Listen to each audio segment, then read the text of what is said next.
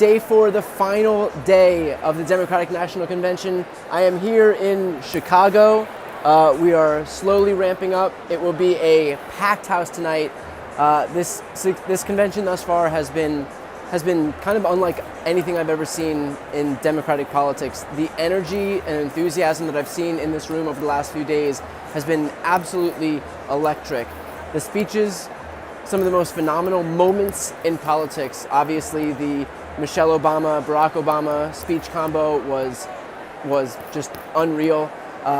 Enough unto itself to have been the highlight of this whole thing.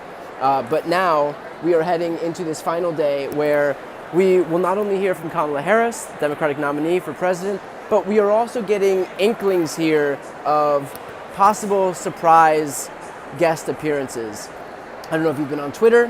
I don't know if you've had the chance to look at some rumors circulating, but there may be talk of Taylor Swift, some talk of Beyonce. Nobody knows. Nobody's telling anybody anything. Obviously, it all remains to be seen. But already, it really does feel like a festive, like a party atmosphere. This whole convention is putting the party in Democratic Party, and that's what we've been seeing thus far.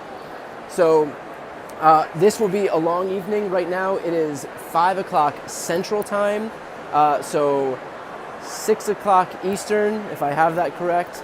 And I don't know why I decided to try to do math on a live broadcast, but I think 3 o'clock Pacific Time. So we will be going for about 5 more hours here this evening. So it's going to be a long broadcast. So I appreciate everybody tuning in as we allow this evening to progress. Again, it's going to be a big night. We're already hearing from Pink.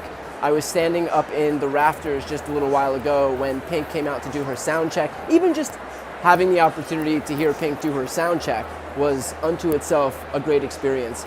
So, and for those who are asking in the chat, by the way, I can see if you were kind enough to pre-order or order my book, Shameless, it is a #1 New York Times bestseller, which is just like next level stuff. So I very much appreciate all the support. Appreciate people who went out of their way to grab a copy for yourself. So thank you. I very much appreciate that. So as I was saying, we have a lot of speeches to look forward to tonight. I will be interviewing. Let's see, on this channel we have an interview with Gavin Newsom coming up. You might have also seen on this channel that I just completed an interview with Jamie Raskin. I'm also speaking with Senator Bob Casey of Pennsylvania, a very important swing state this cycle.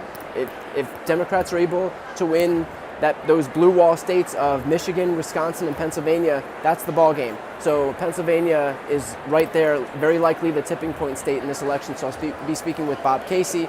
And of course, I'm not sure if I just mentioned this, but Pete Buttigieg, and that interview will be posted either today or early tomorrow.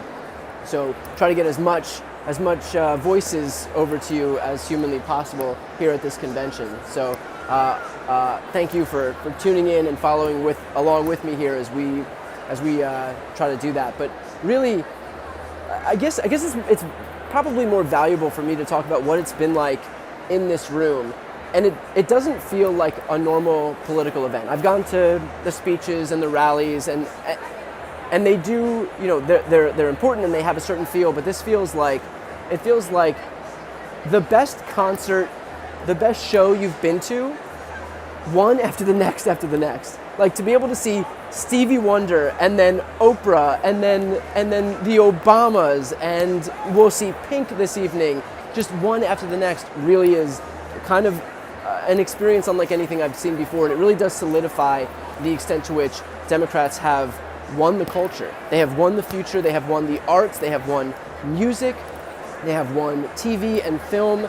They've won over the ideas of young people, the support of broad swaths of this country. So at this point, the onus is on us to take that enthusiasm, take the fact that Democrats very closely align with the vast majority of Americans on the majority of the issues, and bring that to the actual polls, because all of this enthusiasm only matters if we can actually translate it into votes in the weeks leading up to and on November 5th. So this is going to be very important for the main reason that the job of the DNC, in my opinion, is to keep people energized, to let them know that there is a massive community, a community, by the way, that doesn't just include Democrats, but includes pro-democracy Republicans.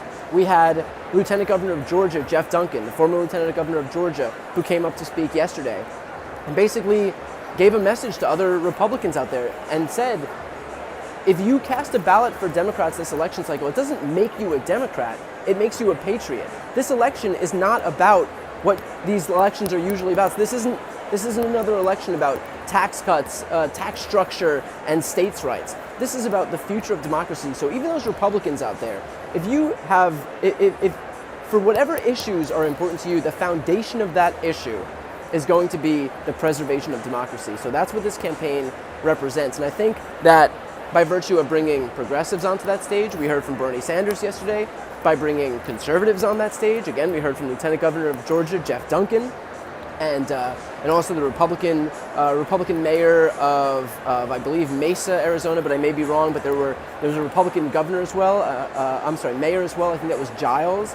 By bringing all of these voices on stage, it shows the coalition that we're building and shows what it's based on, which is this idea of preserving democracy on which you can then build to figure out what we're going to do beyond that. But our top priority right now has to be protecting democracy from a guy who says outright that his goal is to terminate the Constitution, who says outright that his goal is to send the military into democratic cities, that his goal is to impose Schedule F, which if you've watched this channel, you know how passionate I am about this issue, which would reclassify hundreds of thousands of federal employees as political appointees. So Donald Trump could basically remake the federal government in his mold. And think about the implications that would have with the FBI, the DOJ, the IRS, the FCC, everything. Every faction of government would become politicized. So that's what this election is about. But I think what Kamala Harris's campaign very rightly recognized is that it can't just be an anti-Trump campaign. We already had one of those. That was the campaign that Joe Biden was running. And it wasn't enough. It just wasn't. I mean, you look at the polling in places like Minnesota, New Mexico, Virginia, Democrats were behind. And if you're a Democrat losing New Mexico and Minnesota, you're not going to win the election. There is no path to 270 with those kind of poll numbers. So that is why it's especially important right now to dig in here and recognize that the difference between the campaign that Biden was running and the campaign that Kamala Harris is running is there is the extra X factor of imbuing a sense of hope and optimism into the future, giving Americans something to believe in this campaign. And that's what was different, because Joe Biden, for as good a president as he isn't a good enough candidate to be able to articulate the case for a second term, and wasn't able to prosecute that case, didn't give Americans enough to believe in the sense that, again, he couldn't articulate that case, and wasn't able to garner enough support. But because Kamala Harris is, and has presented herself as this joyful warrior, given Americans something to believe in terms of a vision for the future, protecting climate change, combating climate change, protecting reproductive rights, expanding our access to health care, bolstering unions, and on and on. Now look at how many people are becoming involved in the political process. Look how many pop culture figures are endorsing, for example, and bringing their fans with them. So that bit of hope counts for a lot. And by the way, you might not remember that because it's been so long, but 16 years ago, that's what Barack Obama's campaign was predicated on. That goes to show that even though on paper, it should be enough to just say we are running against Donald Trump, who is an enemy of democracy. You got to vote against him. It doesn't matter who we put up. The fact is that for a lot of people, it does matter. You need somebody who's able to prosecute this case. You need somebody who's able to instill a degree of hope into the American people. And so with Kamala Harris, that's what we're finally seeing. And the polling is bearing that out. The fact that she is ahead in swing states, that we are ahead in North Carolina. And again, I don't say that to make anybody complacent. I say that to instill in you this notion that we have the ingredients for a successful campaign, but all of that relies on us actually doing the work. It's not up to the campaign solely to just recognize that that they're the ones who have to get everybody else to vote. That's on all of us. That's our responsibility. This isn't just Kamala Harris and Tim Walz's country. It's all of our country. And so we have an obligation to reach out to our circles of people as well to make sure that we're doing what we need to do. So with that said, what I'm going to do is I'm going to go on to go full screen onto the live stream for a little bit. I'll be popping in and out throughout the evening because I'm going to be doing interviews with other folks, senators, cabinet members in the meantime, so that I can have some of those to post onto the channel as well. Again, for those watching right now, if you want to check out my most recent interview, it's with Jamie Raskin, where we discuss some interesting issues, including Donald Trump and the fall of his autocratic desires in the face of what has been a massively successful DNC. We also talk about crowd size, which is a particular favorite of Donald Trump. So I'm going to do a couple of these interviews. If you want to catch all of that stuff and you're not yet subscribed to this channel, please do me a favor and make sure to subscribe. Also, it would be helpful in terms of seeing other live streams. So if you want to catch the interviews, live streams, or just my breaking news videos, subscribing is the best way to do that. So I'm going to go full screen now, and you can check out the rest of the coverage. I'll be popping in and out throughout the rest of the evening. I very much appreciate you watching the DNC from this channel, and I'll talk to you very soon. Thanks, everybody. Prime real estate. I think we got lucky. We're just a small delegation, and so they squiggle us in between, so we're pretty lucky. Are you finding yourself on camera a lot? We're finding ourselves on camera a lot. We keep getting texts. We know when our watches start to buzz that's probably what's going on. So I wanted to talk to you because Maine is one of two states in the country, Nebraska being the other, that apportions its electoral college votes. So tell me what that means for your state and delivering it for Vice President Harris. So in our state, you can do all four, or you can do 3 and 1, or none. And here, that means the second CD is in play. And there have been polls come out just today saying that it's very much in play. Trump has won that district now 2 times in a row, and we're going to do our best to make sure we can pull it back for Kamala Harris this time. Expectations are that every single electoral college vote could count? Every single electoral college vote could count and make a difference. And if our one vote counts, we want to pull it in for Kamala Harris. As party chair for the state, describe the atmosphere you're finding on the floor. Oh my gosh, people are so happy, joyous. Joy has been a word that we've heard used a lot this week, and that's absolutely here on the floor. Our delegates are so excited to be here and experience this, see people they don't ever get to see in Maine. Well, thanks for a brief visit with you and for the Downeasters that are watching C-SPAN tonight, and enjoy your prime view of both Kamala Harris's speech and the entertainment. We absolutely will. Thank you so much for stopping by. The Maine delegation with some key seats here tonight ahead of the Vice President delivering her remarks. We are asking you, before they bring the gavel down on this final night here in Chicago, what do you want the Vice President to talk about? 2 text messages from our viewers. Scott in Massachusetts says, what will Ms. Harris say about fixing Social Security and Medicare? It needs to be addressed. Overall, it's been a highly energetic convention, but anemic on policy details. And then we have Jeremy from Portland, Oregon. As a young man in his 20s, I'm very concerned that I won't be able to buy a house when I'm older. I would love to hear the VP talk about her plan for more housing. Also, I'm tired of the former president speaking so badly about my city. Portland is not ripped down. It's a great place to live and very much alive. All right, Matt in Titusville, Florida, an independent. Let's go to you, Matt. Hi, thanks for taking my call. I haven't heard a lot of commenters mention this, but I'm interested if Kamala Harris will mention. All right, I have a little bit more time before my next interview, so I thought I would pop in and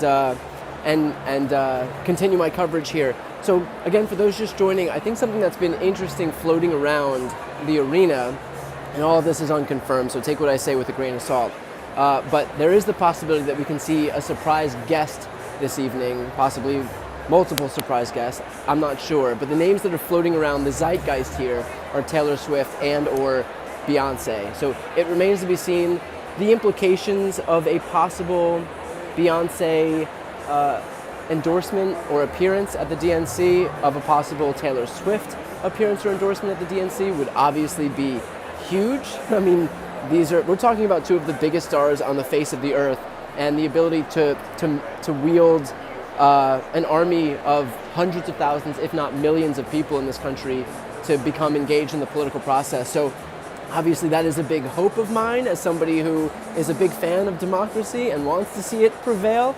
So we'll see what happens on that front. But I am hoping that we will see some type of Taylor Swift performance. Also interesting about that is that this comes in the aftermath of Donald Trump sharing images on Truth Social that were very clearly doctored, very clearly AI, where non-existent people were wearing shirts that said "Swifties for Trump," and he reposted that and said, "I accept." If that is not the peak of pathetic, the fact that he is accepting the endorsement from imaginary people, that his campaign is so hard off, so desperate, that he needs to go ahead and respond to and amplify deceptively edited images so that he can accept a non-existent endorsement is just peak pathetic. Even for Donald Trump, who is not below doing any of this kind of stuff. But I think that may have actually backfired on him, because it does kind of light a fire under Taylor Swift's ass to basically say, okay, well, look, now there are people out there who think that because of these doctored images, that I'm gonna be endorsing Donald Trump, when in fact, like, now I might not have been endorsing anybody, but now I feel an obligation to go ahead and endorse Kamala Harris. So we'll see what happens on that front, but it may be a backfire in the sense that whereas Taylor Swift might not have endorsed anybody this election cycle, the fact that Donald Trump is deceptively trying to convey this idea that she is endorsing him, or that her movement is endorsing him, that all of a sudden she has to step in and correct the record. So we'll see what happens. It wouldn't be the first time that Donald Trump's campaign has screwed itself over just by virtue of their sheer shamelessness in terms of pretending who has endorsed them and who hasn't. They've also gotten numerous cease and desist at Donald Trump's campaign rally just a few weeks ago, as if it wasn't bad enough that his campaign decided to play Celine Dion's "My Heart Will Go On" from Titanic, which, to be clear, is a movie about a sinking ship. In case the metaphor wasn't already blatantly obvious, Celine Dion's group then sent a cease and desist to Donald Trump and basically said, do not use any of our stuff. You have no right to use this. We didn't authorize its use. And by the way, that song, that was literally in the press briefing or the statement, the cease and desist letter to Donald Trump, where they're like, really, dude? You decided to use the song from the movie about the sinking ship at your campaign, which is dangerously similar to a sinking ship right now? There was also another one, I believe it was, I want to say Hayes Allen. Let me see if I can, Hayes Allen.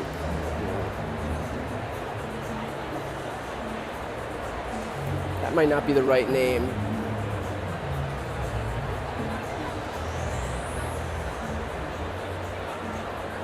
You can correct me. Here we go. Isaac Hayes, that's who it was. So Isaac Hayes got in touch with Donald Trump's campaign and not only sent the cease and desist, but also a bill, and are expecting a response. I believe that response is due in just a few days, if the deadline hasn't already passed. But in any case, this won't be the first time that Donald Trump will be dragged into litigation in this election cycle. So we'll see what happens on that front. But he has had a bad run in terms of getting people to allow him to use their music. But again, it just goes to show the extent to which Republicans have lost the culture in this election cycle. You have somebody like Donald Trump and his running mate in J.D. Vance, who are so openly hostile to freedoms, to rights, that, like, of course the entire cultural sector is gonna abandon them. Of course that they're not gonna be willing to allow their music or their art to bolster that campaign. So it shouldn't come as any surprise, really. By the way, if anybody has questions right now, you can throw them in the chat. I will do my best to answer them. If you want to participate in the chat, just make sure to subscribe to the channel. It doesn't cost you anything to do so. But that way I'll be able to see your questions. Also, when you write questions in the chat, make sure to tag my name. So at Brian Tyler Cohen, this way I can see it. It'll pop up. And I'll do my best to answer them in the little bit of time that I have available right now. And by the way, for those who are wondering why I'm popping in and popping out, I am doing other interviews, and this is what I was explaining before. I'm doing other interviews, so That's happening at the same time that the stream will be running. So I interviewed Jamie Raskin, which I just put up onto the channel. I interviewed Gavin Newsom, which is coming onto the channel shortly. And I have interviews coming up with Pete Buttigieg and Senator Bob Casey. So definitely make sure to check them out. Okay, all right, we're getting some questions here.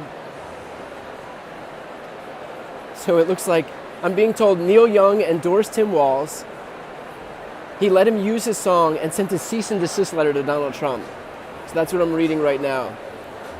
I was asked, do I know where Taylor Swift is right now? I don't. I texted and she hasn't written back. That's a joke. I don't know Taylor Swift's phone number. How many conventions have I attended? This is my first one. I've attended 0 before this. So this is the first one. I've watched all the rest I've watched all the rest on TV and gotten the full coverage of all of them. This is the first one I've actually attended in person. Let's go full on this for just a quick sec. Trump had the borders closed up, and Biden came in on the first day and signed executive orders and it's eliminated the stay in Mexico and just opened up the borders. And I know why they're doing it. It's because they want the motor voter law. They want the illegal aliens to vote, with the motor voter law. And then also, with the reapportionment, the Democrats, they get more seats because they took it off of the census to ask them if they're citizens or not. So the Democrats are getting more seats in the House by representing non-citizens, and they're treating the citizens better than the vets. Okay, Ray there in Utah, Republican caller. Now, when the proceedings begin here, just in about 10 minutes, we're expecting them to go past 11 p.m. Eastern time. When the vice president concludes her remarks and after the balloon drop and the proceedings are gavelled out on this final night in Chicago, we will once again... Apologies for that. This is also finagling a schedule, so it looks like I'll be doing some interviews that the timing got a little bit changed, but that's what I was just dealing with. Okay, let's answer some more questions.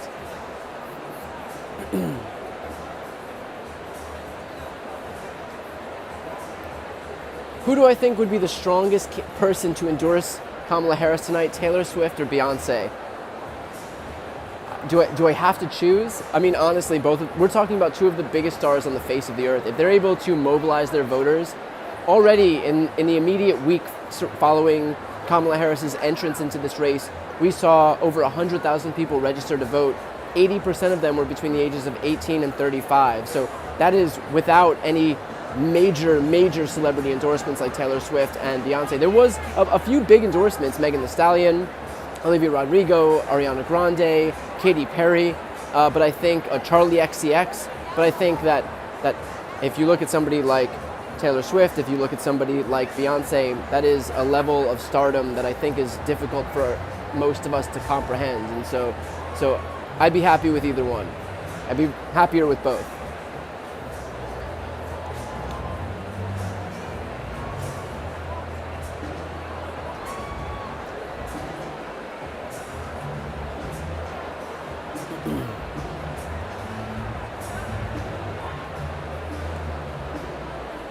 What are the chances the surprise guest is Mike Pence? I think, there's this weird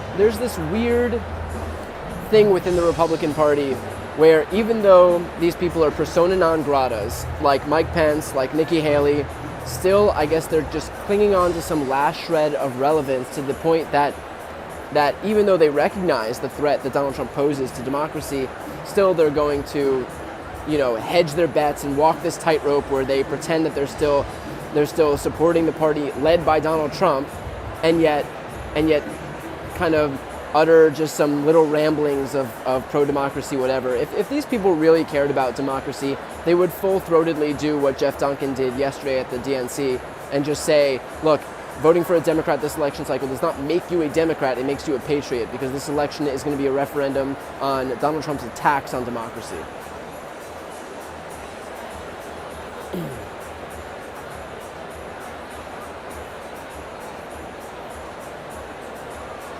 Have I been able to get any sleep this week? No. If you hear me clearing my throat, it is because this week has been rough. This week has been a lot of running around and figuring out the whole convention thing. But I mean, honestly, I've been super lucky and grateful for the DNC to afford a lot of creators the access that we have. I mean, if you just look at this setup right here, the fact that I'm able to do this stream and be here in front of the entire audience in this setup that I have, and if you go to my Instagram, for example, you'll be able to see that that it is a great professional setup that we have. So it's cool. I mean, there's hundreds of creators here that are trying to deliver the messages that are being sent out to people through their own mediums and to their own audiences. And it's not just political creators. There's actually a small amount of political creators relative to the vast majority of creators who are lifestyle creators, who are wherever they reach their people. Politics impacts everyone, so it's very smart to not just focus your efforts solely on people who are political freaks like myself, and like I presume a lot of you watching will be. But instead just to reach people, in the lifestyle space, in the music space, in the sports space, whatever it may be, because this touches all of us. And by the way, it touches young people to a degree that we've never seen in politics before. We are talking about an election where the top issues are reproductive rights, inherently impacts young people more than older folks. We're talking about climate change, inherently impacts younger people more than older folks. We're talking about gun safety reforms, inherently impacts younger people more than older folks. So on issue after issue after issue, there's a reason why young people should be getting involved, and it's because the issues actually impact them to an exponentially greater and disproportionate degree than the usual electorate, which is older, skews older because these elections are about, taxes or whatever it may be. Let's answer some more questions here.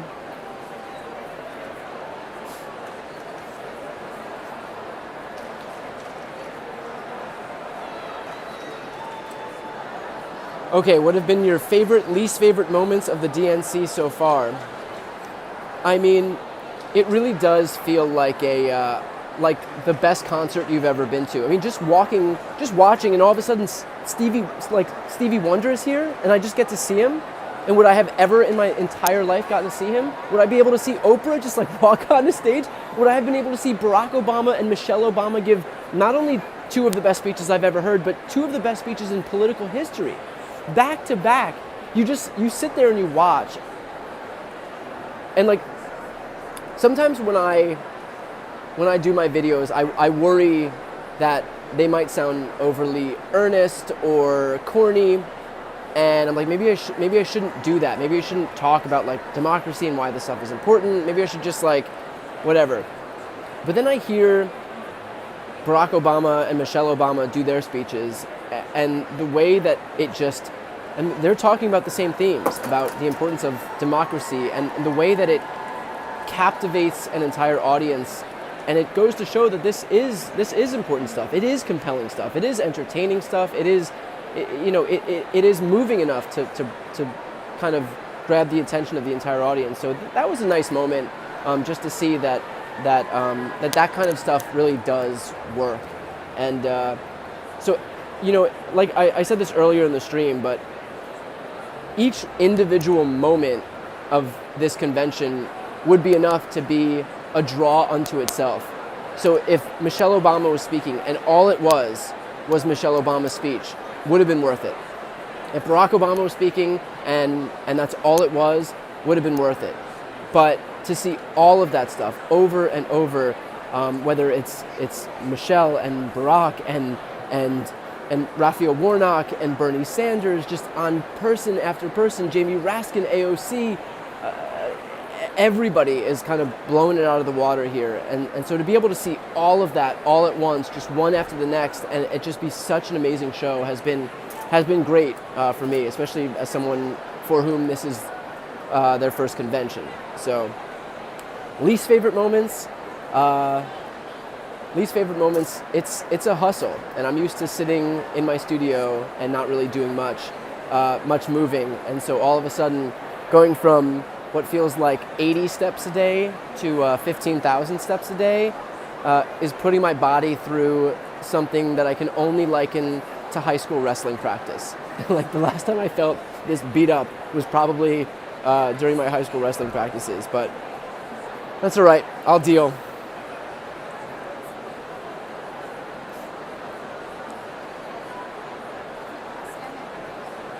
Do I think Texas could become a blue state? Absolutely. If you look at the margins in Texas, they are getting smaller and smaller and smaller. They are shrinking every single election cycle. Texas will be a blue state. It's a matter of when.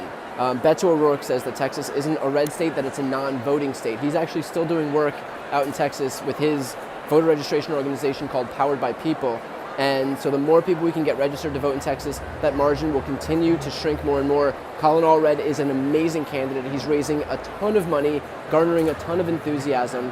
And so I'm not sure if Texas will flip blue this cycle, but it's going to flip blue. And when it does, we are going to see the greatest political realignment in history, because Republicans, once you lose Texas, that's it.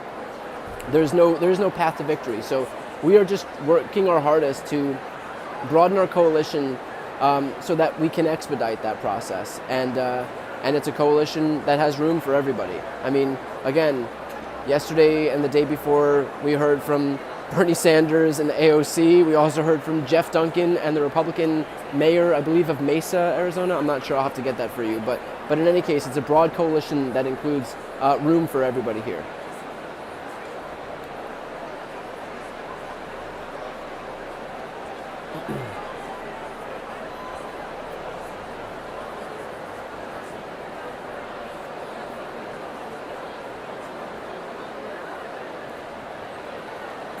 What perks have I gotten at the DNC? Well, pretty much the ability to just have access to folks who I'd love to speak to. So it's a perk in the sense that I was able to sit down with Jamie Raskin. I was able to sit down with Gavin Newsom. I was able to sit down with Dan Pfeiffer from Pod Save America. I was able to sit down shortly, in less than an hour here, I'll be sitting down with Pete Buttigieg, and I'll bring that interview to you. I'm able to sit down with Senator Bob Casey later on this evening, and I'll bring that to you as well. And so I'm sure you can hear in my headphones right now, in the mic rather, that the actual program is getting started right now. It's 5:30 Central. So very shortly I'm going to hand it off to full screen so that you can enjoy the whole thing without having to listen to me talk over this stuff. But I do appreciate everybody tuning into this channel. I appreciate you catching the live stream here. Again, for those watching right now, if you'd like to continue supporting this stream and supporting my work and making sure to spread the message as far as possible, please make sure to subscribe. That is the best way to support what I do, and it's completely free. So I very much appreciate that. With that said, let's go full screen on the actual DNC itself so that you can enjoy it without having to listen to me talk over it. And I will pop in periodically throughout the evening. Thanks so much, everybody.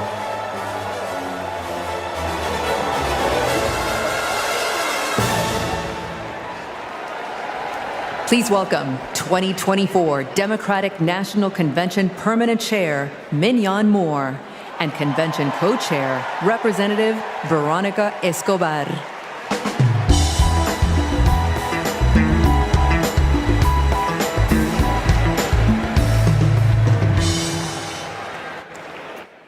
Hello, fellow Democrats. For the final season of the convention, I am more than pleased to pass the gavel to Co-Chair Representative Veronica Escobar.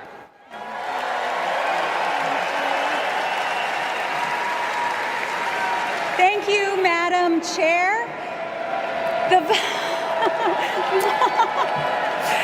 The fourth season of the 49th Quadrennial National Convention of the Democratic Party will now come to order.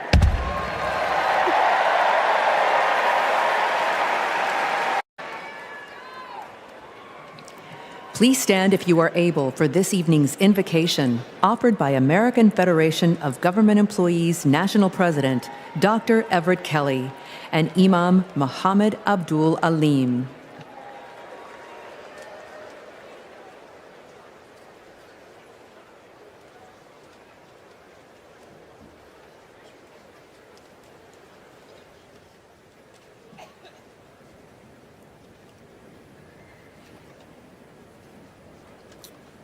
Let us pray. Eternal God, our Father, creator of the universe, help us to rise together in unity and love. The work ahead is monumental. We must heed our call to feed the hungry, heal the sick, and comfort all who suffer. We must conquer fear, injustice, and despair. Our great democracy's foundation is our knowledge that all are equal in God's eyes, that righteous truth, your gift of freedom and equality, are being questioned once again. They're what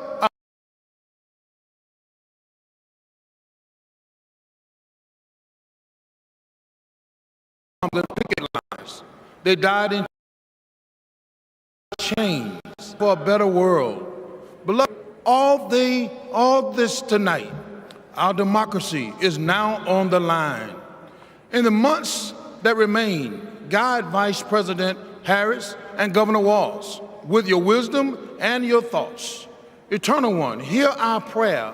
Set our hearts afire that we may never weary in doing with your will in the pursuit of justice. In your Son's name, amen.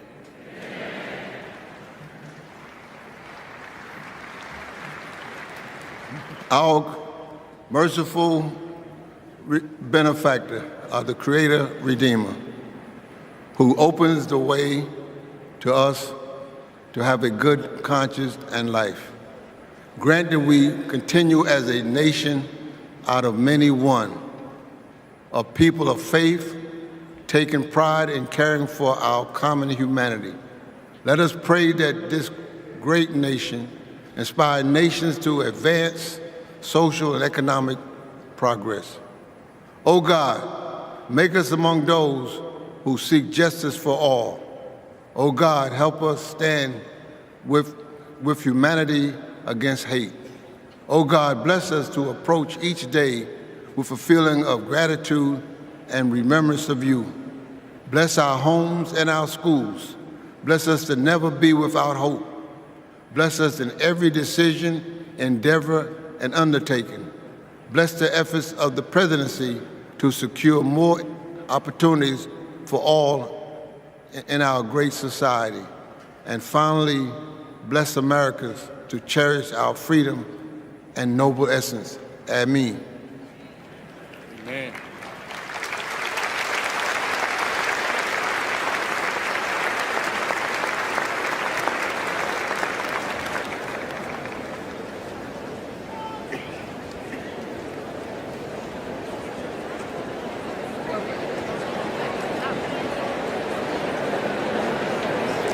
Please remain standing for the presentation of colors by the Illinois State Police Honor Guard.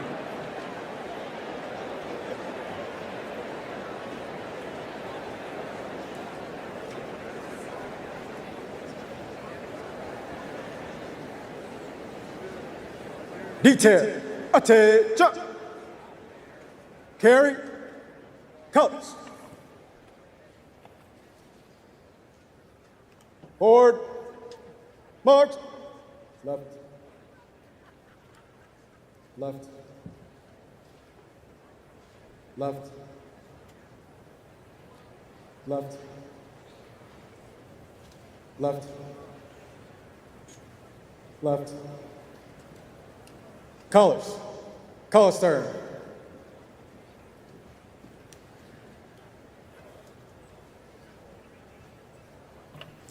Please remain standing for the Pledge of Allegiance, led by Luna Mehring, 6th grader from Oakland, California.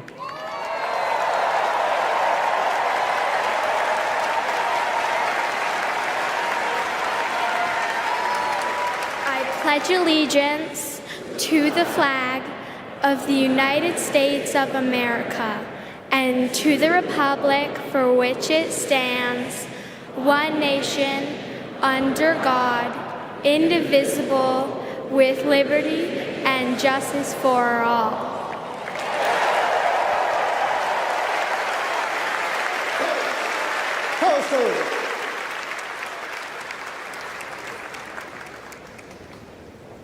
Left, left, left, left, left, left.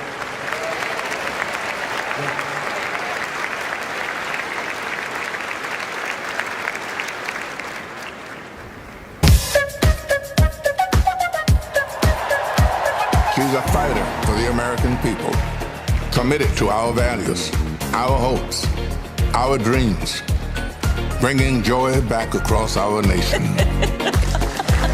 It's about damn time. Turn up the music. Turn down the lights. Where did this strength and passion come from in this daughter of middle-class Oakland?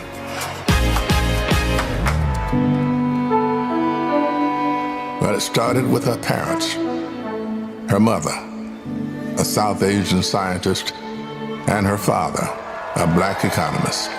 They took her to civil rights marches and inspired her to pursue her dreams.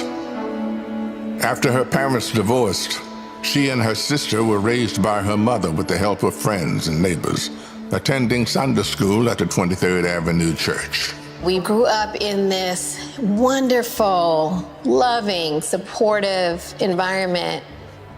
My mother was very well aware that she was raising two black girls to be two black women. Her mother saved up for 10 years to buy their first home and shared with Kamala the words and wisdom that remain her North Star to this day. Be a fighter for things that matter, and don't be limited by what has always been.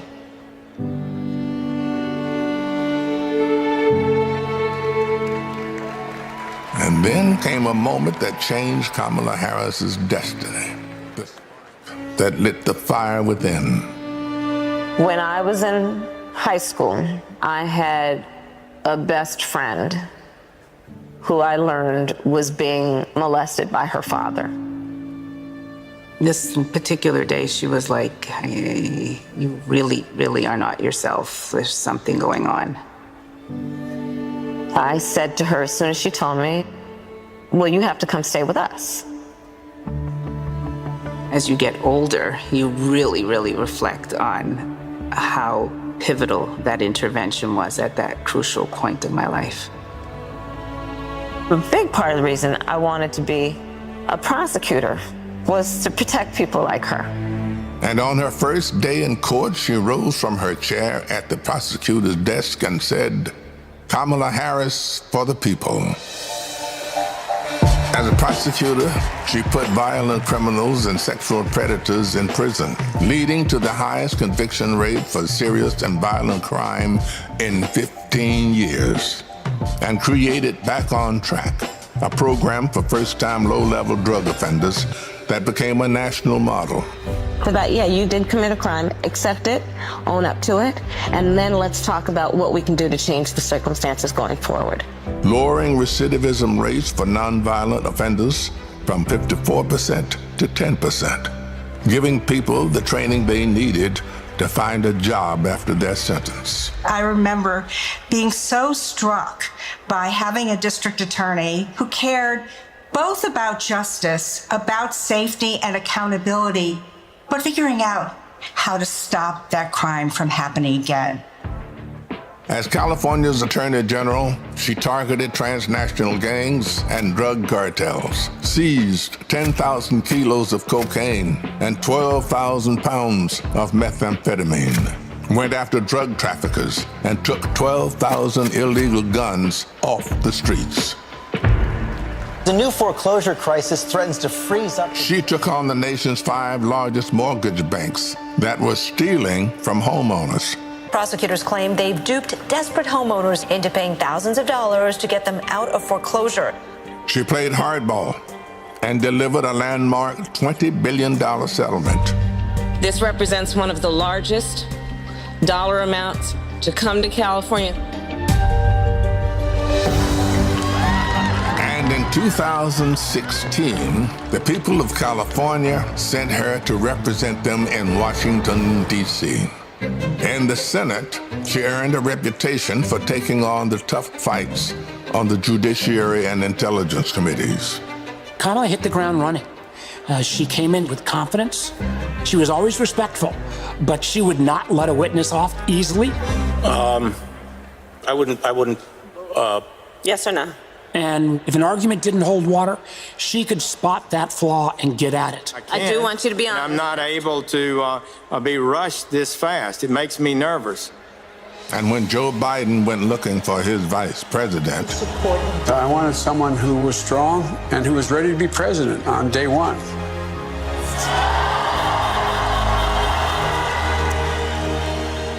as vice president, she worked to cap insulin costs for seniors at $35, to replace lead pipes and provide clean water for communities, and she helped create 16 million jobs.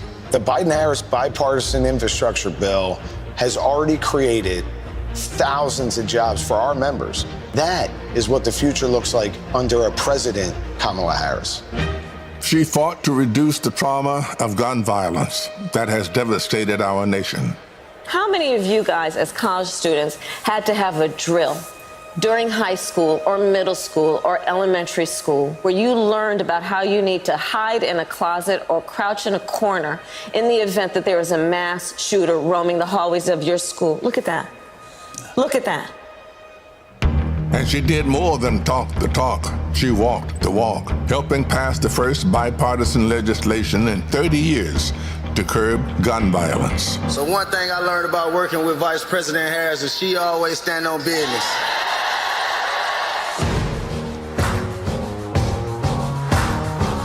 She has traveled the world to strengthen our national security and restore our global leadership, meeting with more than 150 heads of state.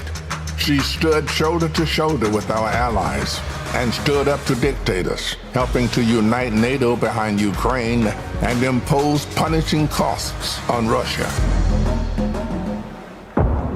She's led the fight for reproductive freedom. We have worked too hard and fought too long to see our daughters grow up in a world with fewer rights than our mothers. The first vice president to visit an abortion clinic, she built a nationwide grassroots movement to ensure that access to abortion, IVF, and birth control will always be protected. In the halls of power, she's a tough prosecutor, an effective policymaker, a powerful leader. And at home, she's the center of her family. I'm not giving up. She's the best godmother, auntie. She's honest, she's loving, incredibly reliable. She's one of the most loyal people you'll ever meet. That is why I believe she is so prepared to be our next president. This love she has for her family, being there for all of us, that's how she will lead this country, being there for everyone. She's a proud graduate of Harvard University. Hey, you know! Her campaign is a force of nature, generating the excitement we've all been yearning for. A campaign of joy, of love, of care. I am so fundamentally inspired. Kamala Harris will be our next president because you know there's too much on the line to stay on the sidelines. Thank you, Madam Vice President. Thank you for bringing back the joy. Sometimes people will open the door for you and leave it open. Sometimes they won't. And then you need to kick that door down. We are not going back.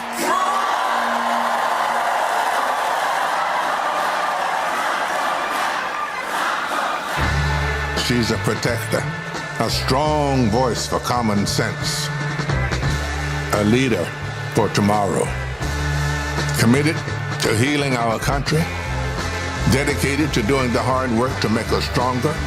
I now declare you spouses for life. Someone who truly understands the struggles of everyday Americans, forged by the challenges of the past, ready for any challenge that may arise. Now is the time, America. The joy is back, the pride is back, the hope is back. She's doing the work. She's fighting for us. She's the new way forward, our way forward. She is the next President of the United States of America, Kamala Harris.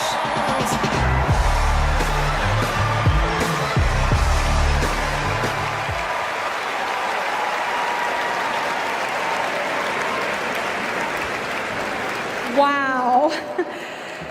Bienvenidos todos to the final night of the Democratic National Convention.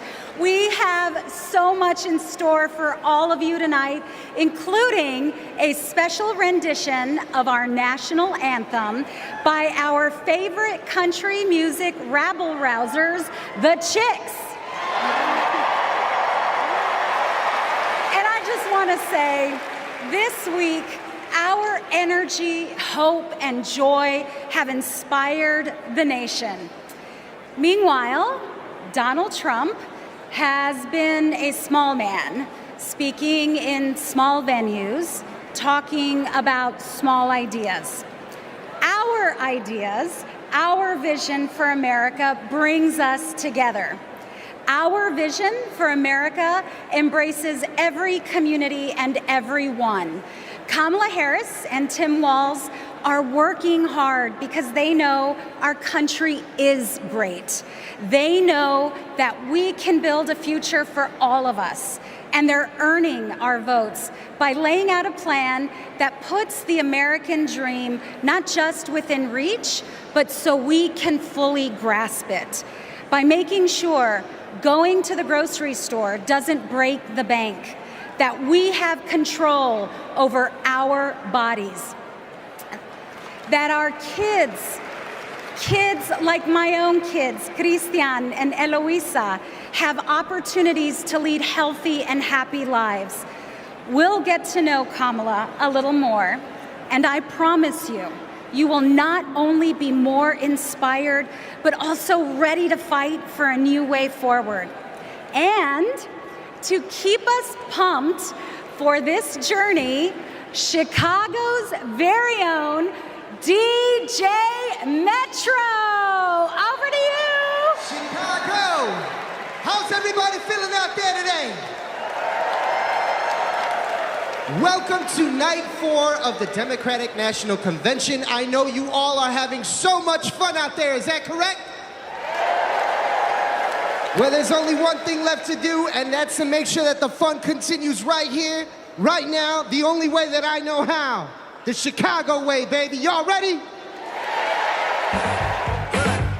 Let's go. Thank you. You my little boo thing, so I'll give a hoot what you do. Say, girl, I know you a little too tame. I'll be shooting that shot like a girl. No, tell 'em I'm next. Tell 'em you find a lot of something fresh. No, tell 'em I'm next. Tell 'em you find a little something fresh. I know. Put a little gold in the teeth and the fit good, so I took the doors off the deep. Okay, I see a brother holding you, no beef, but I'm trying to get the noise you release. Don't take my talking to your own. I can keep it chill like the Soviet blunt. I'ma keep it real when your man long gone. If you're looking for a friend, everybody hands up, hands up. What's with you? If you book tonight, that's fiction. I'm outside, no pictures. You want me? Go figure. To the back, to the front.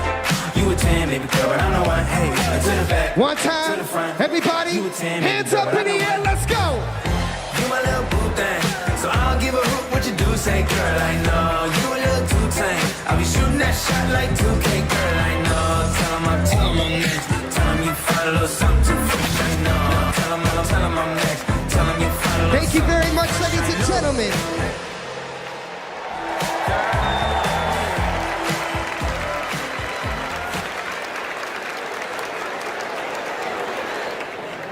Please welcome National Education Association President Becky Pringle and American Federation of Teachers President Randy Weingarten.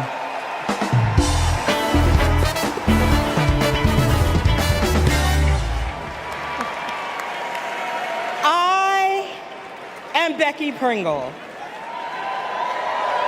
President of the largest labor union in this country, the National Education Association.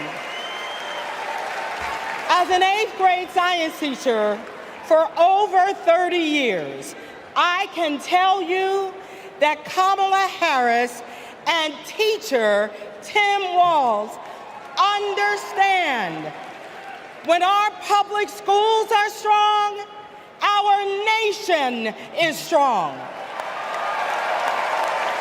They know expanding free school meals, investing in healthcare, and keeping our communities and our schools safe creates opportunity for everyone. They will strengthen our schools, support our educators, and help our students live into their brilliance. Donald Trump and J.D. Vance are not just wrong, they're dangerous. It's all right there in Project 2025. They will shut down the Department of Education, end Head Start, and make educators pay a higher percentage in taxes than billionaires. But we are coming together to say, not on our watch. Not on our watch. So we will organize, and we will mobilize, and we will win all the things. So come this January, we will have a president who sees us, who believes in us, and who knows the beauty and the power of this diverse democracy. And her name is Kamala Harris.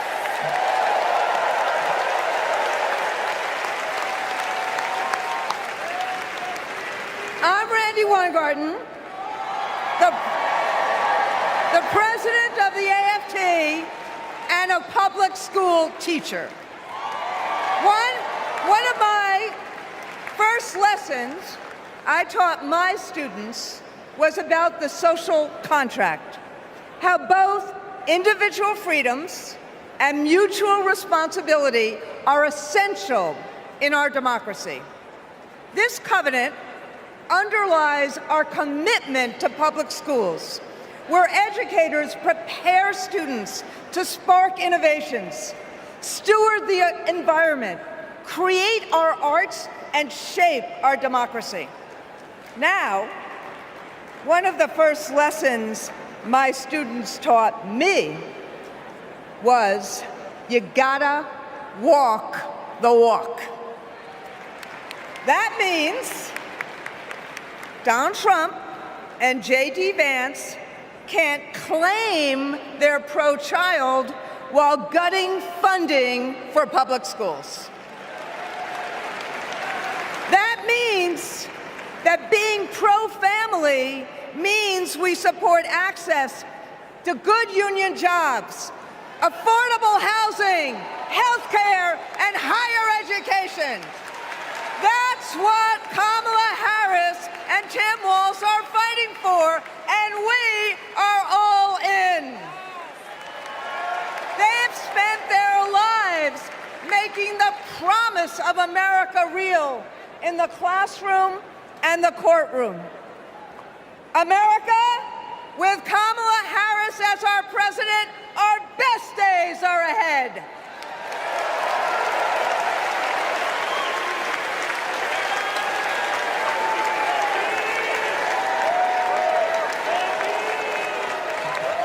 Please welcome California Senator Alex Padilla.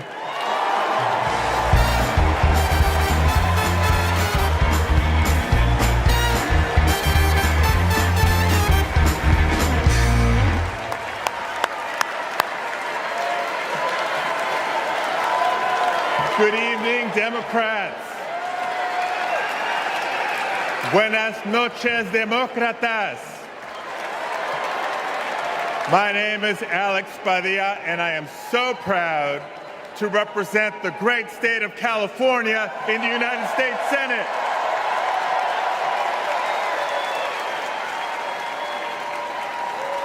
But the titles I'm most proud of are husband to my beautiful wife, Angela, and father to 3 young gentlemen. Now, as a father, when we talk about the future of our country, it's not just hypothetical. For me, it is very real. Every day I go to work in Washington, I think about my kids and the future we're building for their generation. And to show you how Kamala Harris will treat America's kids as president, I'll tell you how she treats mine. Because whenever she sees Roman, Alejandro, and Diego, she greets them with kindness and respect, literally meeting them on their level, to speak to them and to listen.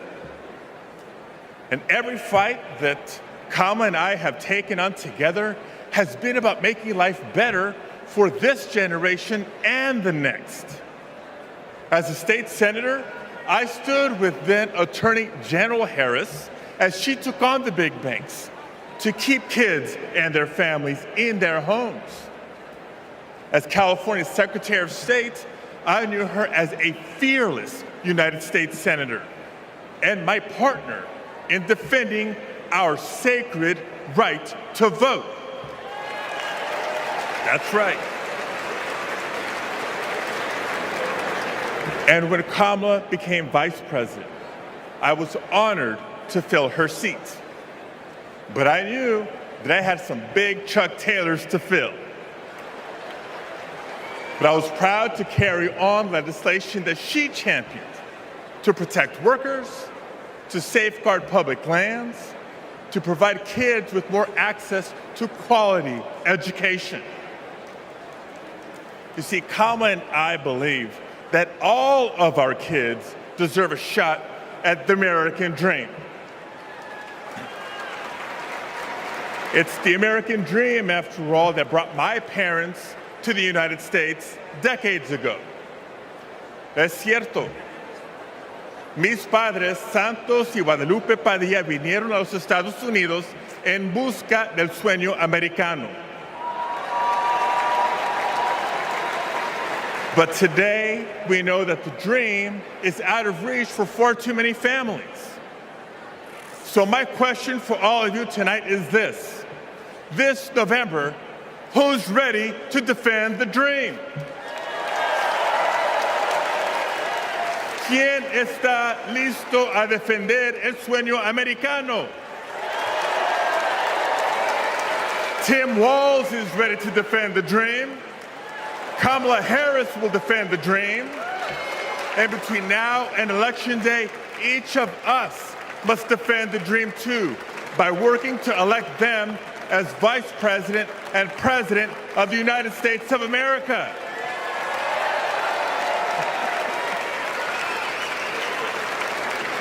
So I want to thank you. May God bless you. Now let's go win this thing.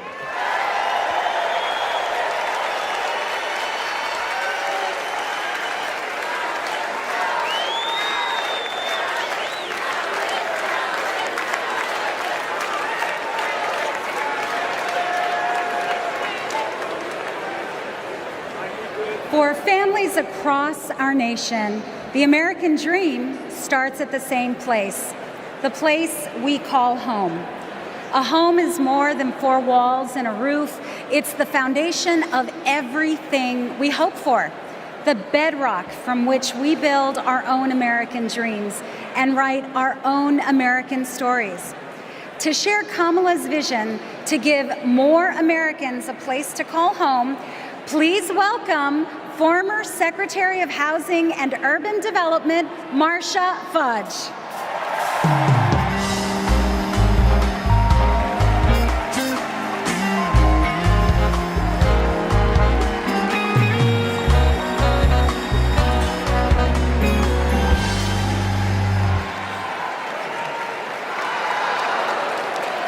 stage.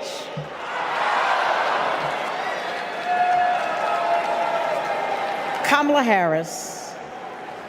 Harris has fought to protect homeowners and renters her entire career.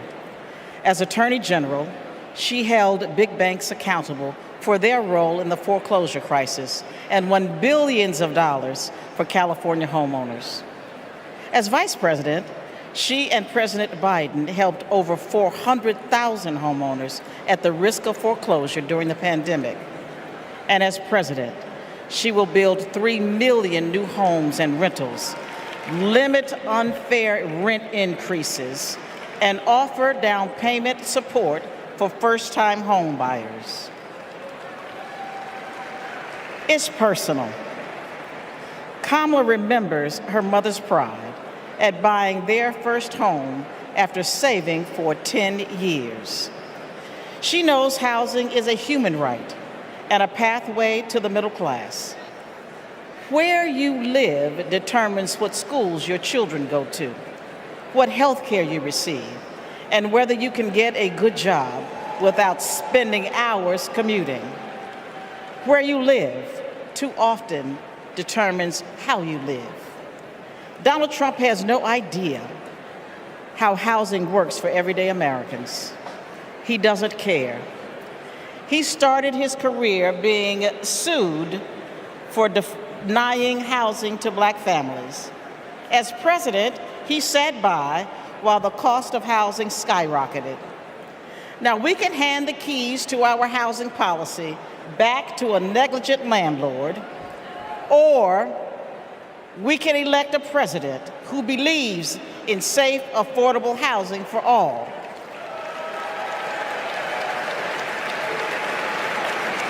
Let's ensure we have an opportunity economy by voting for Kamala Harris. Thank you. Don't know why, but I feel like I'm Matt, and I'm a former Trump voter. Hi, my name is Dave from Pennsylvania. I'm a two-time Trump voter, 2016 and 2020. I voted for Trump before, but I'm not going to do that again. I think his agenda has really been awful for America. He doesn't care about ordinary people. He's never been one, never known any. I'm extremely worried about Donald Trump getting into the White House again. People are working. All these people who weren't working under the Trump administration, they now have jobs. One thing I like about Kamala Harris is she talks about the issues. She talks about the economy. She talks about women's rights. I'm going to vote for Kamala Harris.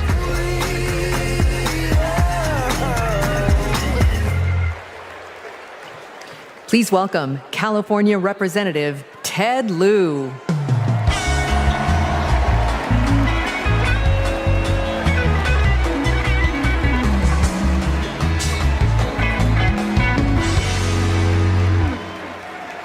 As a computer science major, I am so impressed with how large this AI-generated crowd looks tonight. I first got to know Kamala Harris during the Great Recession when I was a California state legislator. Millions of hardworking families were facing foreclosure. My constituents told me stories about predatory and unfair loan terms, and about how hard they were fighting to keep the homes that they loved. Thankfully, they had someone fighting just as hard for them, Attorney General Kamala Harris. She led an investigation of the mortgage industry to root out fraud. She helped pass the Homeowners Bill of Rights, and she held the big banks accountable, bringing back $20 billion to homeowners. Since those days, I've seen her continue to fight for affordable housing as vice president. And as president, she's going to cut red tape so we can build more houses, help new homeowners afford a down payment, and take on corporations that unfairly hike up rent. Kamala Harris fights for affordable housing because she gets it. You know, when her mom was raising 2 girls, she did what so many parents do: work early hours, and work late nights, pay the bills, and put on a brave face so her girls did not know how hard it really was. It shouldn't be this hard in America, and President Kamala Harris will make sure it's not.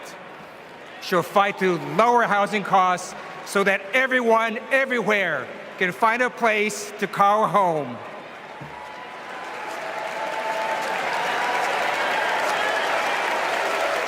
Don't know why, but I feel like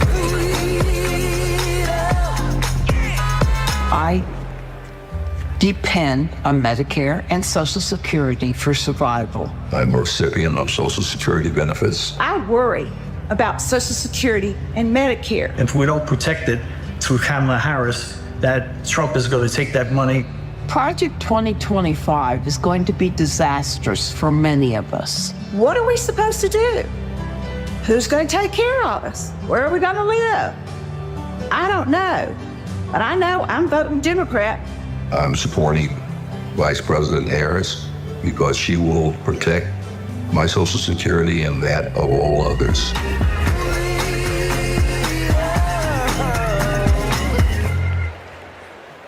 Please welcome Wisconsin Senator Tammy Baldwin.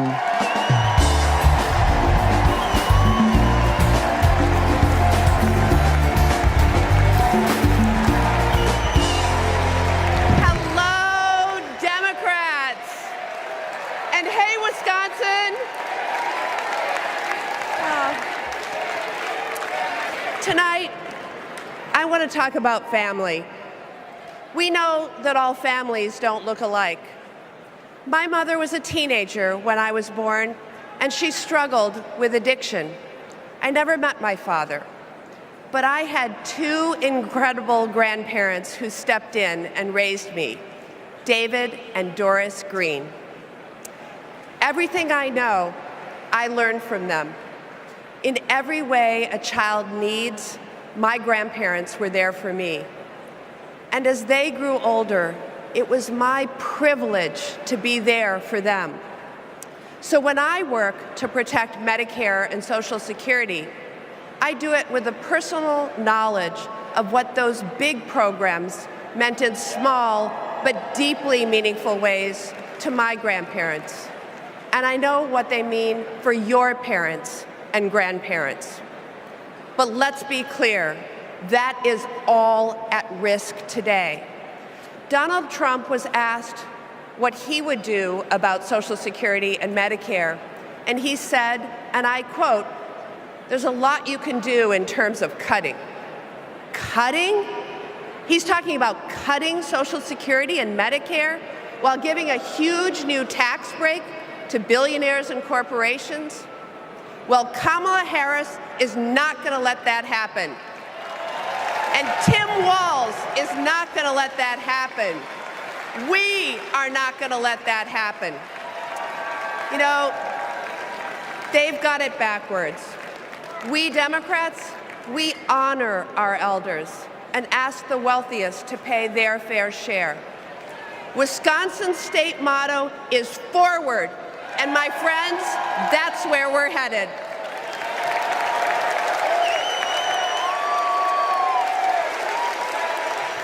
Please welcome Massachusetts Representative Catherine Clark.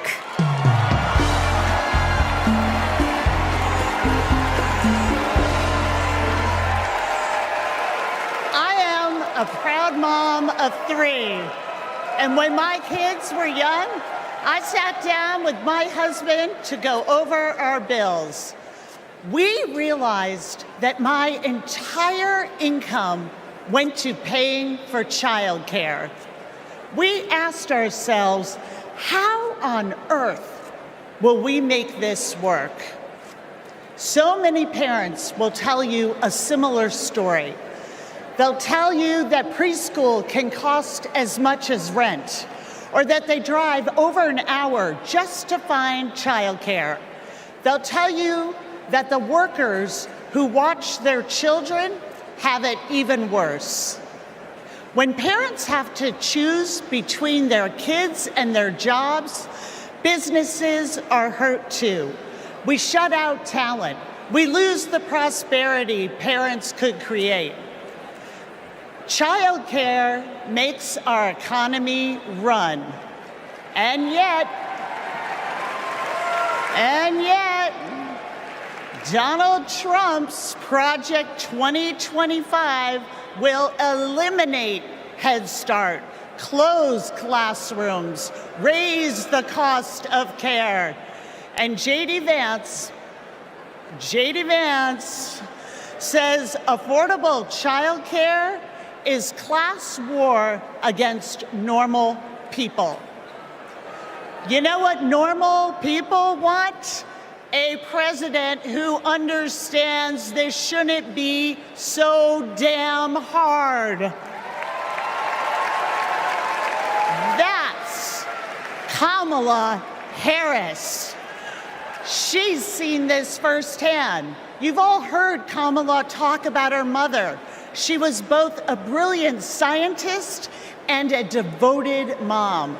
She had to fight to make it all work, to raise her daughters, to pay the bills, to keep the career she loved. Kamala and Tim know that when everyone can find and afford childcare, our kids and our communities will thrive. Our middle class will grow. So let's put childcare at the top of the agenda. Let's build a future worthy of our children. Let's elect Kamala Harris and Tim Walz.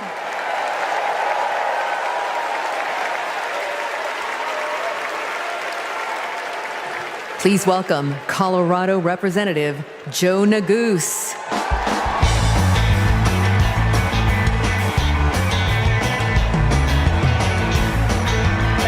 Thank you. Good evening, Chicago. My name is Joe Neguse, and I represent the great state of Colorado in the U.S. Congress. My parents immigrated here from a place torn apart by war.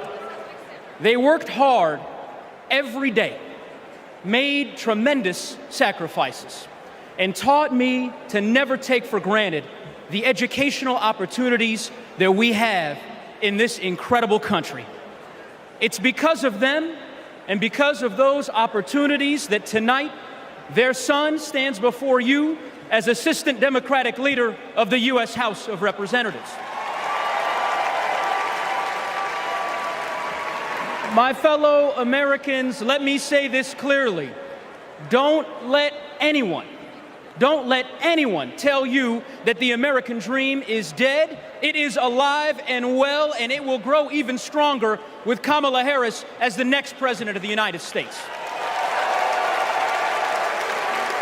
How do we know that? How do I know that? Well, it's because Kamala Harris believes that college can be a ticket to the middle class. And she has fought to make it more affordable her entire career. As California Attorney General, she took down one of the biggest for-profit colleges, securing $1 billion for students who were defrauded. Alongside President Biden, she expanded Pell Grants and secured record funding for HBCUs. And Kamala Harris made public service loan relief a reality for teachers and first responders and firefighters and nurses and countless others across our land. Vice President Harris delivered before, and she will do it again. As president, she will build a brighter future, a more affordable future, a future where going to college doesn't break the bank, a future where my 5-year-old daughter, Natalie, who's watching us back home in Colorado right now, a future where she can live her dreams. So those are the stakes. Let's make it happen, America. Let's make history, America. Let's elect Kamala Harris, the 47th President of the United States. Thanks so much. God bless. Thank you.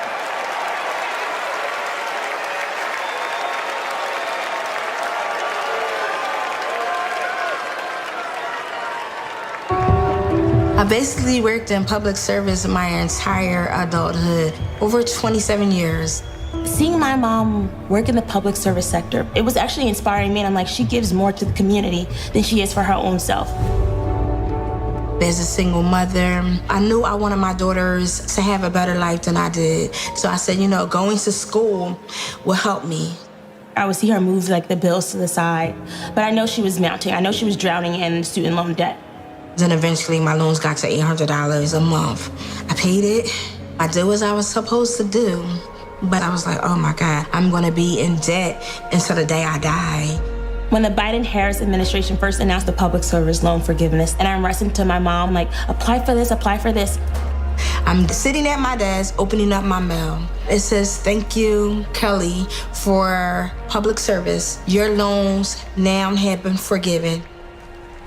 Took a deep breath, and I screamed. I had to pinch myself. I had to see if this was really happening.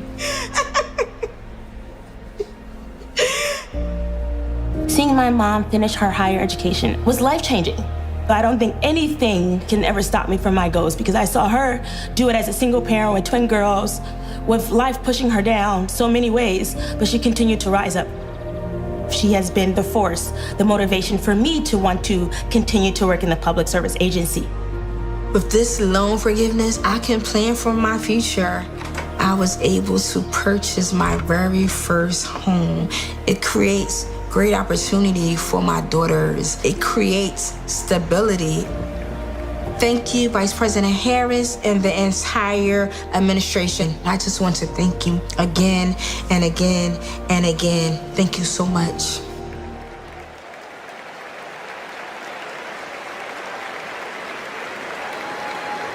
Our party's not over, Chicago! Let me see you just rock with me once. This shit, that ice cold, Michelle fight for that white gold. This one for them hood girls, them good girls, straight masterpiece. Stylin', wildin', living it up in the city. Got Chuck's on with Saint Laurent, gotta kiss myself, I'm so pretty. I'm too what? I'm too hot. Call the police and the fireman, I'm too hot. Make a dragon wanna retire, man, I'm too hot. Say my name, you know who I am, I'm too hot. And my band bout that. Everybody just clap. Girls hit you, hallelujah. Girls hit you, hallelujah. Girls hit you, hallelujah. Cause Uptown Funk don't give it to you. Cause Uptown Funk don't give it to you. Cause Uptown All right, Chicago, let me see you just, let me see you just. Don't believe it, just rock. Come on.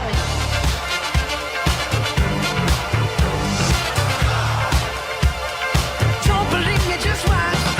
Don't believe me, just watch.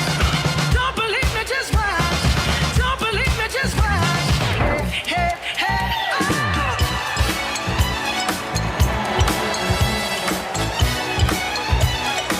Anybody here ready to have a great time with me tonight? Let me hear you make some noise. I'm DJ Metro from Chicago. Let's go.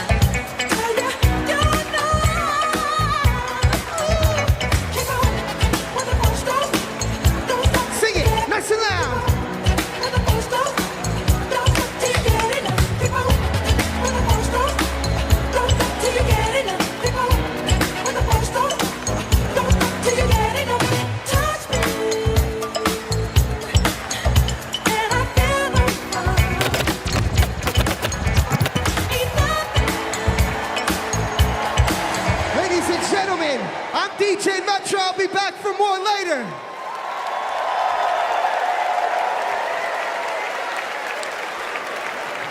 Please welcome Durham, North Carolina Mayor Leonardo Williams.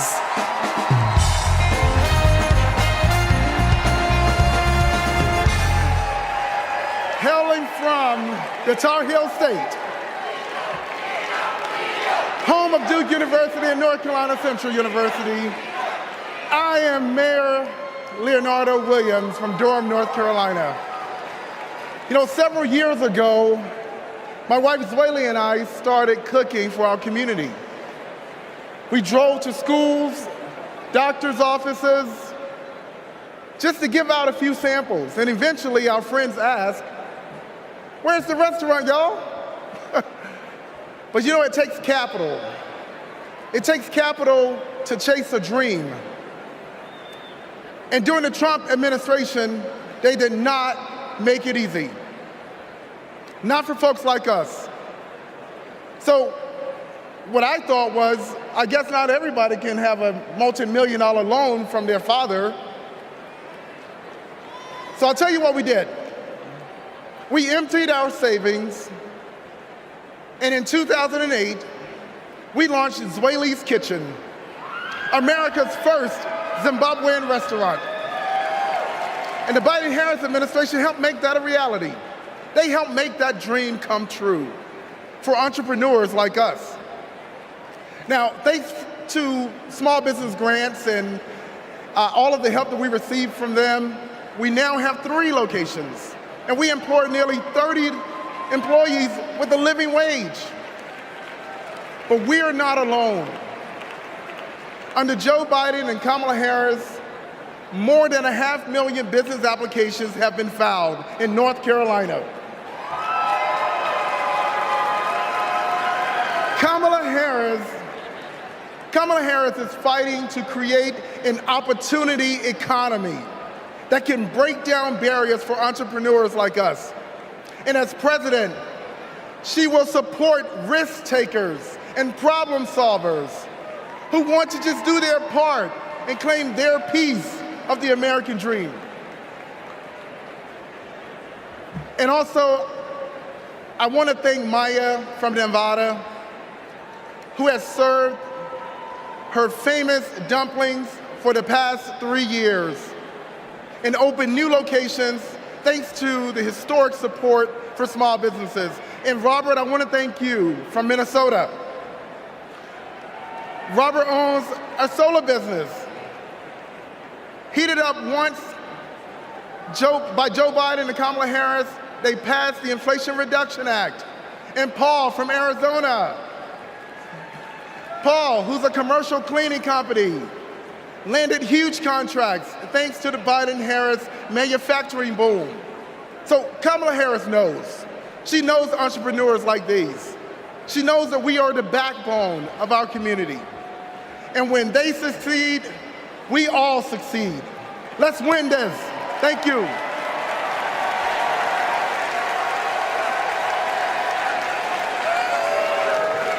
Please welcome Illinois Representative Raja Krishnamurthy.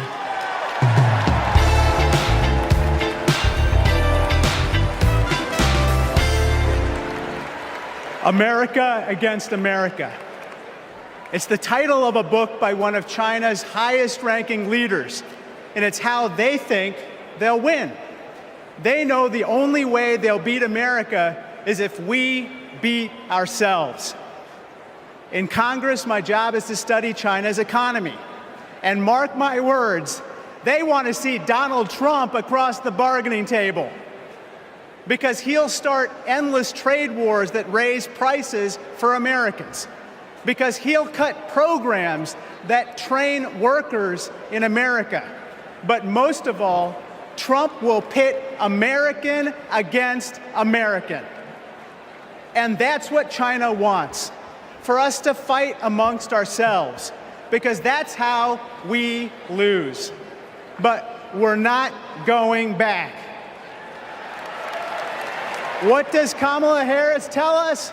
When we fight, we win. Because Kamala Harris knows how we fight best, not American against American. She knows that when we fight as one country, we win. When we fight as one team, we win. Which is why when Kamala Harris wins in November, we win. Thank you so much.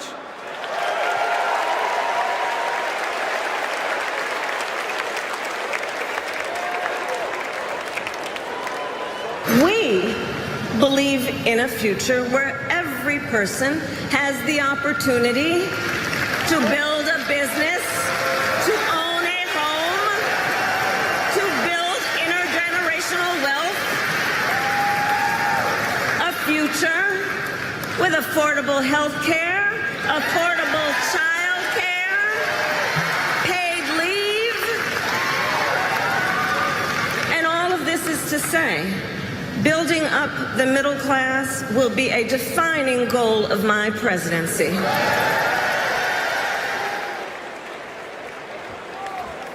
Please welcome Pennsylvania Senator Bob Casey.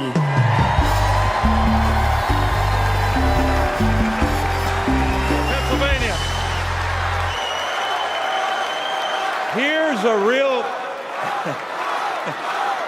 Here's a real question. Moms asked me in Pennsylvania, what am I supposed to do if I can't afford diapers?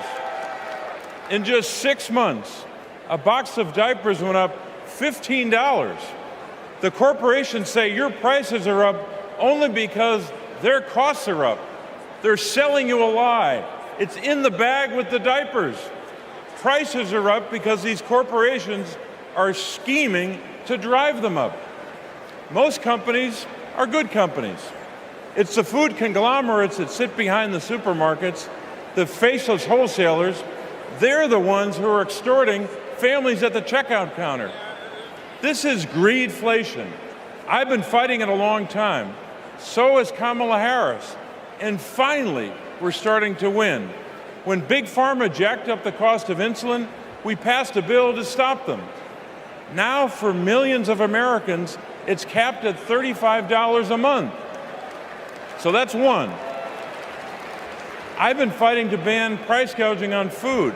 And next year, when she's president, Kamala Harris will sign a bill to do just that. So that's another. And when corporations take advantage of a crisis, like toilet paper during the pandemic, we'll hit them with harsher fines when Kamala Harris is president. Now, Americans don't expect stuff to be free, but we do expect it to be fair. The people I'm talking to, from Allentown to Erie, they don't tolerate being ripped off. Americans are hardworking, honest people. And that's what we've been fighting for. We're fighting for honesty. I'm fighting for it. Kamala Harris is fighting for it. Will you fight for it? All right, let's go out and win this thing. Thank you.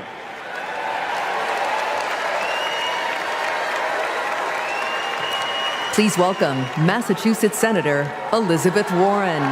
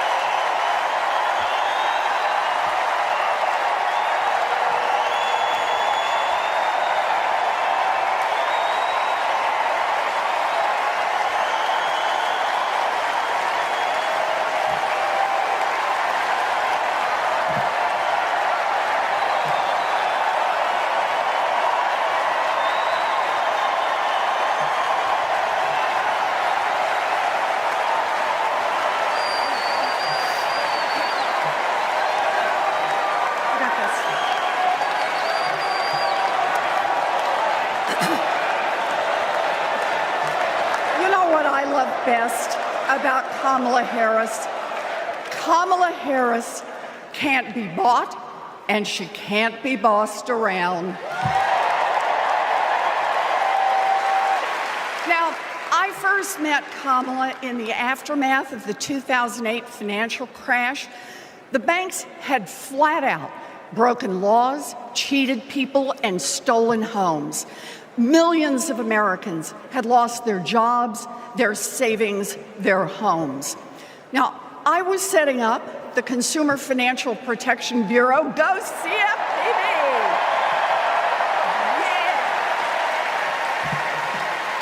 Kamala was protecting families as California's Attorney General. You bet.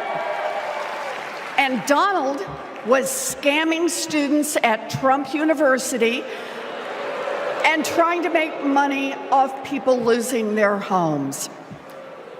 Kamala Harris stepped up.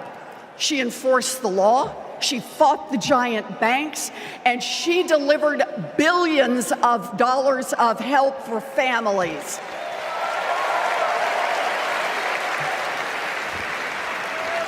And that is the difference between a criminal and a prosecutor.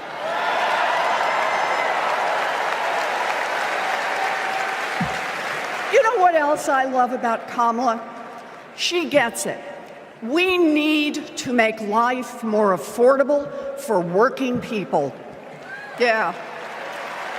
Donald Trump, the felon, has no plans to lower costs for families.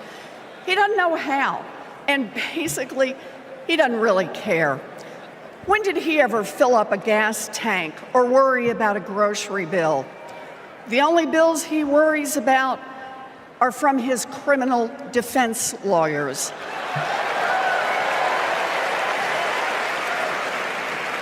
But Kamala, she cares deep down, and she will take on the giant corporations that are squeezing American families. In fact, it's something she's done before. During the California wildfires, she went after the price gougers. During the pandemic, we worked together in the Senate to stop price gouging. And as president, she will lower costs for your family. She'll take on the Wall Street firms that buy up millions of houses and apartments and then jack up the rent. She'll take on drug companies that charge an arm and a leg for prescriptions. She'll take on corporate monopolies that rip off consumers and billionaires who don't pay taxes.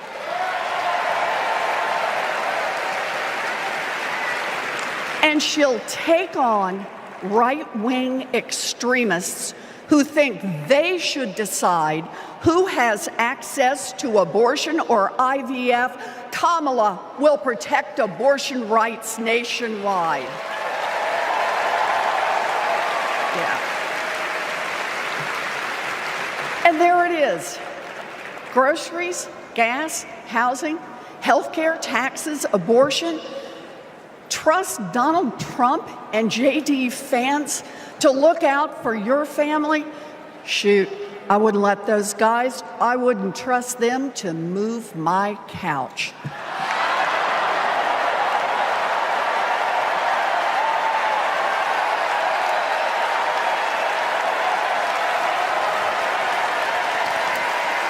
We need Kamala Harris.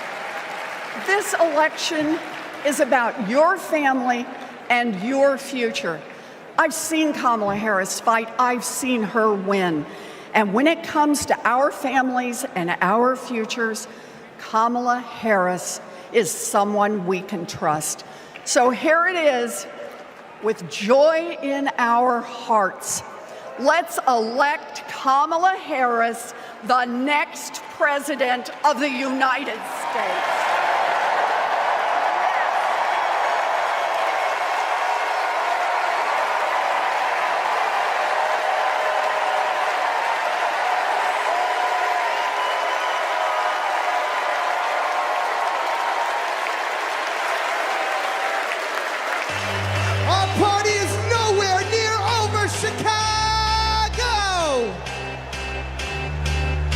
gonna do this real big because we got a good feeling about this presidency. Now let me see your hands up one time. I got a feeling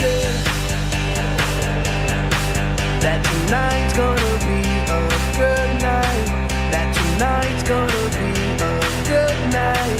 That tonight's gonna be a good, good night. I feel it. That tonight's gonna be a good night. That tonight's gonna be. I wanna see everybody losing their minds. 1, 2, now everybody party.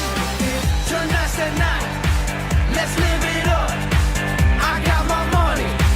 Let's spin it up. Go out and smash it. Like, oh my God. Jump out that sofa. Let's kick it off. I know that we'll have a ball if we get down and go out and just lose it all. I feel stressed out, I wanna let it go. Let's go way out, spaced out, and losing all control. Fill up my cup. Marble top. Look at her dancing. Just take it up, up, up, up, up, up, up, up. Let me hear you shout time. Come on. Because in this nation, we're all one big family. Let me see.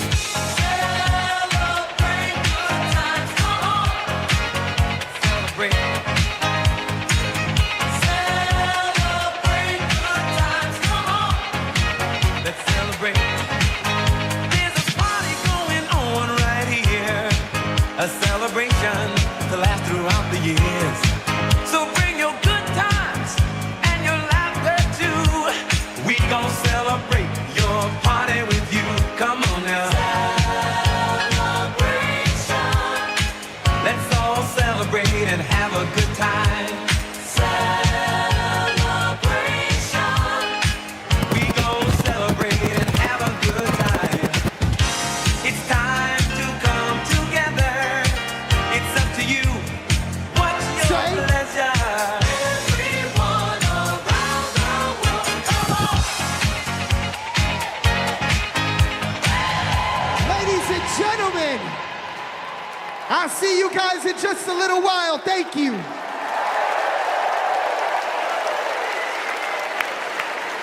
Woo! We've got ourselves a party in here, Chicago. All right, Democrats, we know that a secure future depends on strong global leadership. As Vice President, Kamala Harris has been tested on the world stage. She's faced down threats, stood shoulder to shoulder with our allies, and engaged in the serious work of safeguarding America's security.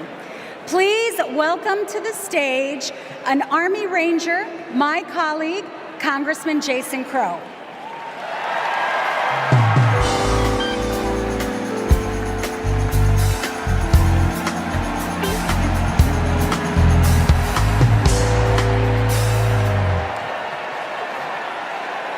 Before serving in Congress, I was a paratrooper and an Army Ranger. Over 100 combat missions in Iraq and Afghanistan taught me what really makes America strong and secure. You see, it's not tough talk, it's not chest thumping, because in war, talk is cheap. And trust me, I know a couch commando when I see one.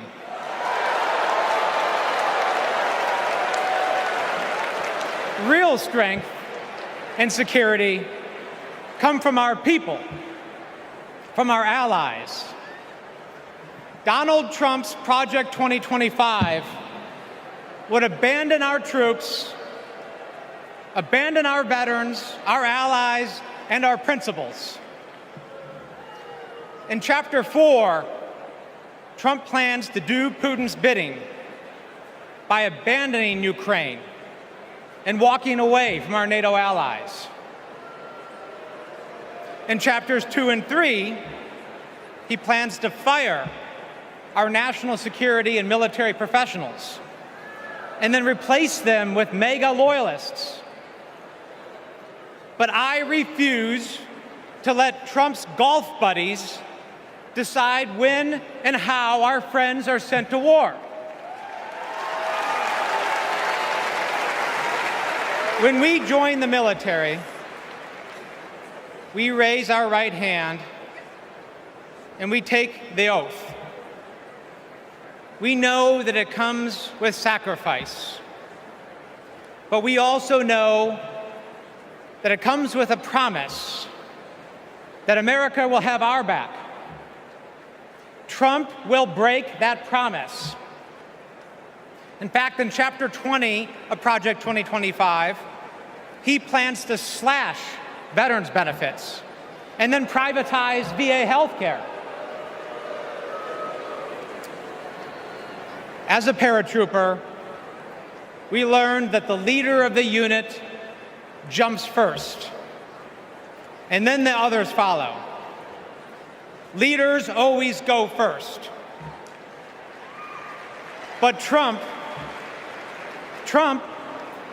he would push your son or daughter out of the plane and then abandon them when they come home. Our troops deserve a commander-in-chief who will always have their back. That leader is Kamala Harris.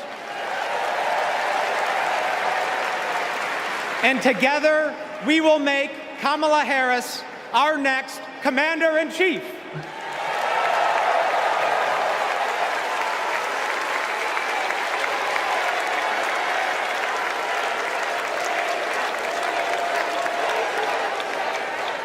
President Joe Biden and I, along with our entire country, are grateful, deeply grateful to each and every one of you for your service and for your excellence.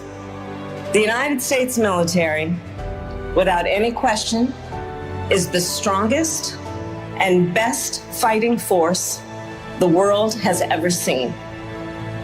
And that is because of you, each one of you. Please welcome Michigan Representative Alyssa Slotkin.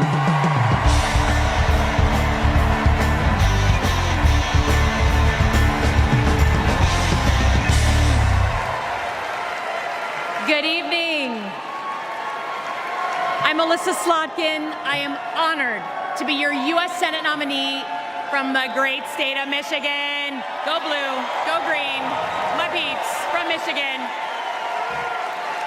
My life in service began in New York City on September 11th. As the smoke cleared, I knew my career would be spent protecting the country we all love. I was recruited by the CIA and served 3 tours in Iraq alongside our military. And I worked at the White House under presidents of both parties and as an acting assistant secretary of defense under President Obama. I want to talk tonight about national security because the choice in November is stark.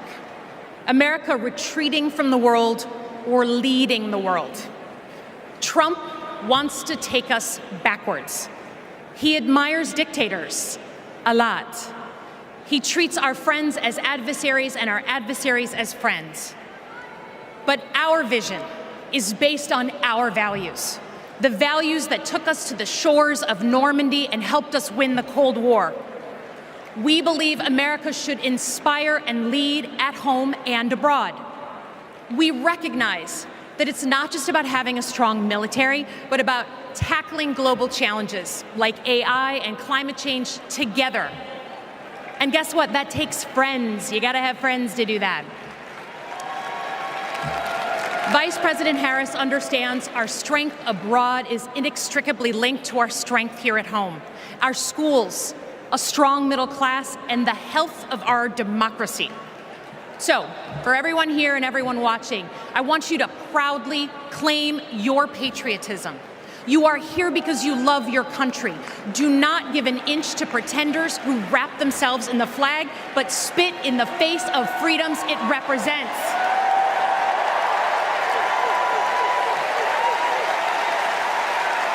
this November, let's elect a president who will lean forward to embrace the future. Because America doesn't follow. We do not retreat. We are the damn United States of America. We lead.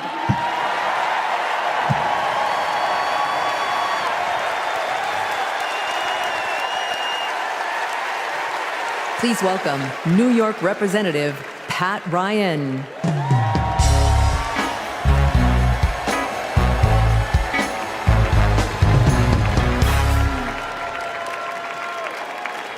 Among the Americans I proudly represent in Congress are the 4,400 cadets at West Point, my alma mater. Last year, I welcomed Vice President Harris when she delivered the commencement address.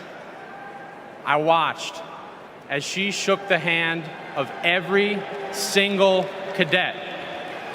That's the thing about West Point. The day you take the oath to defend our country, you get to look the person in the eye who may one day, God forbid, send you to war and take their measure. And every time, Kamala Harris looked back with respect, with reverence. That day, I saw our next Commander-in-Chief. At West Point, you learn the honor code. A cadet will not lie, cheat, steal, or tolerate those who do. Well, there's a candidate who has violated every word in that code. A serial liar, cheater, thief, who looked soldiers in the eye, then turned around and called fallen heroes suckers and losers, who insulted Medal of Honor recipients just last week. I tell you what I think of Donald Trump. They told me I can't say that word on TV. I'm going to use an Army term, FUBAR. If you don't know FUBAR, Google it. These last few weeks have felt like a new day in America, when we are waking up, rising up as patriots to demand our next president be someone who not only treats our veterans with respect, but everyone with respect, with dignity, with decency, with the truth. Someone like Kamala Harris, our next Commander-in-Chief.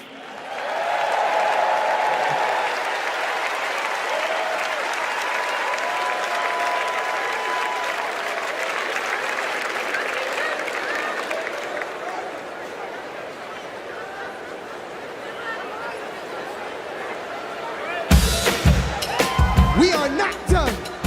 I'm trying to tell you guys that I want to see you up off your seats, dancing and moving around. Get excited with me and say, I say I'm too late.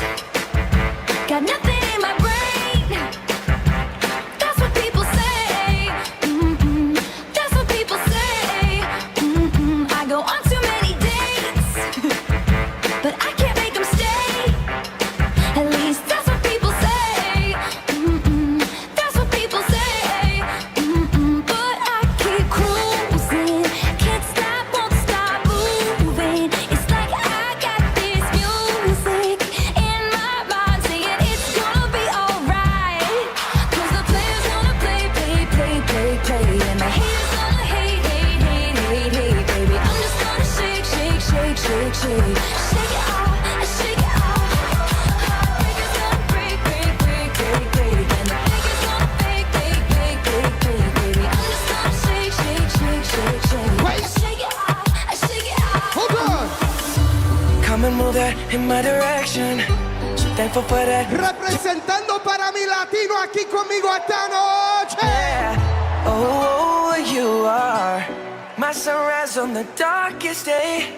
got me feeling some kind of way. Make me wanna savor every moment slowly, slowly. Despacito, quiero respirar tu cuello despacito. Deja que te diga cosas al oído, para que te acuerdes si no estás conmigo.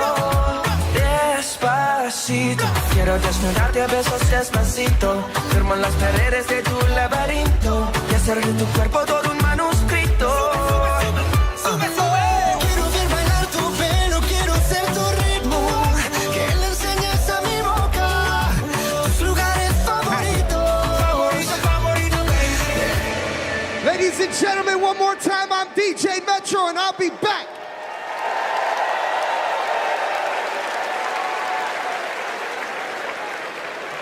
Please welcome the president of the National Action Network, Reverend Al Sharpton.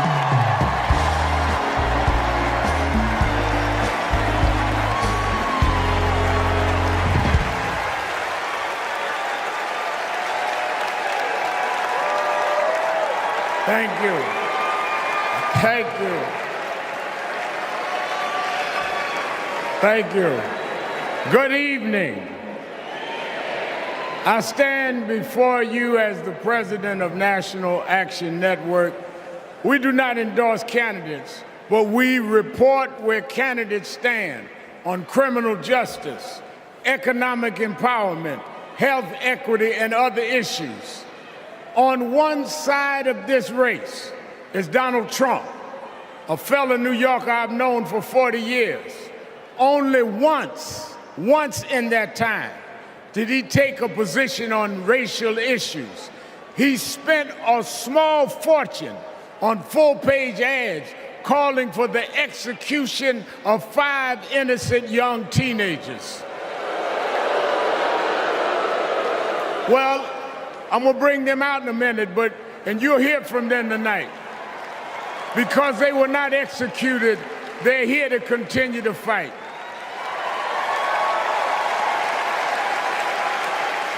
But it was there that I saw Trump love to fan racial flames. On the other side is a woman that I've walked with in Selma, Alabama to commemorate the 59th anniversary of Bloody Sunday. Kamala Harris spoke to me that day about unity and passing bills. All I ever heard from Donald Trump was how he can get an advantage. I see one candidate who wants to protect the right to vote, while the other has tried to cook up 11,000 votes in Georgia. I see a candidate who, with Joe Biden, brought leaders to the White House to confront violent hatred, running against a man who said neo-Nazis in Charlottesville were fine people. I see a candidate who has sought to reform and uphold the law, and a man who wrongly assumes his mugshot appeals to black Americans. I worked with Kamala Harris. In every job she's had, she has consistently committed to making government work for those of us who've been disadvantaged. All Donald Trump has been consistent about is making himself richer and sowing division to get that done. This man sat right here in Chicago a few weeks ago, refusing to apologize for claims that migrants were taking black jobs. Well, in November, we're gonna show him when blacks do their job.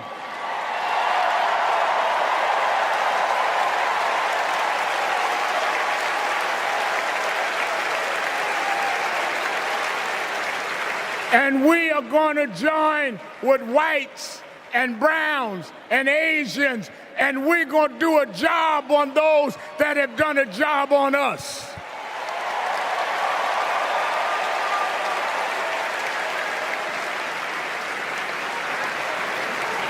Tonight, we are going to realize Shirley Chisholm's dream.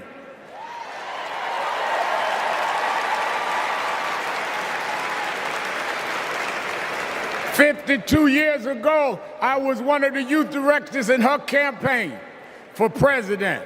And 52 years after she was told to sit down, I know she's watching us tonight as a black woman stands up to accept the nomination for President of the United States.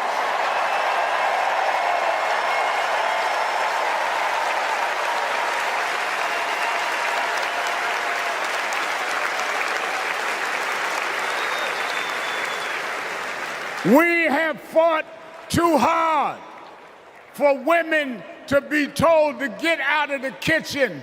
We are now on our way to the Oval Office. We won't go back.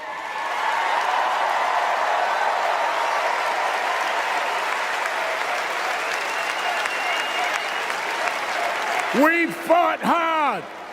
We fought hard for LGBTQ loved ones to get out the closet. We won't go back.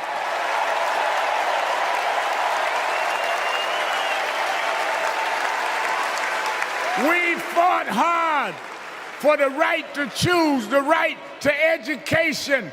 We suffered and died and bled, went to jail to get the right to vote. We won't go back.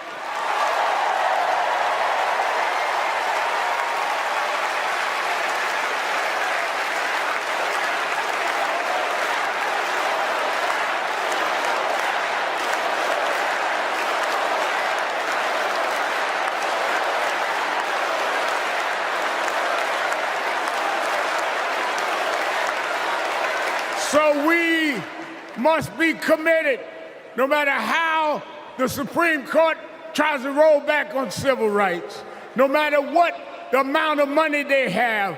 We are here because others fought and suffered for us, and we vowed tonight we won't go back.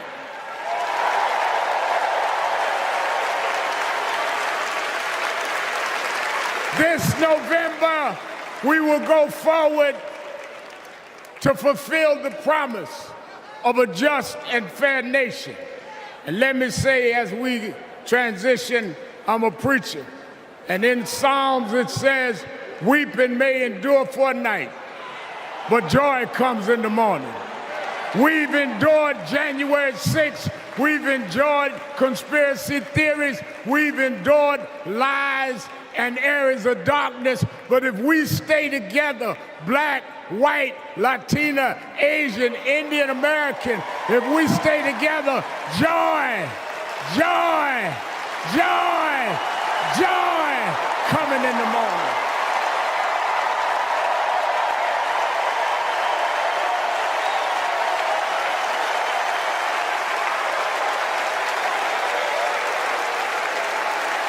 I want to now, since I was a teenager, I was mentored by Reverend Jesse Jackson.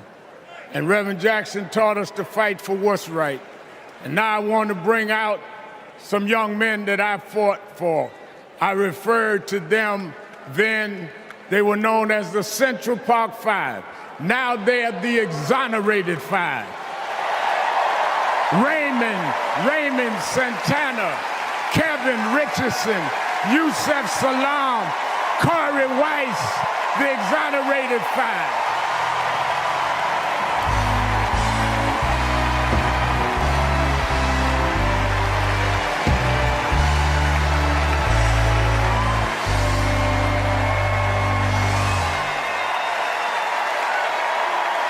We won't go back.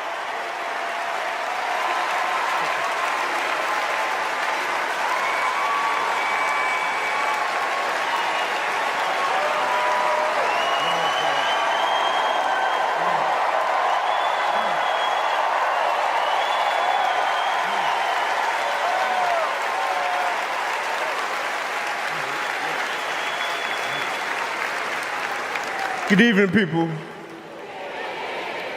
My name is Corey Wise. 35 years ago, my friends and I were in prison for a crime we did not commit. Our youth was stolen from us. Every day, as we walked into courtroom, people screamed at us, threatened us, because of Donald Trump. He spent $85,000 on a full-page ad in the New York Times calling for our execution.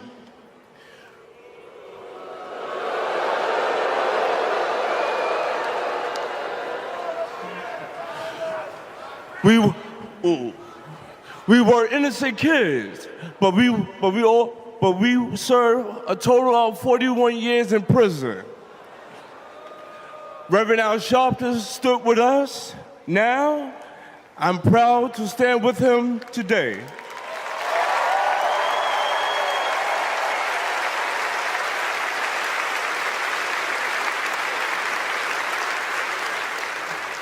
Vice President Kamala Harris has also worked to make things fairer. I know she will do the same as president. Now approve that message.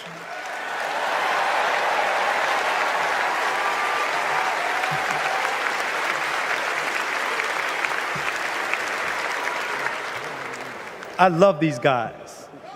These are my brothers. These are my brothers. Yes, indeed. America. I am Yusuf Salaam.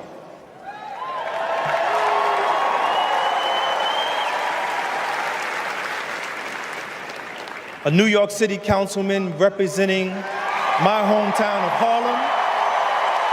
That's right.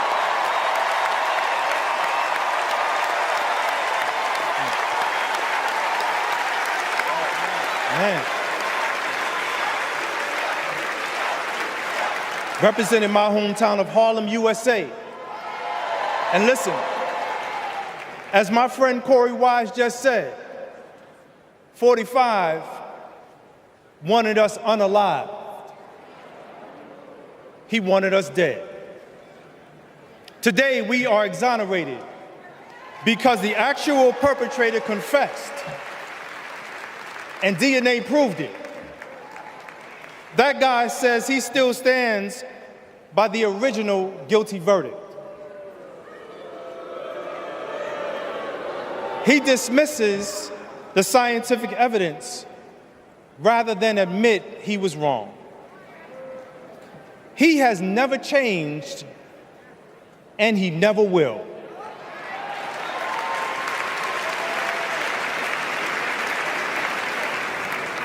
That man thinks that hate is the animating force in America.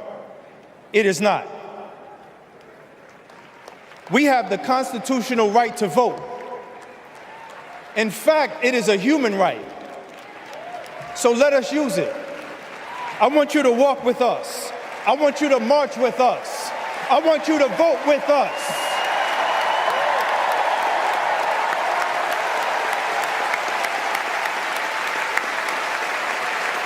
And together, and let me tell you, this is going to be so beautiful.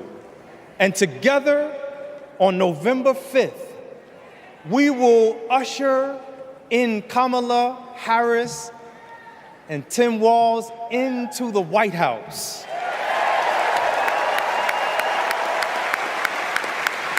So I want to do this.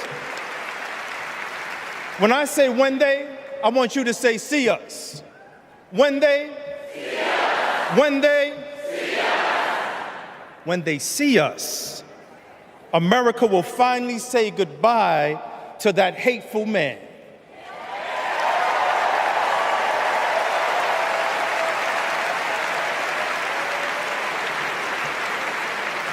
We will say what I have said after 7 long years of wrongful incarceration. Free at last. Free at last. Free at last. Thank God Almighty, we are free at last. God bless you, and God bless the United States of America.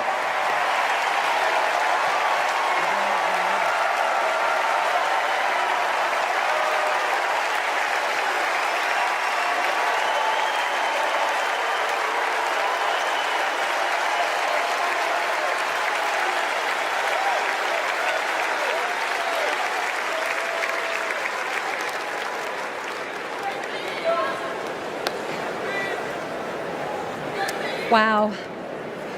Our country is built on justice, and people's lives, as we just heard, can be harmed when we fail to do justice. But Kamala Harris fights to do justice. No one knows that better than the prosecutors who fought alongside her. These are their stories.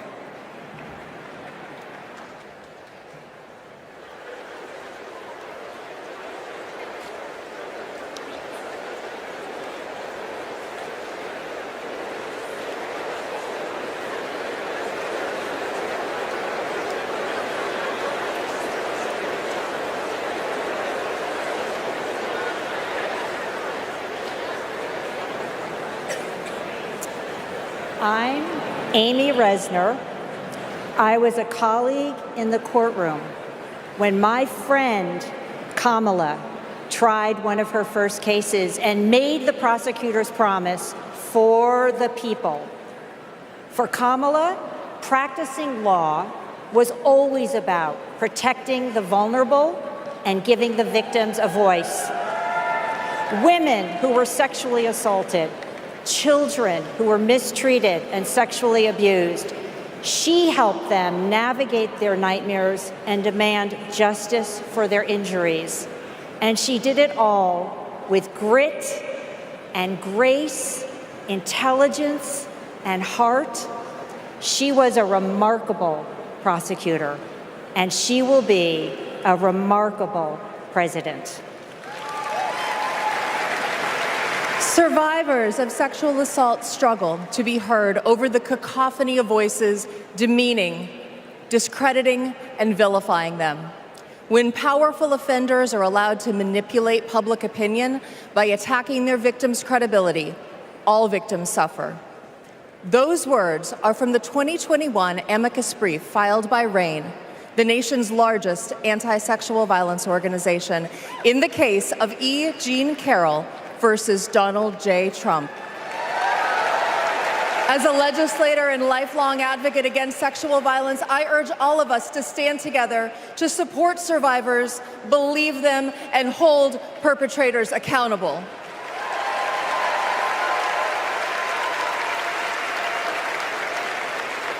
I'm Lisa Madigan, former Attorney General of Illinois. I worked with Kamala Harris during the Great Recession to protect homeowners from foreclosure.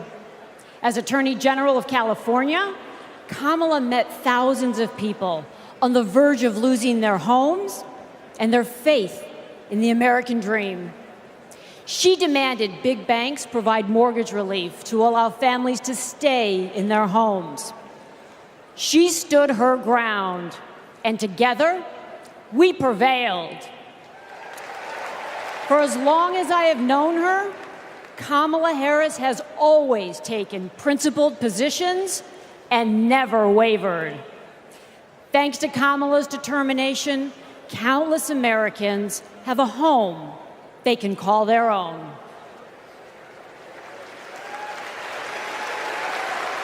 And I'm Mark Morial, civil rights leader and former mayor of New Orleans. In the 1970s, Donald Trump was sued for refusing to rent his apartments to African Americans. His employees were told, put those applications in a drawer and leave them there. It was straight up housing discrimination. It was racism, and civil rights advocacy put an end to it. Kamala Harris has a plan to build more housing, keep rent prices fair, and help more people own homes. Donald Trump, you denied black people the American dream, and Kamala Harris is creating a future where every family, yes, every family has a place to call home. I'm Nathan Horns. In 2010, I went to college in California to pursue my dreams, but ended up with a nightmare. Corinthian Colleges was a predatory for-profit chain. They defrauded more than 500,000 students and burdened us with loans we could never repay. Then Kamala Harris stepped in. As Attorney General of California, she stuck up for students. She prosecuted Corinthian, and as Vice President, she stuck with us. As we fought and we organized for debt relief, the Biden-Harris administration came in, canceled all Corinthian student debt, and gave us back our futures. My name is Tristan Snell, and I prosecuted Trump University.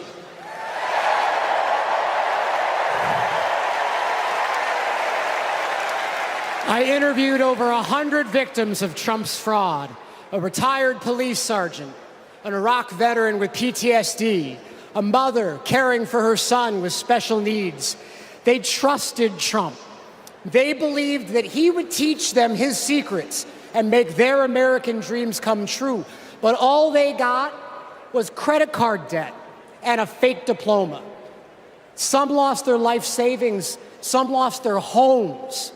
Donald Trump ripped off his biggest fans and made $5 million in profit. Kamala Harris fought scammers like him, and as president, she will continue to fight for you, for us, for the people.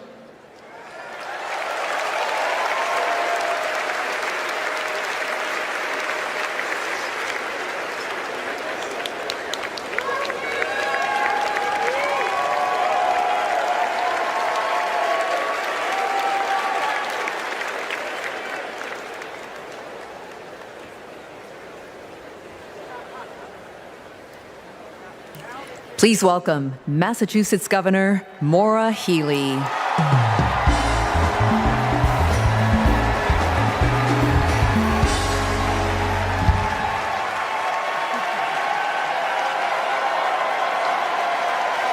For the people.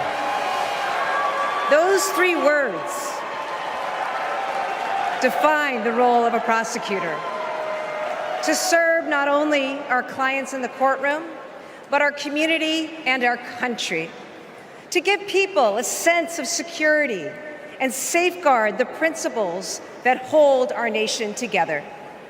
To stand up to abusers and bullies, and stand up for the voiceless and the vulnerable. In other words, exactly what Kamala Harris has done her whole life.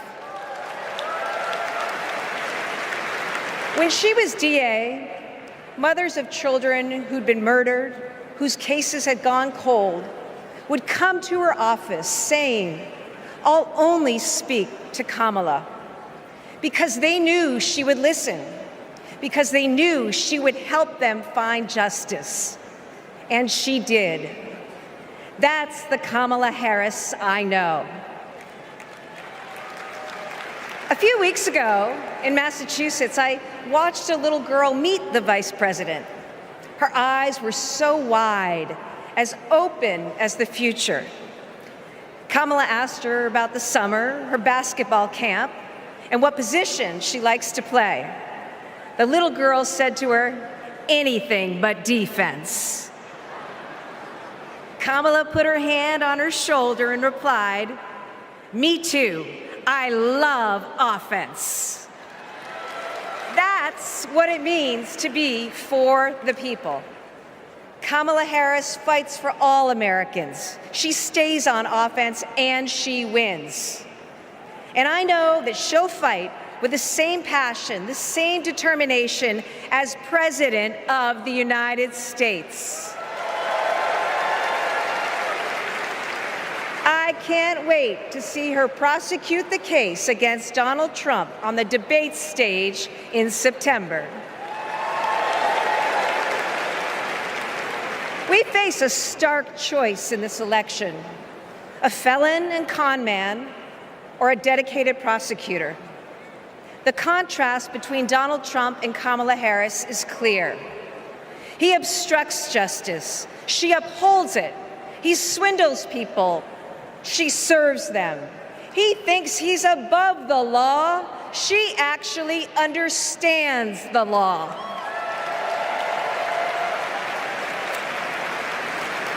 That's That's what this election comes down to.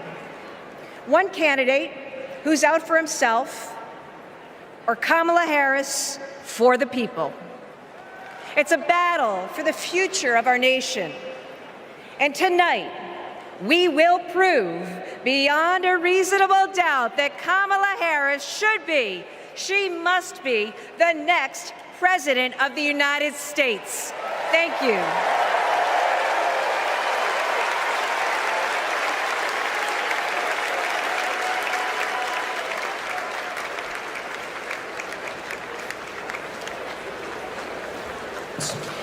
Please welcome survivor and advocate Courtney Baldwin.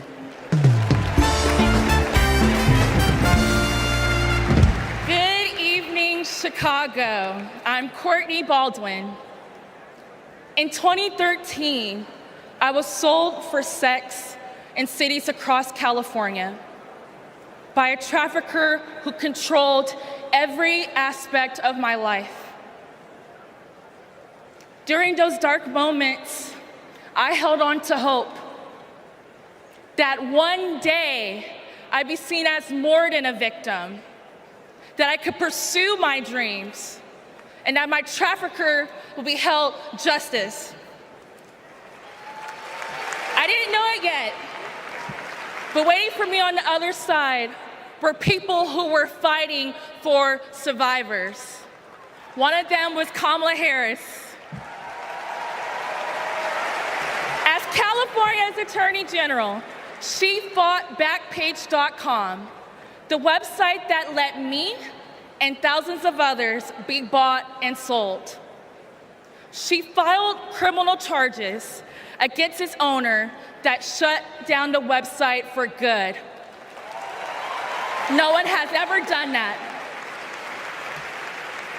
Vice President Harris is fearless, compassionate, and she still gives me hope.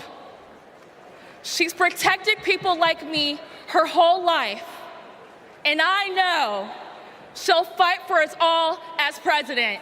Thank you.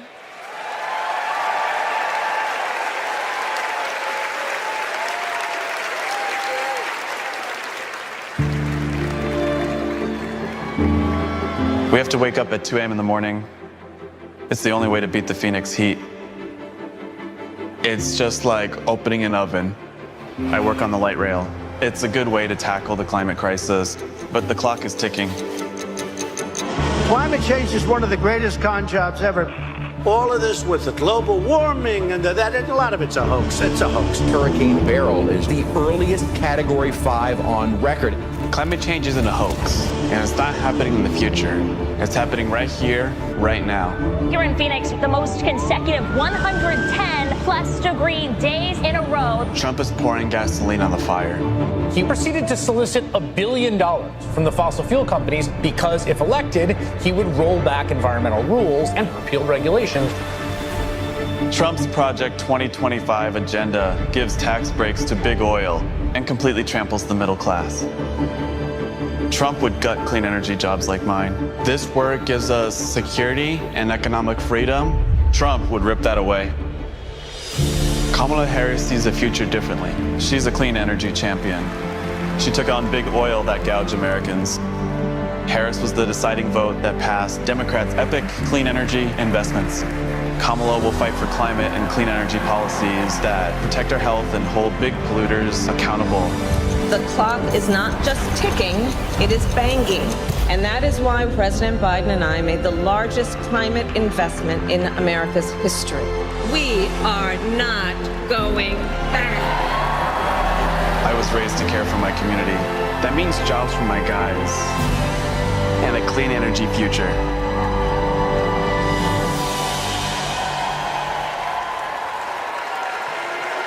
Please welcome former New Mexico Representative Deb Haaland.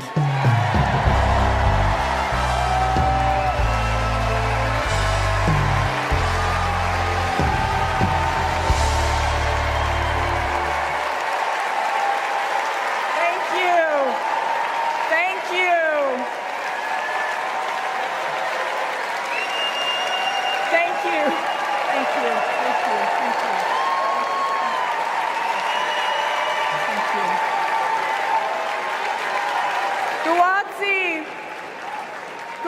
Wasi Halpa, Duhinamet Etzakuitsa Shuimi Hanu.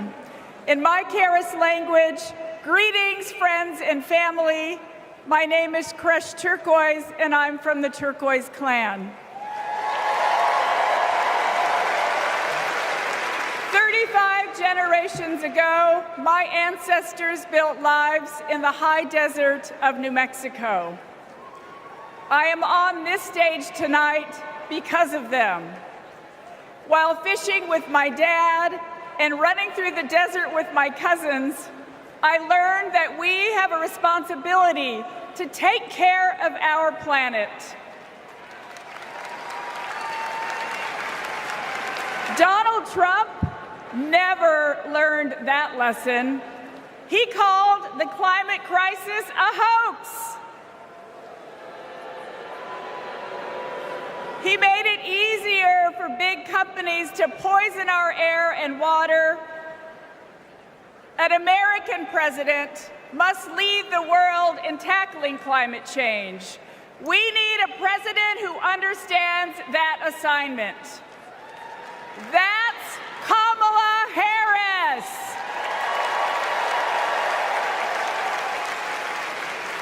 I know her record. She held polluters accountable for spilling oil into the San Francisco Bay. She defended President Obama's Clean Power Plan in court. And as Vice President, she cast the tie-breaking vote for the most ambitious climate action plan in our nation's history.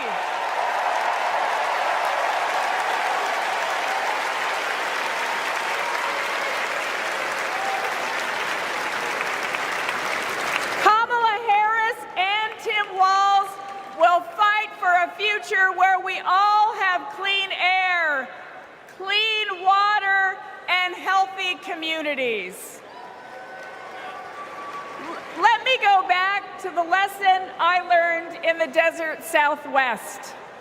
We all have a role in protecting our Earth for future generations.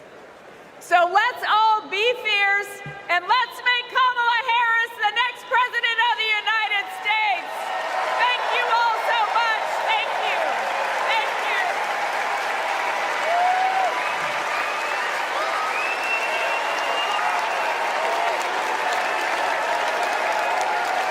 you. It's an election year, and both parties are battling to prove that they stand with workers. But sometimes, workers don't get the invite. Do you know where the auto workers are? I haven't seen anybody from the UAW. Nobody from the UAW?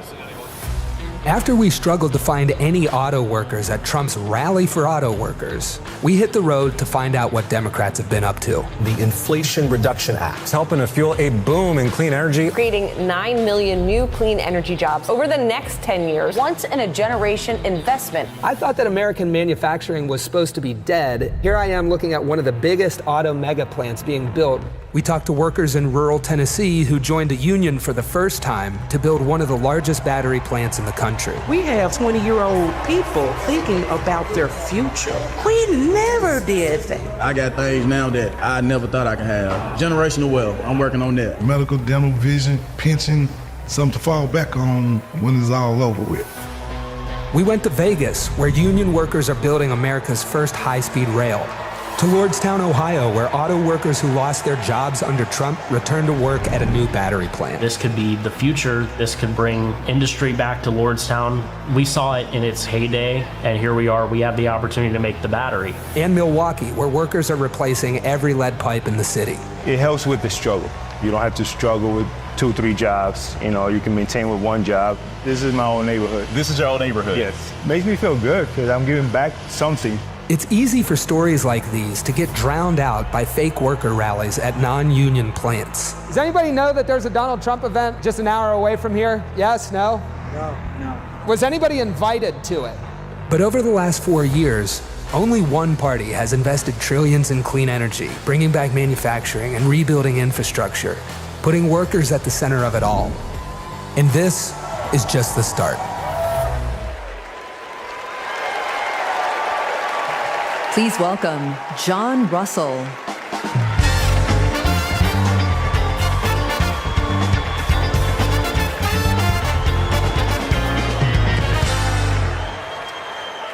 Hello, America. Thank you to the workers that make this convention happen. Let's never forget how essential all of our labor is. I come from Appalachia.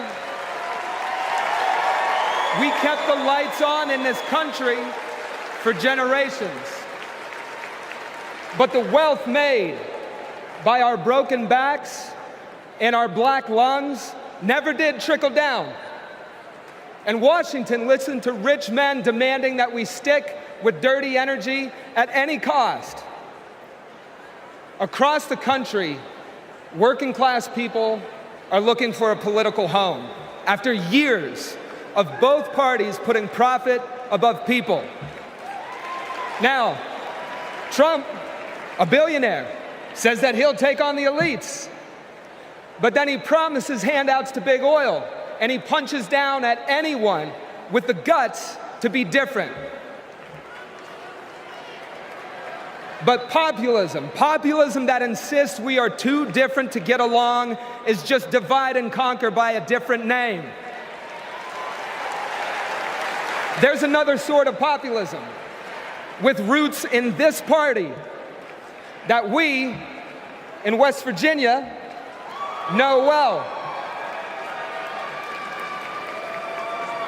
They called us rednecks back in the 1920s because striking workers from all different races wore red bandanas around their necks as they fought and died for respect and a living wage. Their fight yesterday is our fight right now, right now. It is our choice to build on this progress and to create a political home for the mass of working Americans fighting for control over their government, their workplaces, and their planet. And it is our moment to live up to.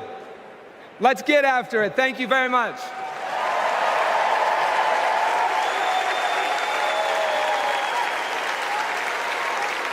Don't know why, but I feel like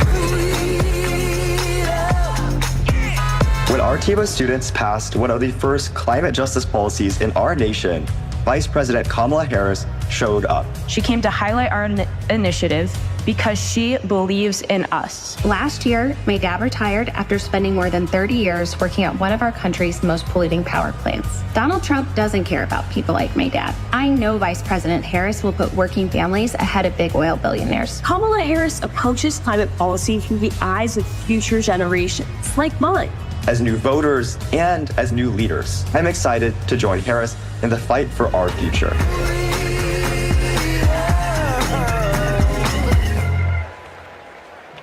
Please welcome Florida Representative Maxwell Frost.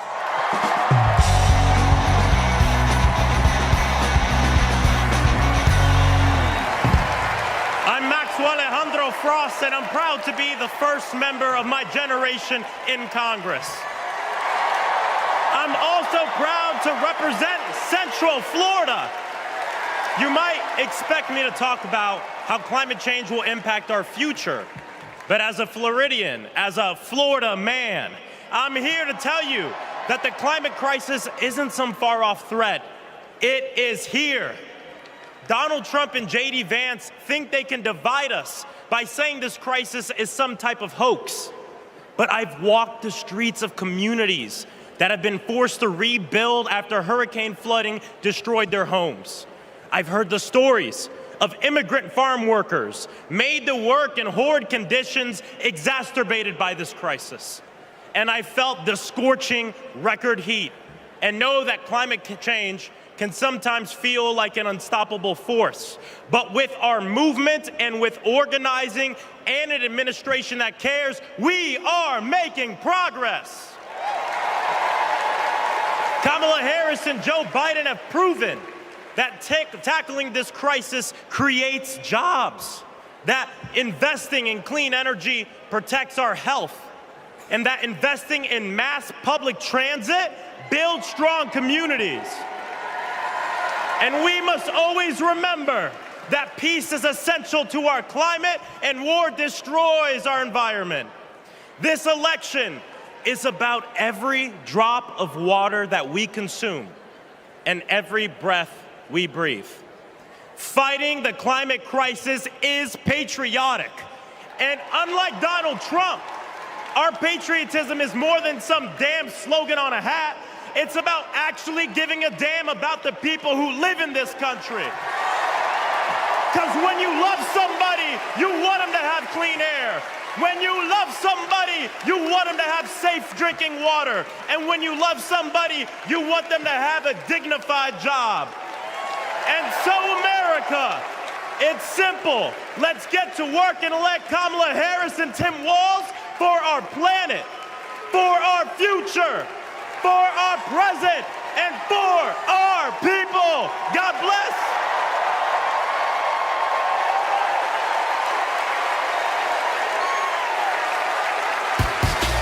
Ladies and gentlemen, if y'all are ready to send Madam Vice President and keep her in the White House, let me hear you make some noise! No matter what, got money in my mind, I can never get enough. And every time I hit the building, everybody's hands go. Let me see. And they stay there, and they stay yeah, and they stay there, and they stay yeah, and they stay there. And they stay there, and they stay there, and they. I want to hear you nice and loud, Chicago. Are there any union workers here today? Make some noise. Are there any teachers in this building? Make some noise. Now everybody hands up.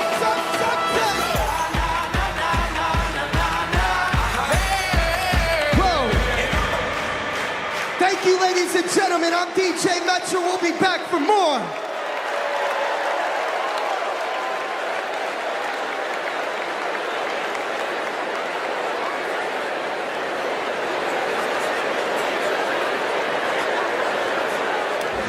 What's up, everybody? Stephen Curry here. I know you all know I play for the Golden State Warriors, but man, what a great honor it was to represent Team USA and go out there and win that gold medal at the Olympics this summer. And that unity on and off the court reminded us all that together we can do all things and continue to inspire the world. That's why I believe that Kamala, as president, could bring that unity back and continue to move our country forward. This is about preserving hope and belief in our country, making sure families can be taken care of during their most precious times. I got to visit Kamala with my team in the White House last year, and I can tell you one thing I knew then and I definitely know now. The Oval Office suits her well. So in the words of Michelle Obama, do something. Go vote. Be active. Let's show out in November like never before. It's been an honor for me to represent our country. It's an honor to support Kamala. So let's all do our part. God bless. Please welcome Democratic nominee for U.S. Congress in Alabama, Shamari Figures.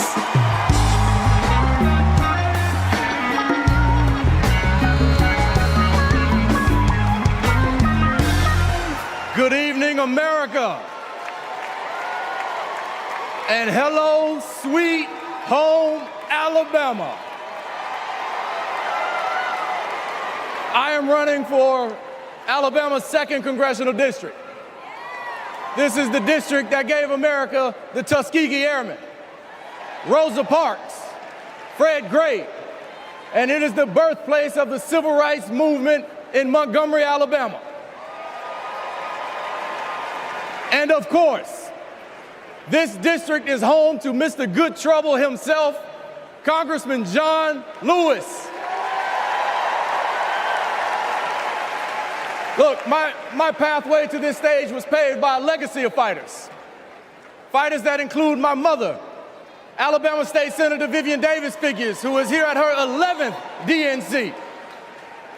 And it also includes my father, my late father, Michael Figures, who was also a state senator and civil rights lawyer who sued the Klan into bankruptcy. Listen, all of America, all of us owe a debt to courageous freedom fighters, both known and unknown, a debt that can never be repaid. But what we can do is ensure that the work of those fighters who came before us continues, and that our sacred right to vote is always protected. Kamala Harris gets this. She's working to protect our freedoms every single day. And that's why she will sign into law the John Robert Lewis Voting Rights Act once it is introduced again by Congresswoman Terry Sewell.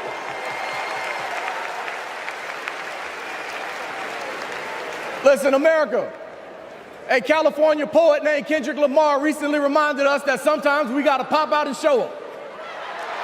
Well, America, it's time we pop out and vote. It's time we pop out from California to Alabama and all across America, and we show them that we are not going back. We are going forward, and we are going forward with Kamala Harris as the next president of the United States of America. Thank you. God bless you. Roll Tide. Let's go win this thing.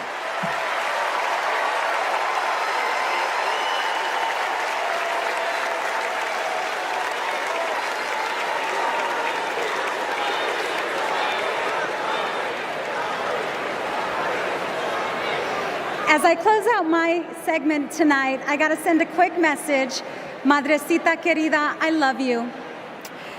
Kamala Harris and Tim Walz understand what everyday Americans are going through because, unlike Donald Trump, they actually grew up in families where every dollar mattered, where everything was earned and nothing was handed to them. Our next speaker knows something about that too. Please welcome my dear friend, our fellow Texan, our next senator, Representative Colin Allred.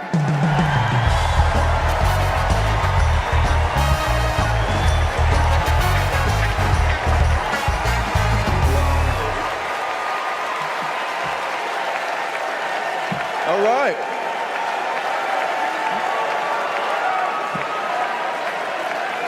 Hey everybody, I'm Colin Allred, a congressman from Dallas, dad to two perfect little boys. And this November, I'm gonna beat Ted Cruz.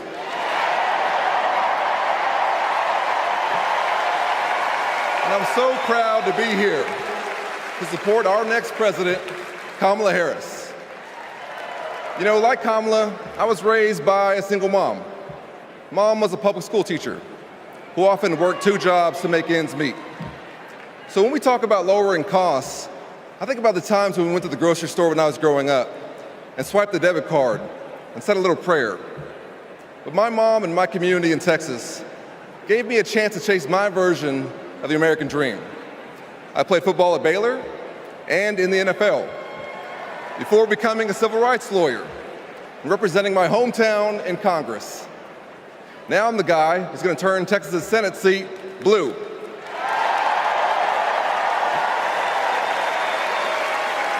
You know, in the NFL, we had a term for guys like Donald Trump and my opponent Ted Cruz. Me guys. You know the type. Talk a big game, only care about themselves, but you don't want to be stuck with them at a barbecue. The truth is, America has never been about me. As President Obama said, the single most powerful word in our democracy is the word we. We the people. We shall overcome. Yes, we can. And we've got a message for the me guys. We is more powerful than me. We will protect and restore reproductive freedom. We will secure the border. We'll protect Medicare and Social Security. And we'll turn the page and write a new chapter for this country and elect Kamala Harris to be the next president and beat Ted Cruz. Thank y'all so much. God bless you, and may God bless Texas.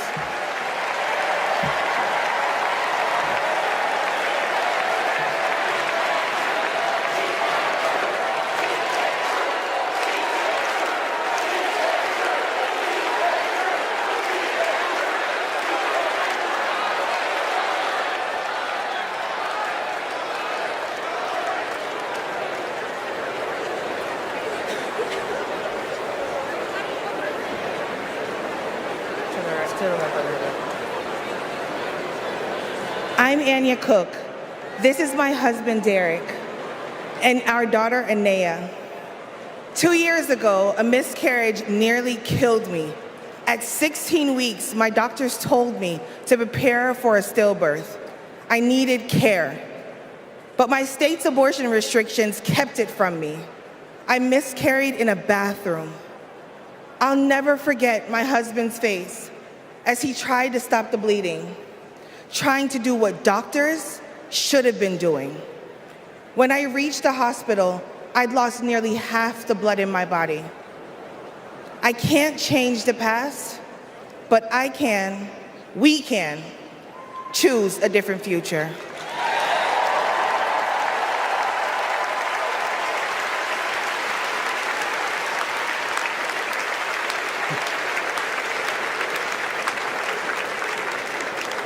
I'm Craig Sicknick, and this is my mother, Gladys. My brother was a U.S. Capitol Police officer, Brian Sicknick, a hero who died after defending our country on January 6th.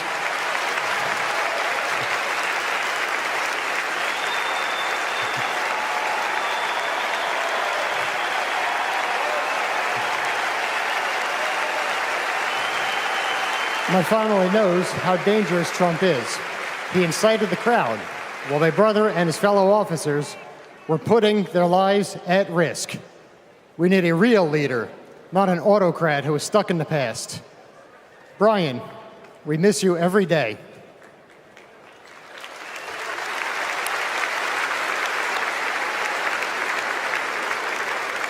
I'm Gail DeBoer. I've had type 1 diabetes since I was 11. Stressing about insulin cost has been a constant in my life. President Biden and Vice President Harris have moved mountains to help. Medicare can finally negotiate prescription drug prices.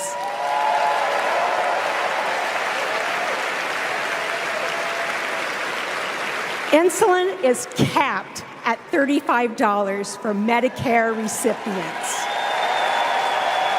And when elected, Kamala Harris plans to extend that cap to the rest of us. That's the future I want. That's the future I am voting for.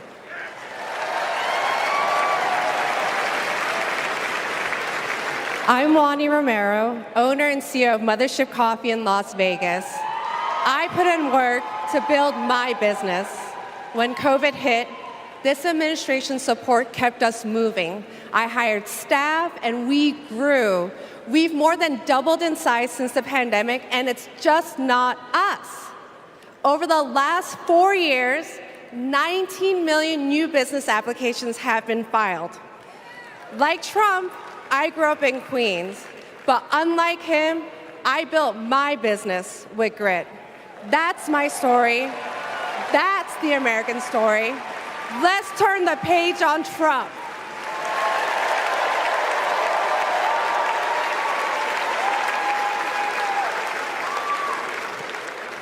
I'm Eric Fitz, and these are my sons, Christian and Carter.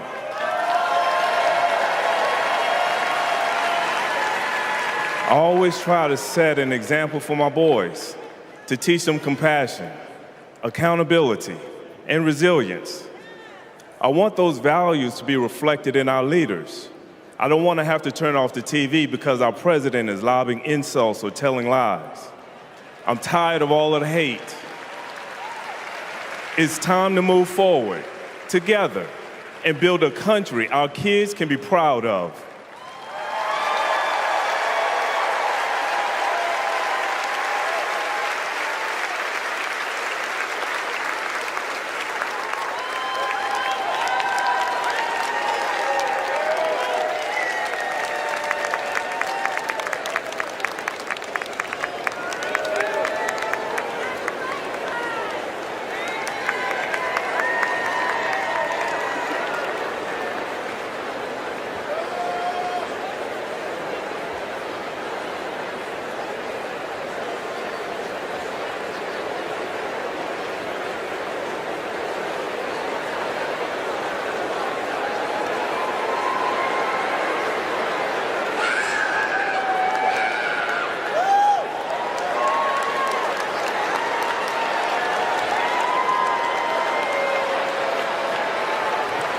Please welcome the Bulls' official drumline, Chicago's own Pack Drumline.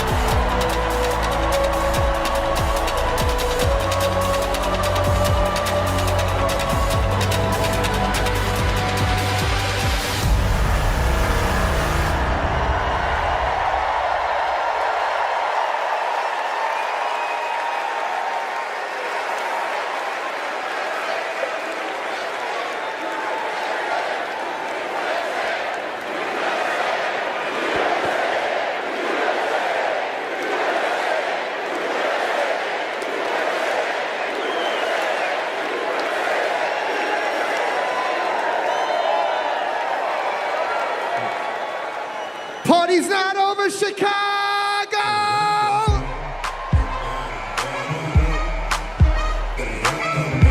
What I want to see is those flags and those hands up in the air.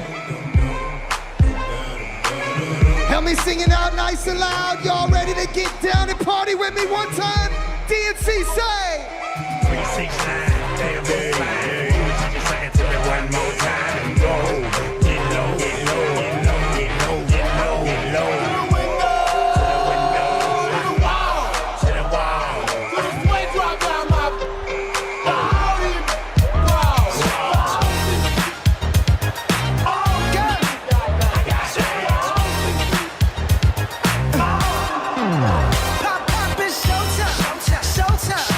Guess who's back again?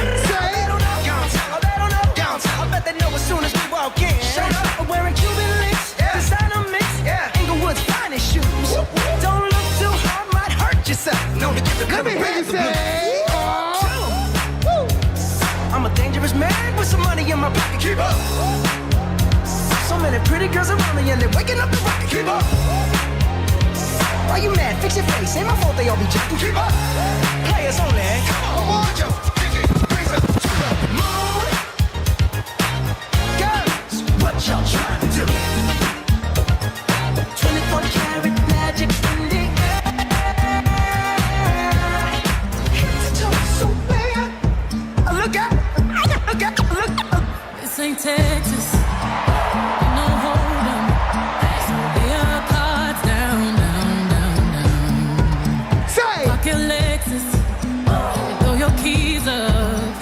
Stick around, round, round, round, round. Nice and loud. And I'll be damned if I can't slow dance with you. Come pour some sugar on me, honey, too. It's a real live boogie and a real live hold down. Don't be a come take it to the floor now. Woo! There's a tornado. In my city. At the basement. That ain't pretty. Rugged whiskey. We surviving. All the red cup kisses, sweet redemption, passing time, yeah. Ooh, one step to the right. We headed to the dive bar we always thought was nice. Ooh, run me to the left, then spin me in the middle, boy. I can't read your mind. This ain't Texas, ain't no hold 'em. So lay your cards down, down, down, down. So pop your Lexus, throw your keys up, slick around, round, round, round, round. One more time, nice and loud. And I'll be damned if I can't slow dance with you. Come pour some sugar on me, honey, too. It's a real live boogie and a real live hold down. Don't be a take it to the right.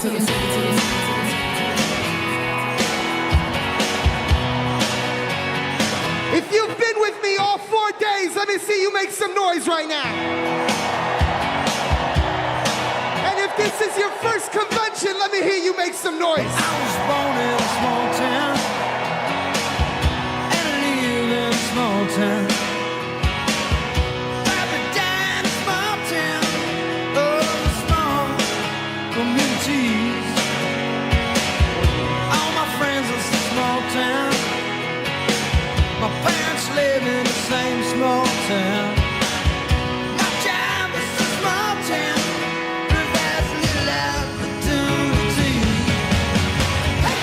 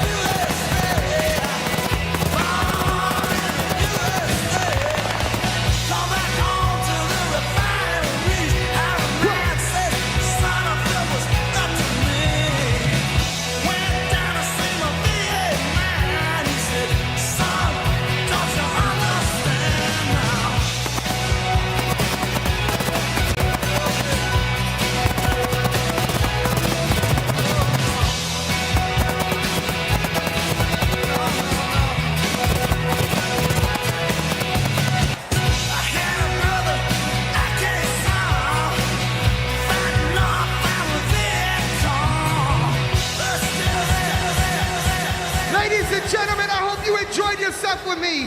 My name is DJ Metro from Chicago. Thank you for having me.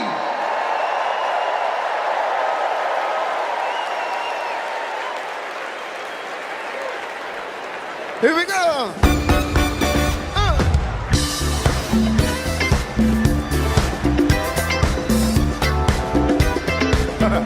Knock me out.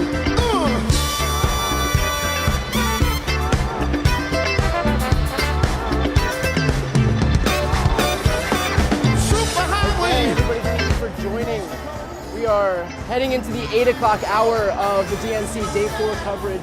Obviously, a major party atmosphere here. We have a lot of great guests still coming up. I have a list here of some people that that we still have yet to be seen, including Mark Kelly, Ruben Gallego, Gretchen Whitmer. We have Ava Longoria, Adam Kinzinger, Roy Cooper. We have Pink, who's in the building, and of course, I was here for the sound check before. Just having Pink in this building is really amazing. So that'll be a great performance. There is also some rumblings of special guests tonight. So I don't know if, for example, we should expect to see Taylor Swift. I don't know if, for example, we should expect to see Beyonce. There has also been some reporting about a possible George W. Bush appearance. So a lot of rumors circulating, and I'm not sure which one is true, but we will find out in very short order. We have about 2 hours left of this Day 4 coverage here. But right now it is definitely a party atmosphere here. I don't know if you can hear in my mic right now, but there is chants of USA, which I think is especially interesting because it is this notion of reclaiming the patriotism that Republicans have co-opted for so long. Right now I believe Pink is about to take the stage, so we have a really, really great performance coming up in just a few seconds. And let's go full so you can hear from Pink. This is the Star Spangled Banner right here. So we don't have Pink yet.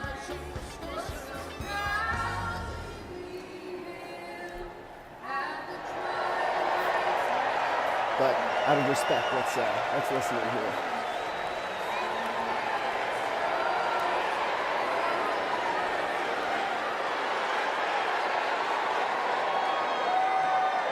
Please stand if you are able and welcome winners of 13 Grammy Awards and the biggest selling U.S. female group of all time, the Chicks.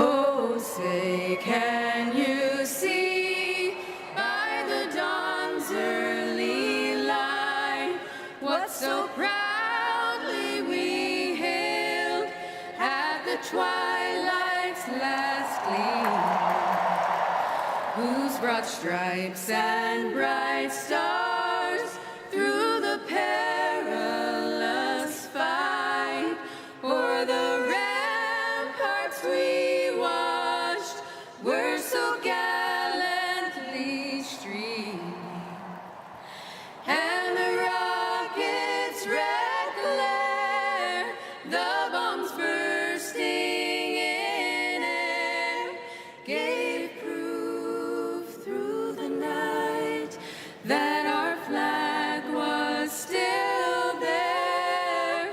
Oh, say does that star-spangled banner yet wave?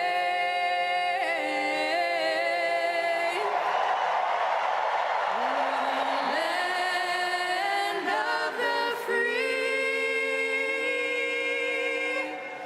and the home of the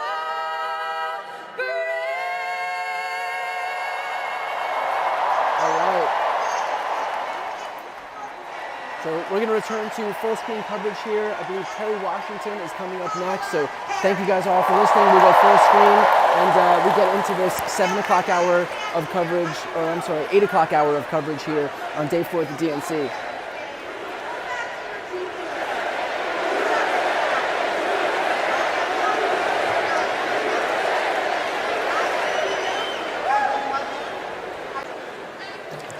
Please welcome Kerry Washington. Welcome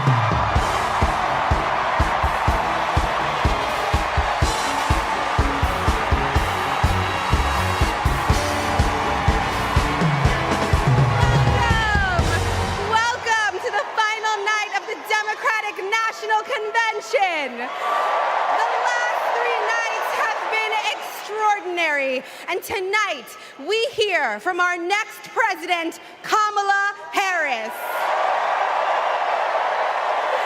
Now, as I stand here, I know that there are folks on social media already saying, go back to your TV show, shut up and act. But I am not here tonight as an actor. I am here as a mother, as a daughter, as a proud union member. I am here as the granddaughter of immigrants, as a black woman descended from enslaved people.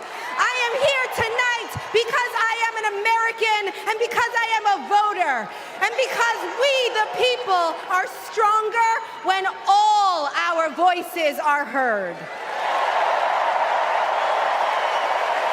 Look, I know that I am the one standing on this stage, but I am not the lead character in this story. You are. All of you. You are the messengers. You are the fixers. Dare I say it, you are the Olivia Popes.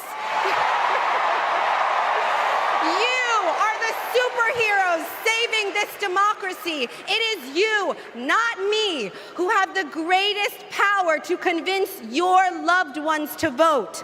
So, just like Michelle Obama told us, let's do something. Let's make a video. Everybody take out your phones. Everybody take out your phones. We're gonna make a moment. Can somebody bring me my phone? I wanna capture this historic moment and share it with the people that we love. Oh, hi!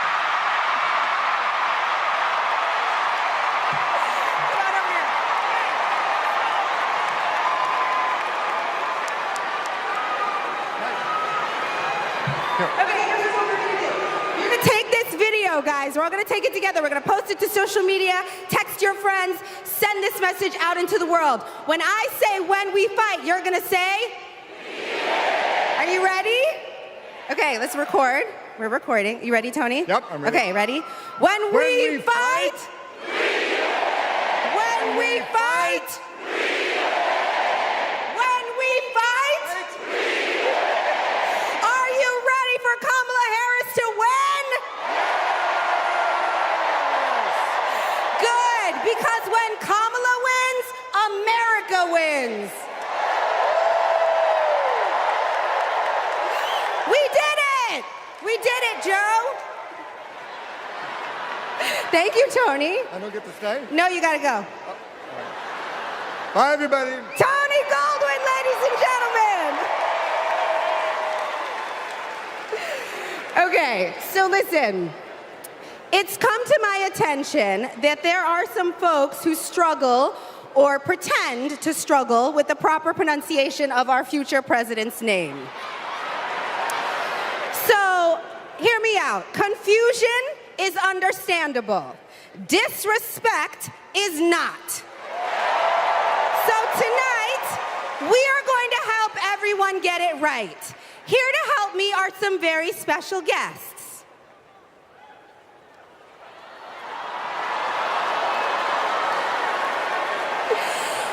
Thank you, ladies. Can you tell us your names?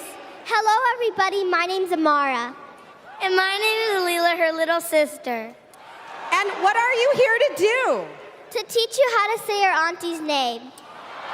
Okay, so how do you pronounce it? First you say comma like a comma in a sentence. Then you say la like la la la la la. Put it together and it's 1, 2, 3, Kamala. All right, so let's practice, Everybody over here say comma. Everybody over here say la. Together.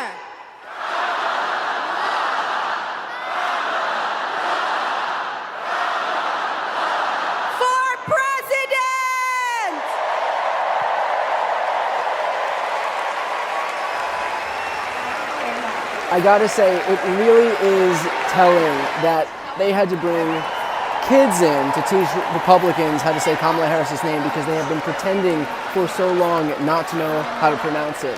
But hopefully the fact that little children were able to teach Republicans, maybe that'll give them a little kick in the ass in terms of knowing how to properly pronounce somebody's name as if it's some big get. I believe next we have Kamala Harris's daughter, if I'm not mistaken, and a lot more guests to come tonight. I believe we're going to hear from Adam Kinzinger. We're going to see Please a performance welcome from Pink. Mina Harris, Ella Here's Mina Emhoff, Harris. and Helen Hudlin. All right, we'll go full on then.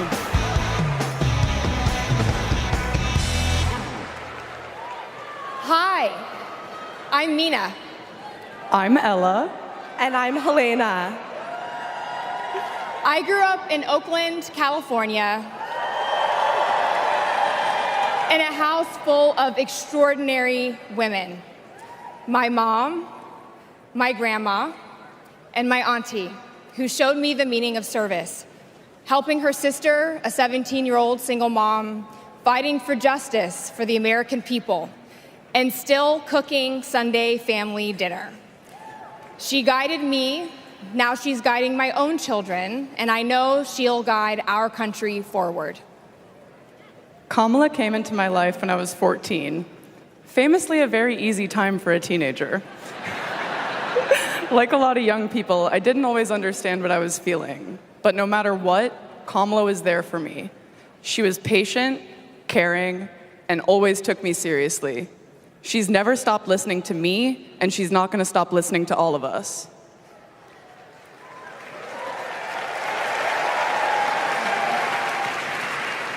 Kamala Harris is my godmother. To me, her advice means everything. Whether it's pursuing my passions, making an impact, or finding hope when the world doesn't feel so hopeful. She taught me that making a difference means giving your whole heart and taking action. She's fighting for economic opportunity, LGBTQ+ equality, and reproductive freedom, because we are not going back.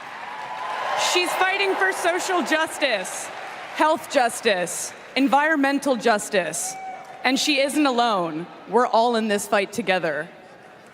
So let's keep up the fight. Let's keep up the joy. And let's elect this extraordinary woman as our next president.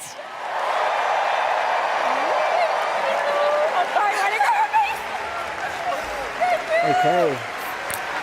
We continue our, I believe we're in the 8 p.m. hour coverage. Still a lot to come up. We're going to hear from Pink, and there may be special guests. Please welcome actor and comedian D.L. Hughley. We've heard rumblings of possibly Beyonce, rumblings of possibly Taylor Swift. So remains to be seen. So if you're watching right now, definitely stick around because what happens tonight is probably going to be pretty surprising. What's happening in California? Now, wait. Where those AKAs at? Where they at? You know what? In 3 months, ain't gonna be no living with y'all. I can tell you this. I don't blame Donald Trump for not wanting to debate Kamala. I've been married to a black woman for 40 years and I ain't won one debate. I'm owing $93,000. Now, of course, Trump is saying that Kamala isn't black. I guarantee you this, Kamala's been black a lot longer than Trump's been a Republican.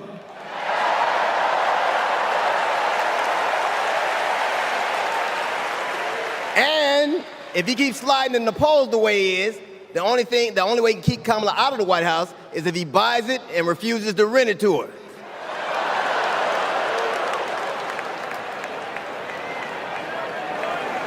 Of course, Kamala's getting broad support. They got black men for Kamala, white men for Kamala, Latinos and Asians for Kamala. They even have Republicans for Kamala. Republicans for Kamala. I guess Donald Trump will finally know what it's like when you get left for a younger woman.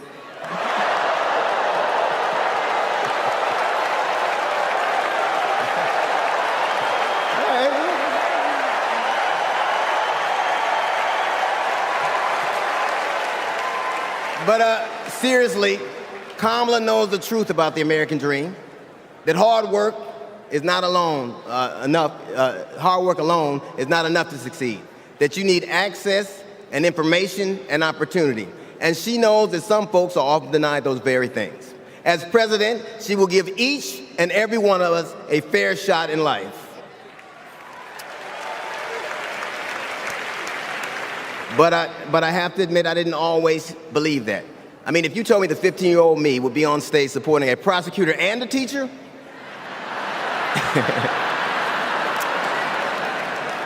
there is no way that I would have believed you. But because of that, I made assumptions about Kamala's record. And I often repeated them to a lot of people. Then one day, Kamala invited me to her house. She put her hand on my shoulder and she asked me to do some research. Something I had never done. Something a lot of people I know had never done before. Imagine attacking someone's character without a single Google search. So I did what I should have done in the first place. I learned that she had done for us exactly what she promised to. I believe that your apology should be as loud as your accusation, and I'm here apologizing in front of the whole damn world.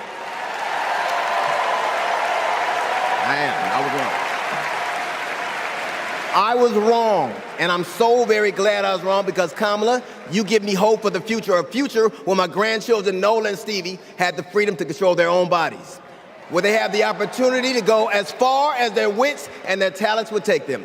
That future, ladies and gentlemen, is possible, but only if we elect Kamala Harris as the 47th President of the United States of America.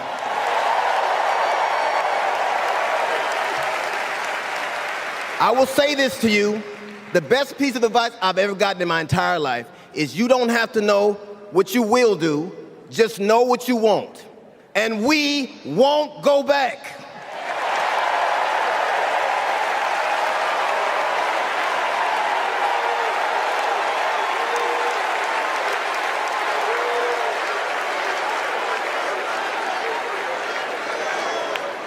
The energy in this room is electric. And you can feel it everywhere, all over the country. In the coming weeks, I want us to find ways to maintain this energy and this joy and this commitment, because there will be days when the work ahead seems impossible. And when that happens, I know what I do. I get involved. I get engaged. I ask myself, how can I be of service to my community? Because community is why we do this. Am I right? Yes, we do this for our children, for our parents, for our teachers and care workers who treat our loved ones like their own. We do this for working families who make this country thrive. We do this for the planet and for each other. We do this for justice and for peace and for democracy. And as we are about to hear, we do this for the safety of our communities.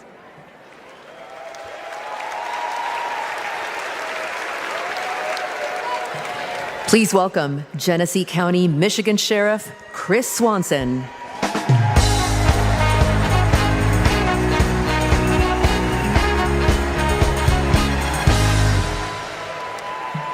My job is to protect people, all people.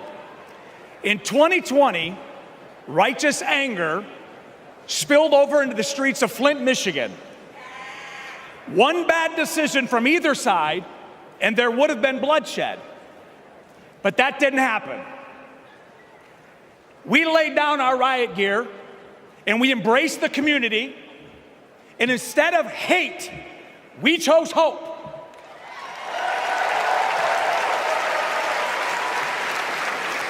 On January 6th, the opposite occurred. That day was paved with division, deceit, and denigration. Police officers were attacked that day. It could have been stopped. We need a leader who will embody what's affixed to all three sides of my sheriff patrol cars: protect, serve, and unify.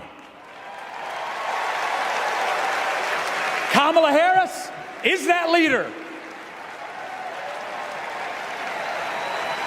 As a prosecutor, Kamala Harris protected us by putting violent criminals and sex offenders behind bars. If I was in a courtroom, she's exactly the tough prosecutor that I'd want to see. As vice president, she served America by keeping us safer. And I can testify firsthand, where I come from, crime is down and police funding is up. As president, Kamala Harris will unify our country. She will bring us together because our country needs a leader who will go toe-to-toe with drug cartels and bullies. One who has already taken the oath, raised her right hand to advocate for the people. I can tell you in 2020, we were able to turn a protest into a peaceful movement by walking together. One city, one community, and one country. America, let's walk. Let's walk. Let's walk together and let's elect Kamala Harris and turn hate into hope yet again. Thank you.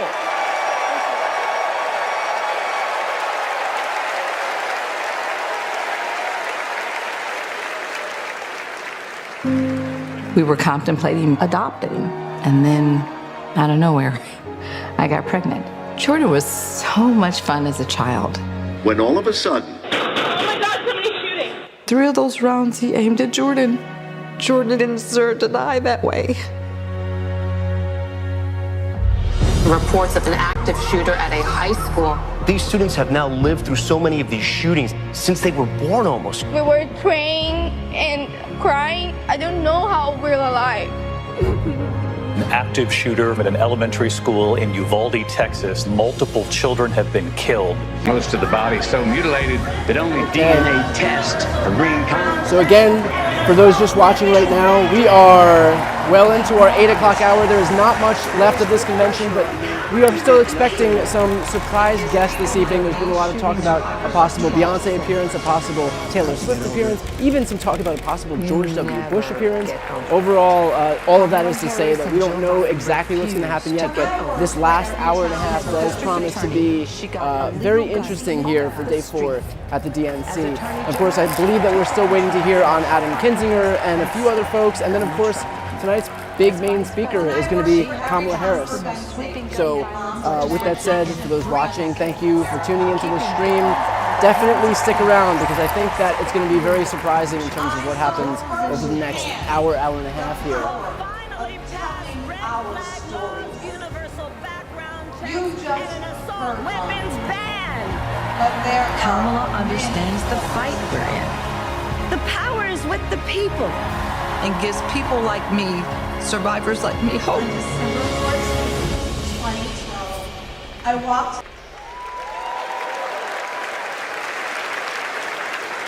When I worked for Everytown Please for gun welcome safety. Georgia Representative Lucy McBath.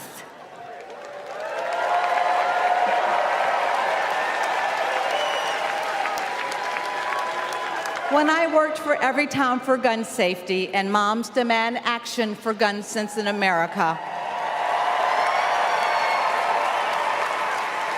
I saw firsthand the power of telling our stories. You've just heard mine, but there are many more to tell.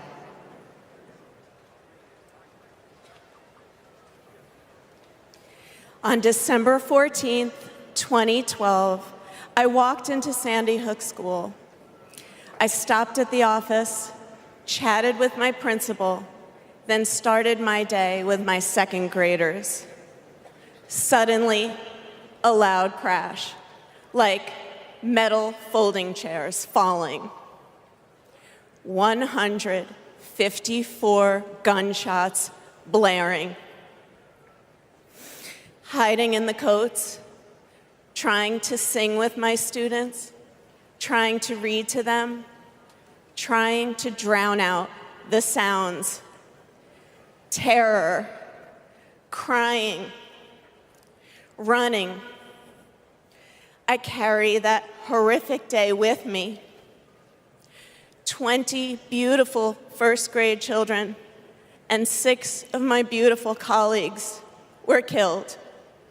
They should still be here.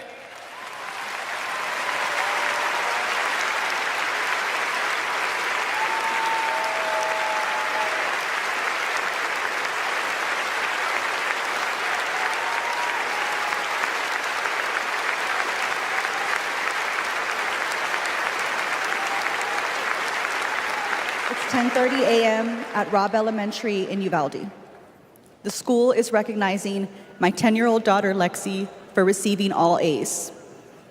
She receives a Good Citizen Award, and we pose for photos. She wears a St. Mary's sweatshirt and a smile that lights up the room. 30 minutes later, a gunman murders her, 18 classmates, and 2 teachers. We are taken to a private room where police tell us she isn't coming home. Uvalde is national news. Parents everywhere reach for their children. I reach out for the daughter I will never hold again.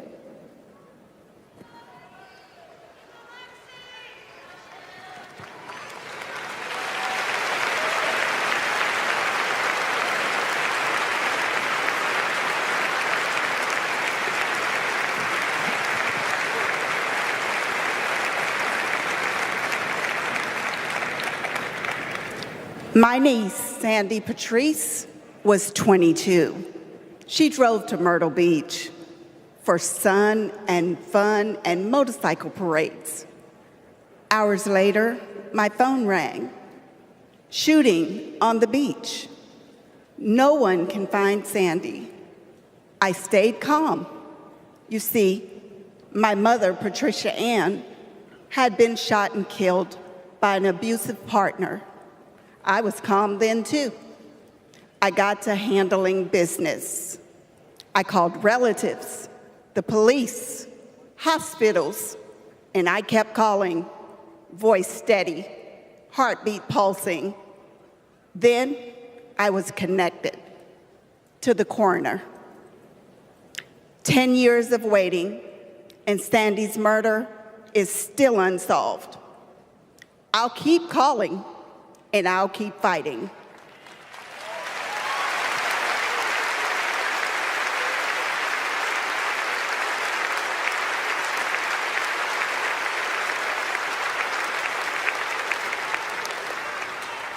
I was in high school when my classmate got shot.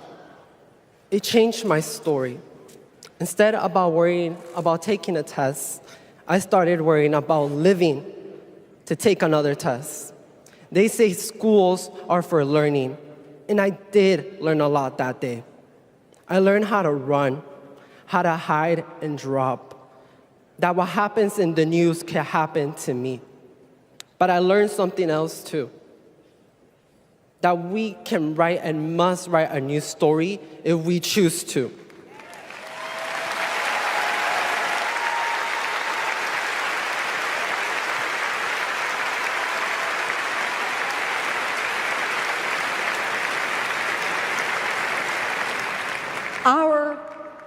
Are stories of loss. But make no mistake, our losses do not weaken us. They strengthen our resolve. We will secure safer futures that we all deserve. We will organize. We will advocate. We will run for office.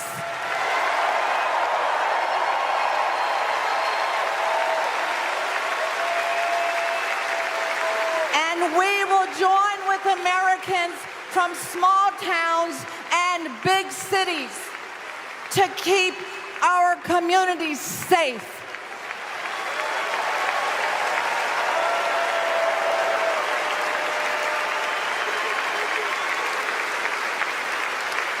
And we will elect leaders like Kamala Harris,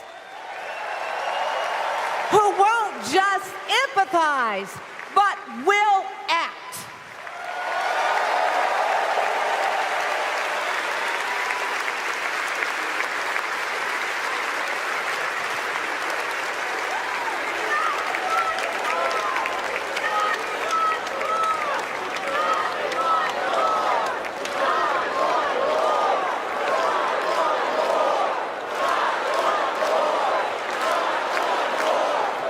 Please welcome former Arizona Representative Gabby Giffords.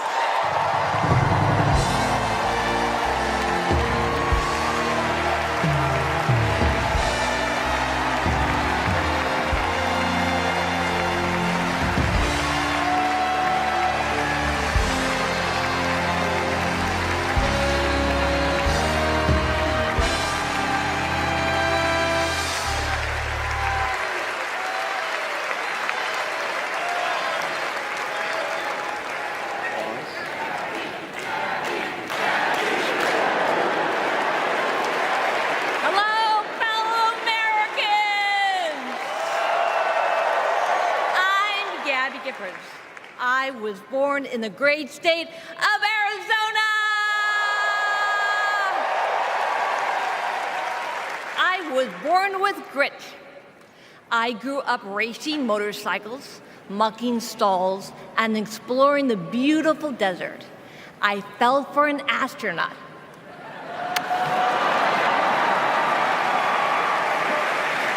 For 5 years, I served in Congress from a swing district. Everybody called me a rising star. Then on January 8th, 2011, a man tried to assassinate me. He shot 19 people. He killed 6. Terrible, terrible day. I almost died, but I fought for my life and I survived.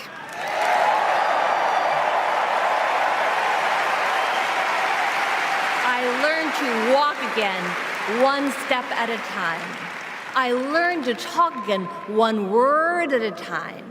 So many people helped me as I worked hard to recover, including a decent man for Delaware who always checked in. He still does. Thank you, Joe Biden. Thank you for everything. Joe is a great president.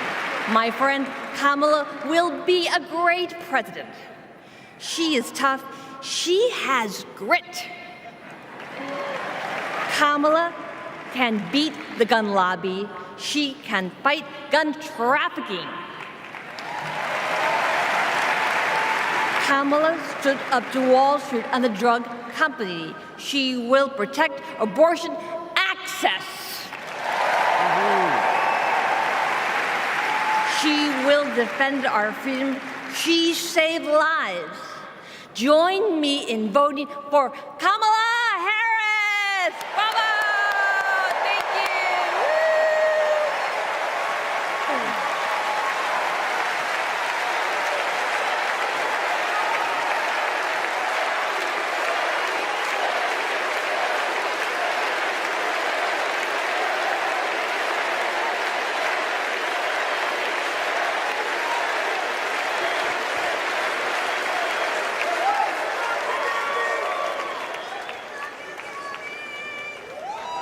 Don't know why, but I feel like I had the honor of meeting Vice President Harris when I got to introduce her when she spoke at my high school about gun violence. Parkland happened, and all I could think about is that I wanted to keep my kids safe. On July 4th, 2022, I was next in line to walk in the Highland Park Independence Day Parade when gunshots erupted. 7 people were shot and killed, and 48 more were injured. Vice President Harris has been a gun sense champion since she was our California AG. We have 2 options in November. We have Kamala Harris, who has already proven her leadership in the Biden-Harris administration. They passed the first ever comprehensive gun reform in 30 years. Meanwhile, Donald Trump has cozied up to the NRA and the gun lobby. I have full confidence in Vice President Harris that she's dedicated to and committed to finding a solution to end gun violence.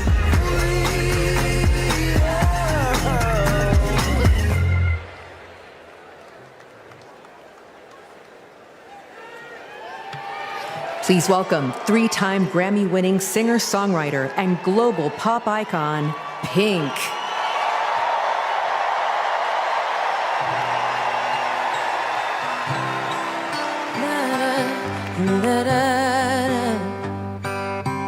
We're searchlights we can see in the dark.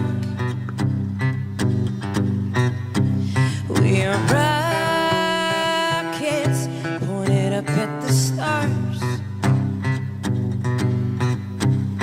We are billions of beautiful hearts.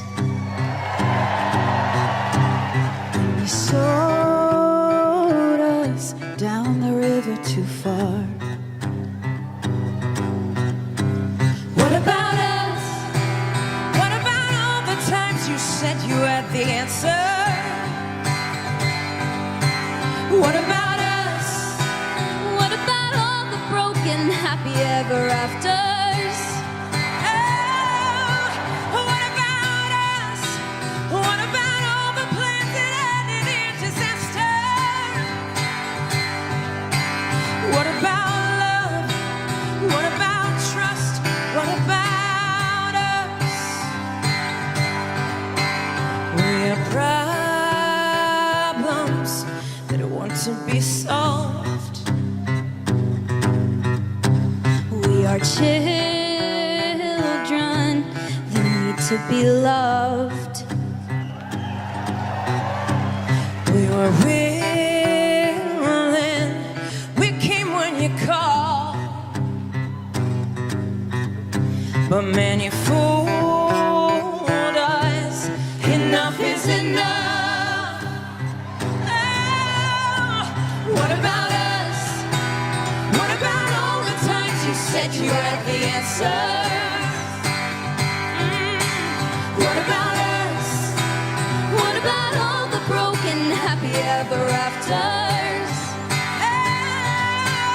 What about us? What about all the plans that ended in disaster? What about love? What about trust? What about us? Sticks and stones, they may break these bones, but then I'll be ready. Are you ready? I don't want control, I want to let go. I'll be ready. 'Cause now it's time to let them know. What about us? What about all the times you said you had the answers? So what about us? What about all the broken happy ever afters? What about us? What about all the plans that ended in disaster? What about love? What about trust? What about us? What about us? What about us? What about us?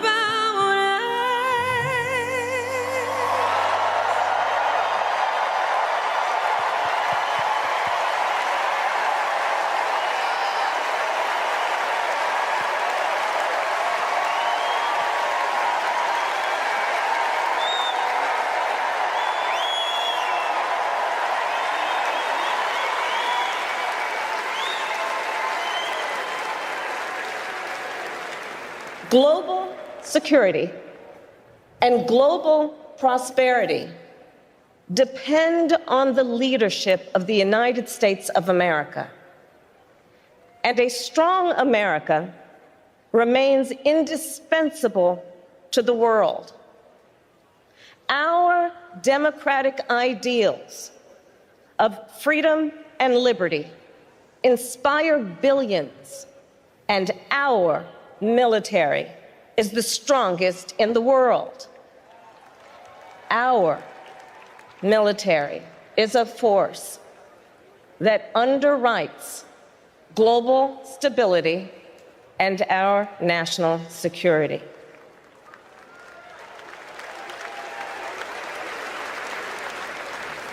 Please welcome Arizona Senator Mark Kelly.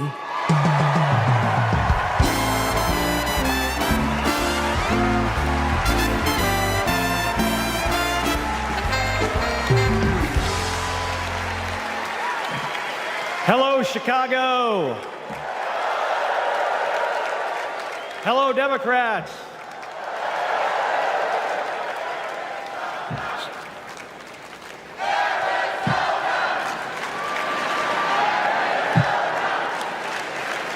So, President Obama had to follow Michelle. I had to follow Gabby and Pink. Gabby amazes me every single day. She was able to walk out and address you tonight because she's a fighter. And thanks to a team of doctors, nurses, and especially her speech therapist. We all need a team. I've flown into space 4 times. I've flown into combat nearly 40 times. Not once did I do that by myself. It took a team to accomplish a mission. It always does. I flew in the Navy during the first Gulf War. America rallied our allies to kick out a tyrant who invaded a neighbor.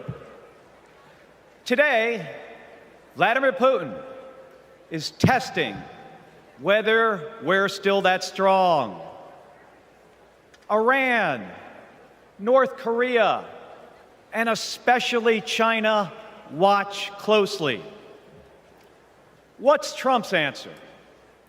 He invited Russia to do, and these are his words, not mine, whatever the hell they want.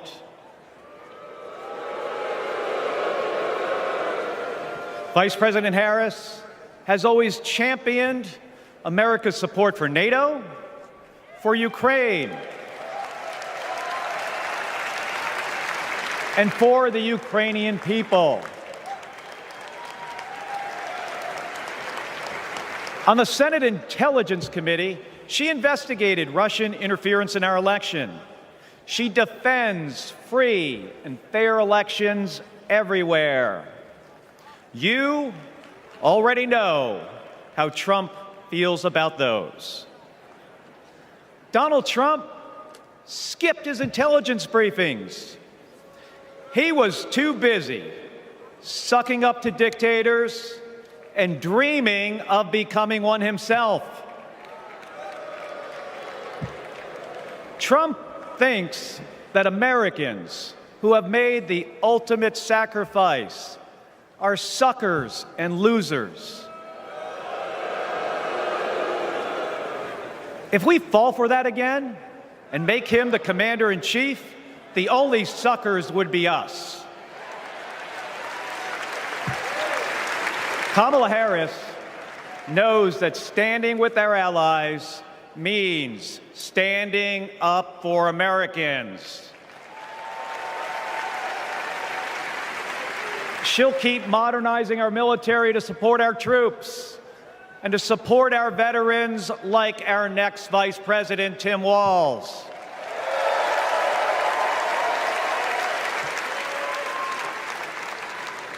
The world laughs at Trump, literally. But folks, it is not funny. When he was president, that meant the world was laughing at us. The threats we face are too serious. The sacrifices our service members make are too sacred. The alliances we've spent decades building are too critical. That's what's at stake now. And the choice isn't even close. But in Arizona and nationwide, this election will be.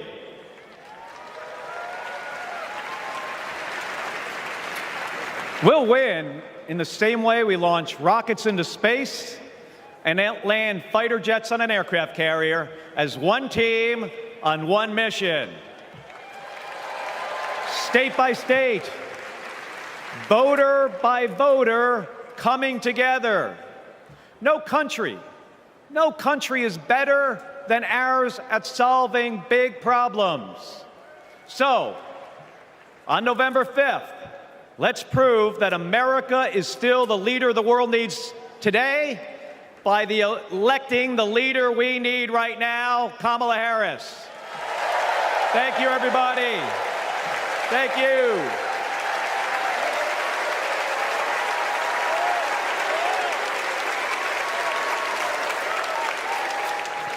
Please welcome former Secretary of Defense Leon Panetta.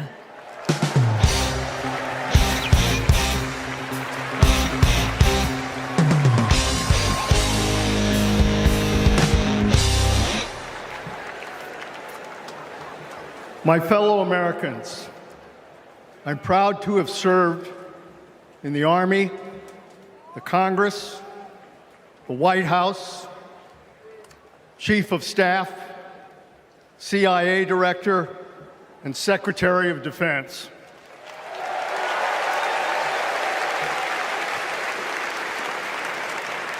I've looked into the eyes of our warriors and deployed them into battle. I gave the order directing our Special Operations Forces to fly 2 helicopters 150 miles into Abbottabad at night. And by the time the sun rose, Osama bin Laden was dead.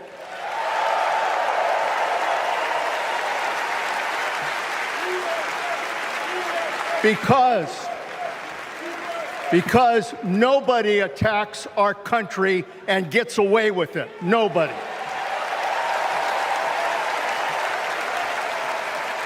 That's what our warriors do. That's what our warriors do. Our warriors need a tough, cool-headed commander-in-chief to defend our democracy from tyrants and terrorists. We need Kamala Harris behind the resolute desk. She knows a tyrant when she sees one. And our allies know a leader when they see one. On the Senate Intelligence Committee and as Vice President, she worked with more than 150 world leaders. She's looked our allies in the eye and said, America has your back. Trump would abandon our allies and isolate America. We tried that in the 1930s. It was foolish and dangerous then, and it's foolish and dangerous now.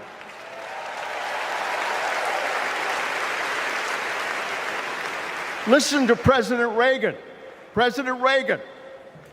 Isolationism never was and never will be an acceptable response to tyrannical governments. Never. Trump tells tyrants like Putin they can do whatever the hell they want. Kamala Harris tells tyrants, the hell you can, not on my watch. She's worked with President Zelensky to fight back against Russia. She knows that protecting their democracy protects our democracy as well. Look, Donald Trump does not understand the world, and he does not understand the service and sacrifice of our military. Our fallen veterans are not suckers. They are not losers. They are our heroes.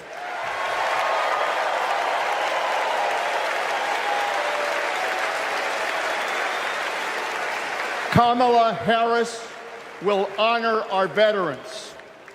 And in Tim Walz, we will have a vice president who has served in uniform honorably for 24 years.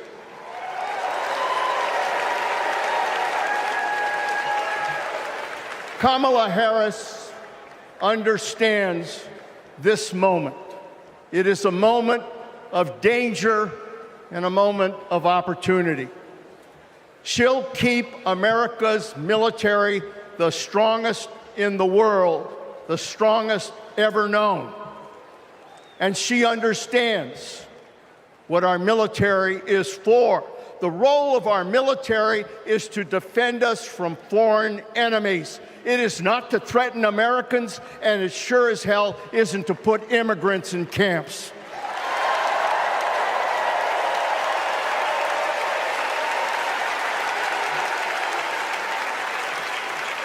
Every president since World War II, Republican and Democrat, has shared the belief that America must protect democracy in the world. Every president has honored our veterans and their sacrifices. Every president, but one. So we face a critical choice: to vote for someone who stands with our military and stands up for democracy, or someone who will disrespect our heroes and undermine our democracy. My fellow Americans, there is only one choice. One choice. And let me tell you something. When she takes her oath of office, as she will this January,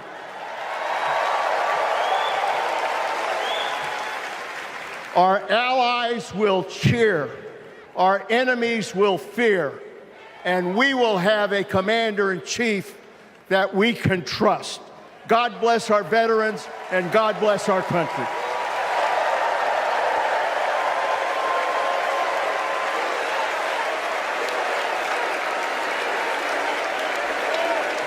Please welcome Arizona Representative Ruben Gallego.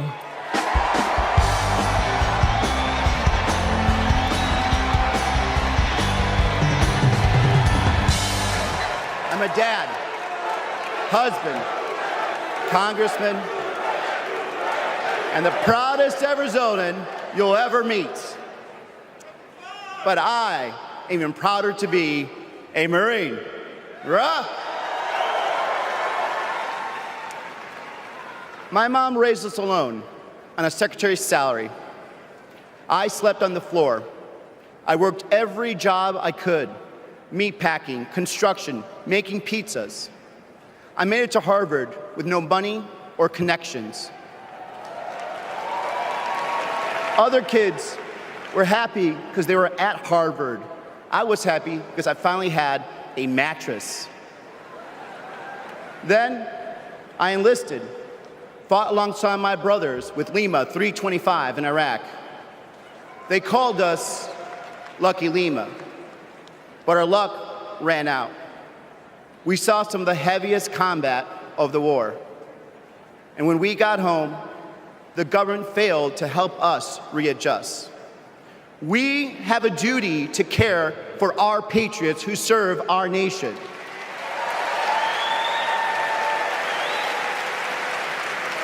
For the Vietnam veteran and Buckeye who relies on the VA for his medication. For the Afghan veteran in Pittsburgh who finally got treatment for his PTSD. For the Marine in Milwaukee who relies on the benefits she earned. For For my Navajo brothers and sisters who serve in the Marines with me, I remember you too. Kamala Harris and Tim Walz are fighting for them. Kamala Harris has delivered more benefits to more veterans than ever before, and has achieved the lowest veterans unemployment rate in history. Vice President Harris has stood up for us and our families always. Tim Walz served for 24 years. His passion for veterans earned him respect on both sides of the aisle, and he stands with us too. In fact, let me introduce you to some of the many Democrats who understand what service means, because we put country over politics. We were proud to wear the uniform, and we're proud serving our countries in city halls, state capitals, the U.S. House, and the Senate. These veterans represent the best of our country. We stand united as veterans, Democrats, and patriots to fight for everyone who serves.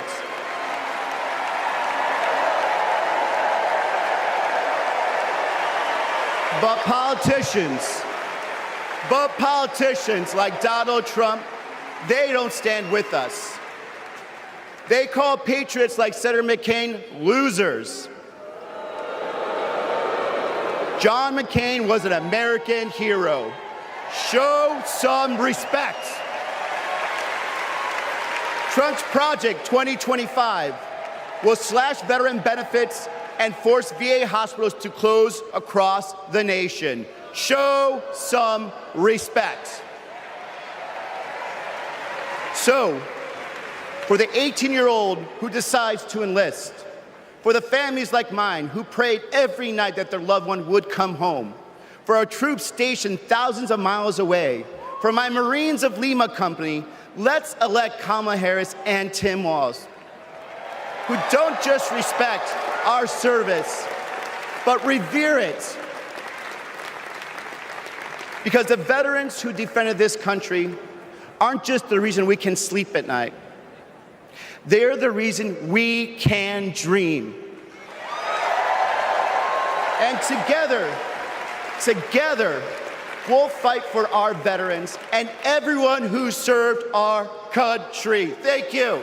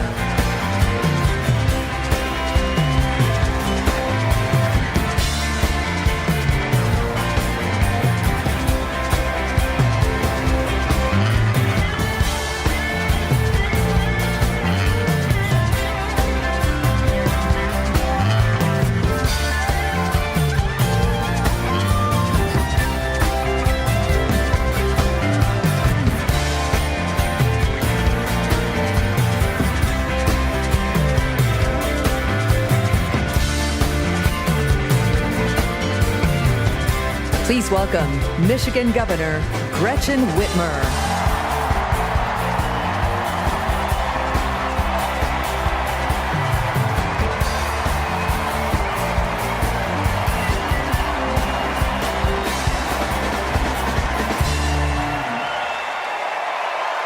I'm Governor Gretchen Whitmer.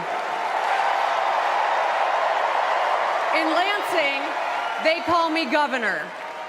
But in Detroit, they call me Big Gretch.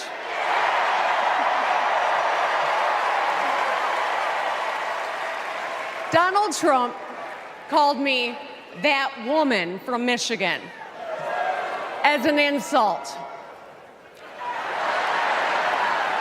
Being a woman from Michigan is a badge of honor.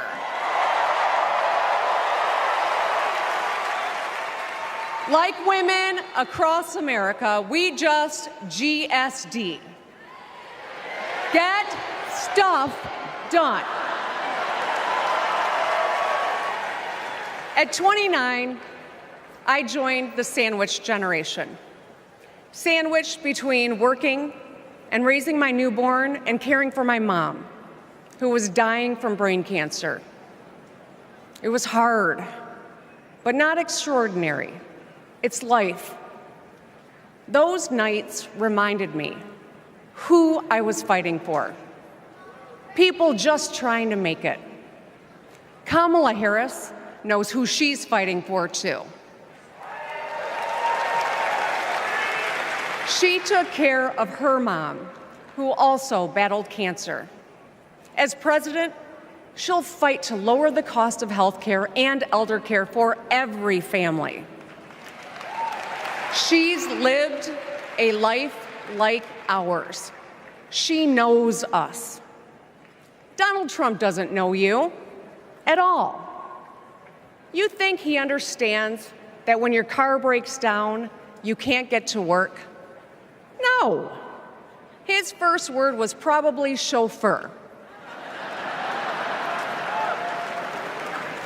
You think he's ever had to take items out of the cart before checking out?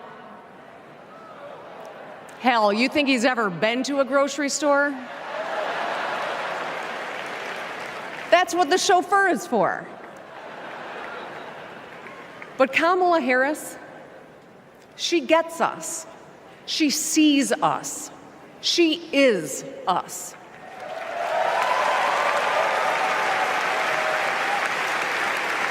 Look, we've all lived through a lot of history over the past few years. Floods and fires, an attempted coup, a plot, and a pandemic. It's exhausting. We don't know what the next 4 years will bring. But what we do know is this. Through it all, your life won't stop. You're going to have to get to work, pick up the kids, and pay your bills. And then one day, when you're just trying to get everyone out the door, a news alert goes off. Something happened. Something hit the fan. You'll ask, is my family going to be okay? And then you'll ask, who the hell is in charge? What if it's him? What if it's that man from Mar-a-Lago?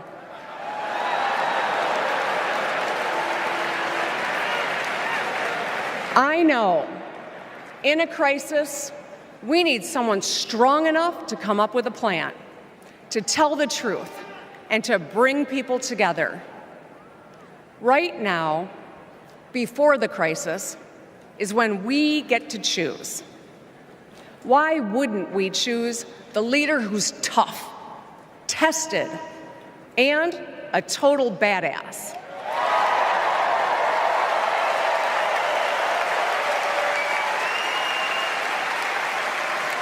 I know who I want as our commander-in-chief. America, let's choose Kamala Harris.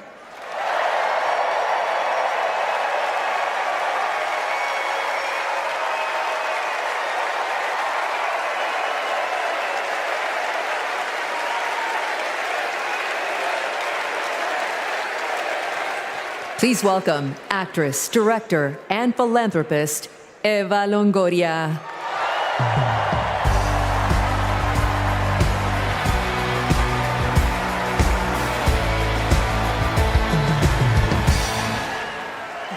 Hello, Chicago! Yes! I am so excited to be here tonight. What an honor to be part of this historic moment, and y'all are part of it. Look, I have known Kamala Harris for more than a decade, and she comes from a family a lot like mine, and I'm sure a lot like yours. We were both raised knowing that no one was going to hand us anything. especially as women, that we were going to have to touch every rung of the ladder to get ahead. We were going to have to work really hard. Now, she worked at McDonald's, but I worked at Wendy's.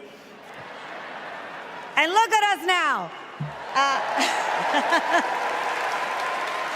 You see, Kamala and I were able to see beyond the horizon because our families supported our big dreams.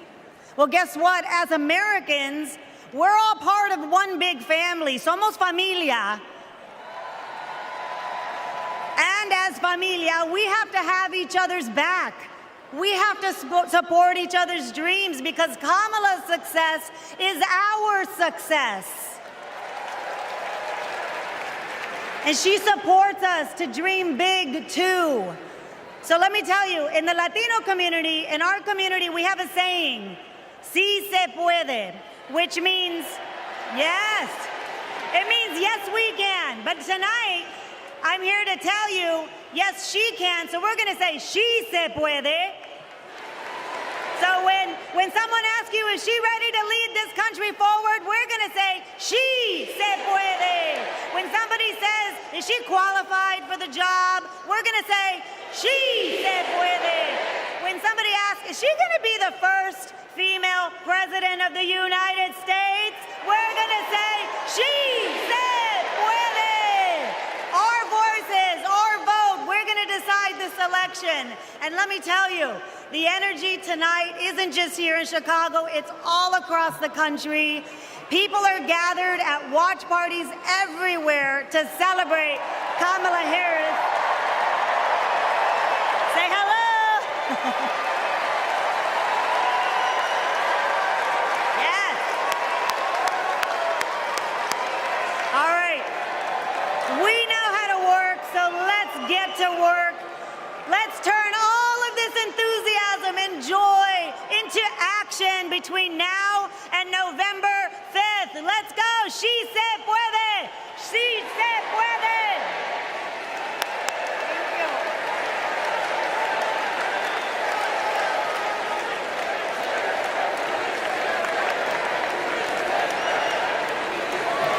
Please welcome former Illinois Republican Representative Adam Kinzinger.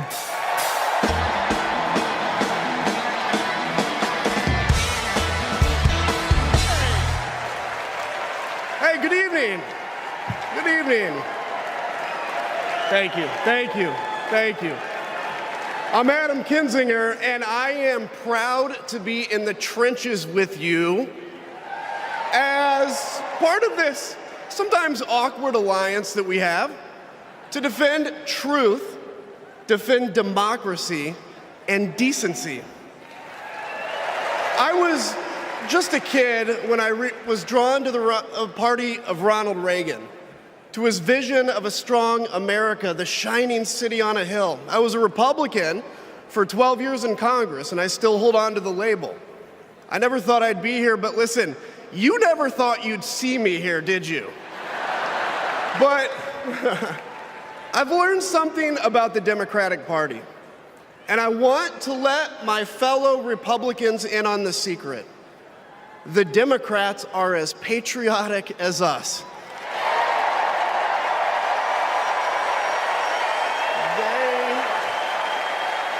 They love this country just as much as we do.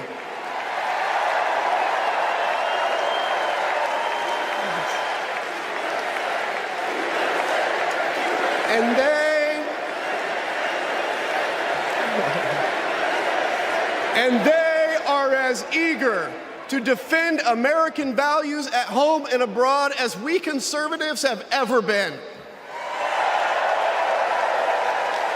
I was relieved to discover that because I've learned something about my party too, something I couldn't ignore. The Republican Party is no longer conservative. It has switched its allegiance from the principles that gave it purpose to a man whose only purpose is himself. Donald Trump is a weak man pretending to be strong. He is is a small man pretending to be big.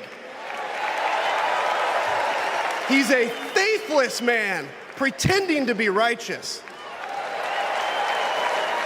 He's a perpetrator who can't stop playing the victim. He puts on, listen, he puts on quite a show, but there is no real strength there.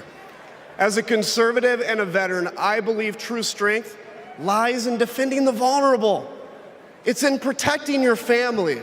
It's in standing up for our Constitution and our democracy.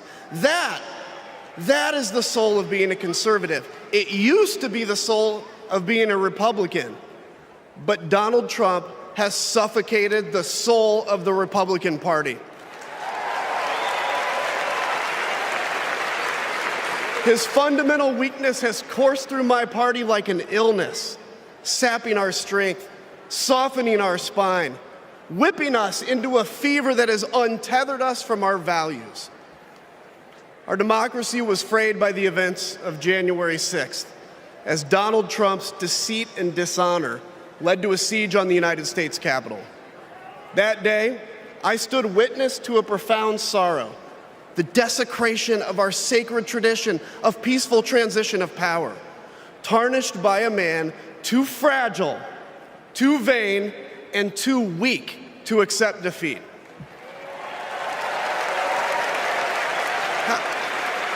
How can a party claim to be patriotic if it idolizes a man who tried to overthrow a free and fair election?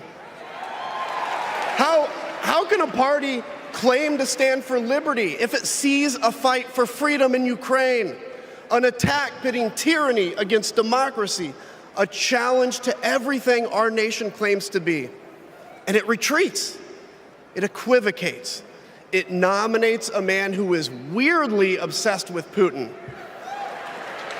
and his running mate who said, quote, "I don't care what happens in Ukraine."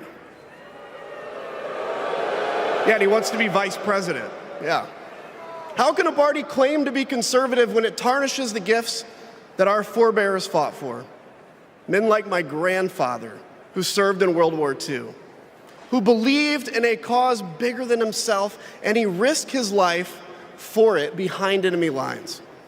To preserve American democracy, his generation found the courage to face down armies. Listen, all we're asked to do is to summon the courage to stand up to one weak man.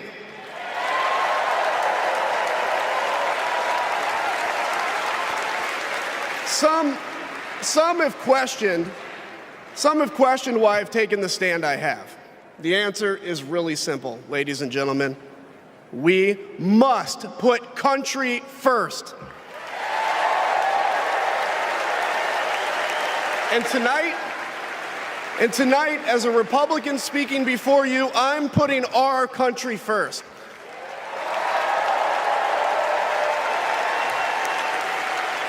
Because the fact is, I do belong here.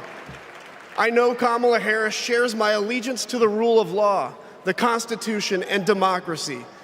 And she is dedicated to upholding all three in service to our country.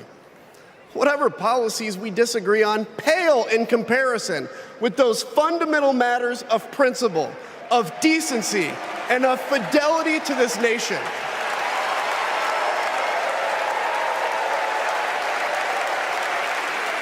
Listen,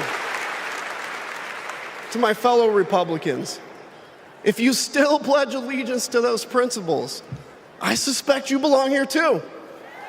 Because democracy knows no party. It's a living, breathing ideal that defines us as a nation.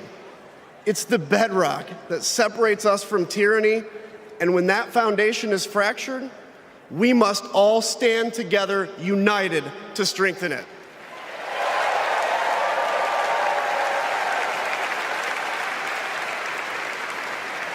If you think those principles are worth defending, then I urge you, make the right choice. Vote for our bedrock values and vote for Kamala Harris. God bless you.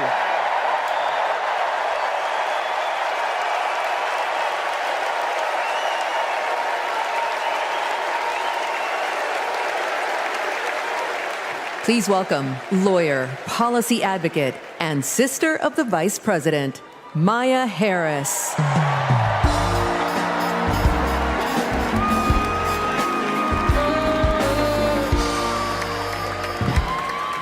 Hello, Chicago. In 1958, a 19-year-old from India left the only country she'd ever known to chart her own path in America. She came here to pursue an education, but she stayed here to build a life. Her name was Dr. Kamala Gopalan Harris.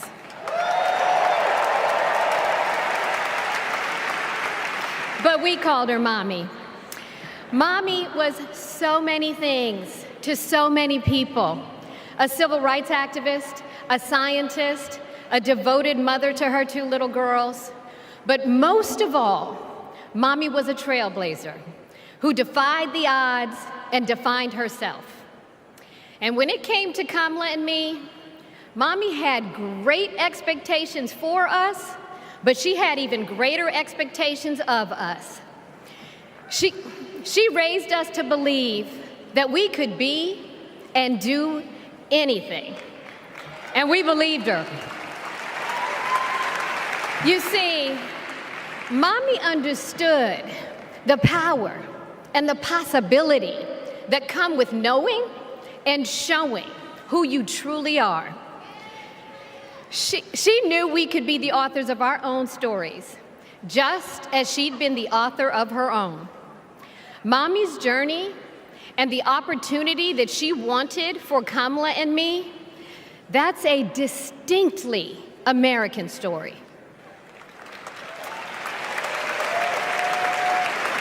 We may all have different histories, different struggles, or different perspectives, but what binds us together is the fervent desire to be free, to fulfill our God-given potential.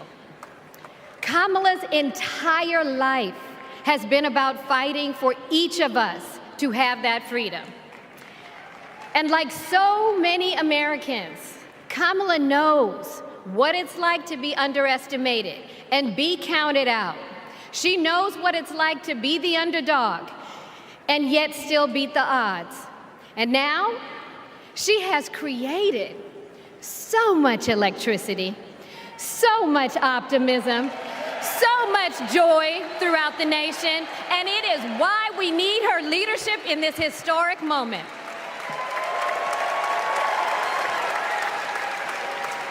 We are living in a time when some are trying to divide us, to separate us in ways that make it difficult for us to come together. Well, look, my sister rejects that view. Where others push darkness, Kamala sees promise. Where others feel detachment, Kamala fosters connection. Where others want to drag us back to the past, my sister says, hold up now, we are not going back.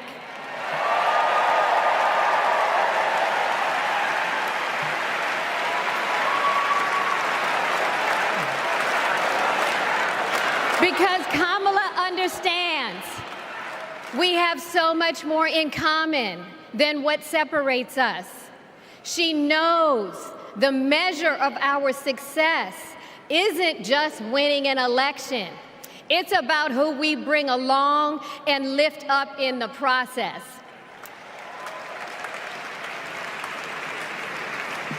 And so as I look out at all of you today and take in this incredible moment, I so wish that Mommy could be here tonight. I can just see her smiling, saying how proud she is of Kamala. And then, without missing a beat, she'd say, that's enough, you got work to do. She would tell all of us to roll up our sleeves and get to work, to elect a leader who sees the potential in each of us, a leader who cares for all of us, a leader who fights for every one of us. Our Democratic nominee, my big sister, the next President of the United States, Kamala Harris.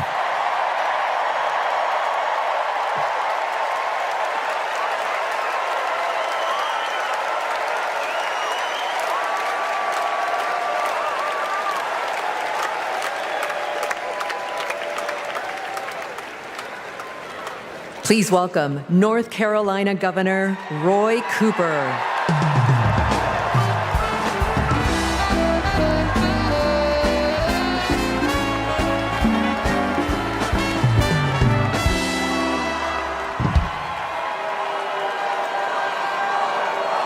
Hello, America. I'm Roy Cooper, the last guy standing between you and the moment we're all waiting for. So I'm going to get right to it. All week, you've heard stories about my friend Kamala. I want to take you behind the scenes of one of them. 2011 was a rough time for American homeowners. Hundreds of thousands were losing their homes to illegal foreclosure. I was Attorney General in North Carolina, while Kamala had just become California's. All the AGs were close to a settlement with the big banks, and it was a pretty good deal. Would have meant $4 billion for California families who'd been ripped off. I know that sounds like a lot, but Kamala said, hang on a minute. I've met these families. I know what they've been through, and they deserve more. She went toe-to-toe with some of the world's most powerful executives, and she refused to give in. Let me tell you, this was a huge risk, but she knew it was a risk worth taking. That's Kamala. And we all know what happened. The banks caved. That $4 billion for California families became $20 billion. That was the first time I witnessed Kamala in action. And what I saw was a leader who does exactly what she says she's going to do, who never will settle for less. America, we got a lot of big fights ahead of us, and we've got one hell of a fighter ready to take them on. I know that because I know her. And tonight, I want the American people to know, even if you don't agree with her on everything, Kamala Harris will fight for you to the very end. For families who need better health care or a safer place to live, Kamala will fight for you. For parents who want better schools for their kids, for workers worried about a secure retirement for themselves, Kamala will fight for you. For any one of our allies, anywhere in the world, wondering if America still has your back, remember this: Kamala will fight for you. And when she fights, we win. Kamala's ready. Kamala's ready. The question is, are we? Are we going to stand up and fight for Kamala like she'll stand up and fight for us? All right.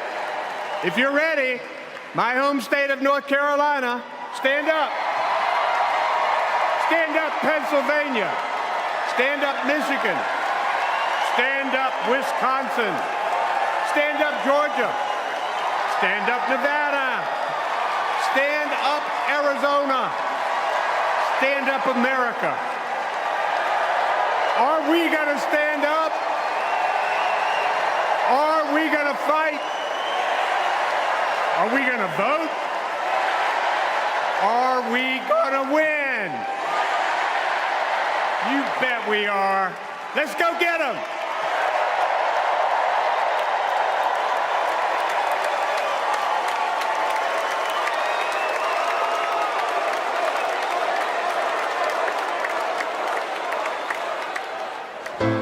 She grew up in a tight-knit neighborhood. It was the kind of place where your neighbor would look after you when school let out, where your first grade teacher would show up at your law school graduation. It's where Kamala Harris learned what it means to be in the middle class, making every paycheck count. She was raised by a working mom who taught her about standing up for what's right and protecting the people you love. Kamala carries the lessons of our mother, the fighting spirit of our mother, the compassion. She was all of 5 feet tall. If you met her, you would have thought she was 7 feet tall. And our mother, if I'd ever come home complaining about anything, she wouldn't have it. The first thing she'd say is, well, just stop the complaining. Just tell me what you're going to do about it. And since she was a young girl, Kamala Harris has been fighting for families like the ones she grew up with. That is Kamala. She can't help herself from standing up for people and standing up for what she thinks is right. She has been that way our whole lives. Being a protector is what led her to become a prosecutor. Looking back now, I could say it was her calling. As a courtroom prosecutor, she went after predators who targeted women and children, and fraudsters who ripped off working families. And she put dangerous gang members and human traffickers behind bars. We didn't have partnerships with DOJ or FBI or DEA or any of those law enforcement agencies. Now, we all work collaboratively. She was the person who built the foundation in how we do criminal justice in America. As Attorney General of California, she held the big Wall Street banks accountable for fraud, winning $20 billion for California families. She took on one of the largest for-profit colleges that was scamming students. And in the Senate, she fought for her constituents with the determination of a prosecutor, standing up for reproductive freedom. Can you think of any laws that give the government the power to make decisions about the male body? I'm not thinking of any right now, Senator. She fought to keep our children safe from the terror of gun violence. How many of you guys had to have a drill where you learned about how you need to hide in a closet or crouch in a corner in the event that there is a mass shooter? Look at that. Look at that. On the Intelligence Committee, she defended our nation against foreign adversaries. And in 2020, she made history as the first woman to be elected Vice President of the United States. She cast the tie-breaking vote to deliver urgent relief to the American people during the pandemic. She beat Big Pharma to lower prescription drug costs and cap the cost of insulin, and led the fight to restore reproductive rights after Roe v. Wade was overturned. We have worked too hard and fought too long to see our daughters grow up in a world with fewer rights than our mothers. Because she's never been afraid to stand up to powerful interests. Sometimes people will open the door for you and leave it open, sometimes they won't. And then you need to kick that door down.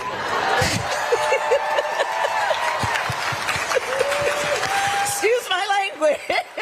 Now, she's running for president, still fighting for families like the one she grew up with. Our campaign is about saying we trust the people. We're saying we just want fairness. We want dignity for all people. And we are a work in progress. We haven't yet quite reached all of those ideals, but we will die trying because we love our country. We believe in our country. We're not falling for these folks who are trying to divide us, trying to pull us apart. We know what we stand for, and we stand for the people, and we stand for the dignity of work, and we stand for freedom. We stand for justice. We stand for equality. And so we will fight for all of it. That's who Kamala Harris is. That's what she believes. And that's what she'll fight for every day.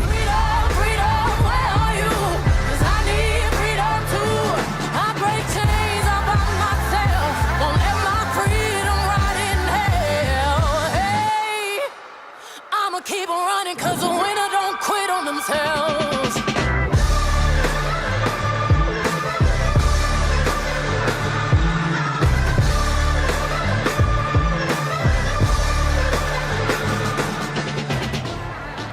Please welcome the Democratic nominee for president, Vice President of the United States of America, Kamala Harris. Freedom, freedom, I can't move. Freedom.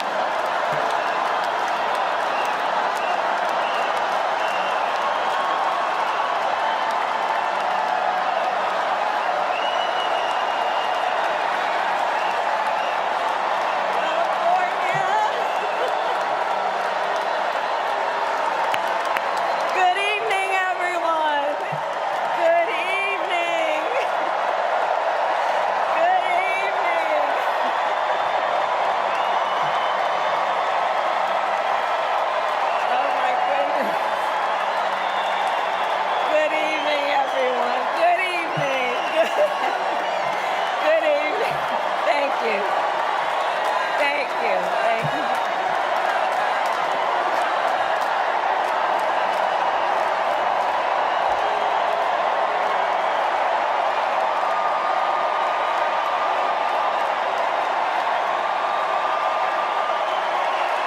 Good evening.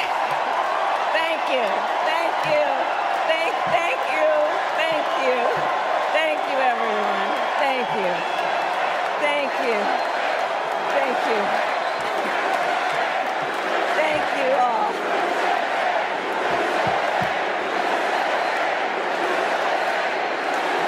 Thank you all. Okay, we gotta get to some business. We gotta get to some business. Okay, thank you all. Okay. Thank you, thank you, thank you, thank you, thank you. Thank you, thank you, please, thank you, please, thank you so very much. Thank you, everyone. Thank you, everyone. Thank you. Okay, let's get to business. Let's get to business. All right. So let me start by thanking my most incredible husband, Doug, for being an incredible partner to me, an incredible father to Cole and Ella, and happy anniversary, Dougie. I love you so very much. To our President, Joe Biden. When I think about the path that we have traveled together, Joe, I am filled with gratitude.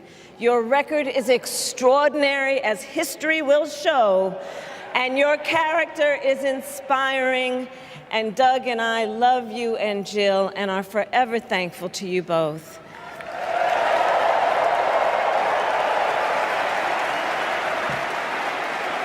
And to Coach Tim Walz,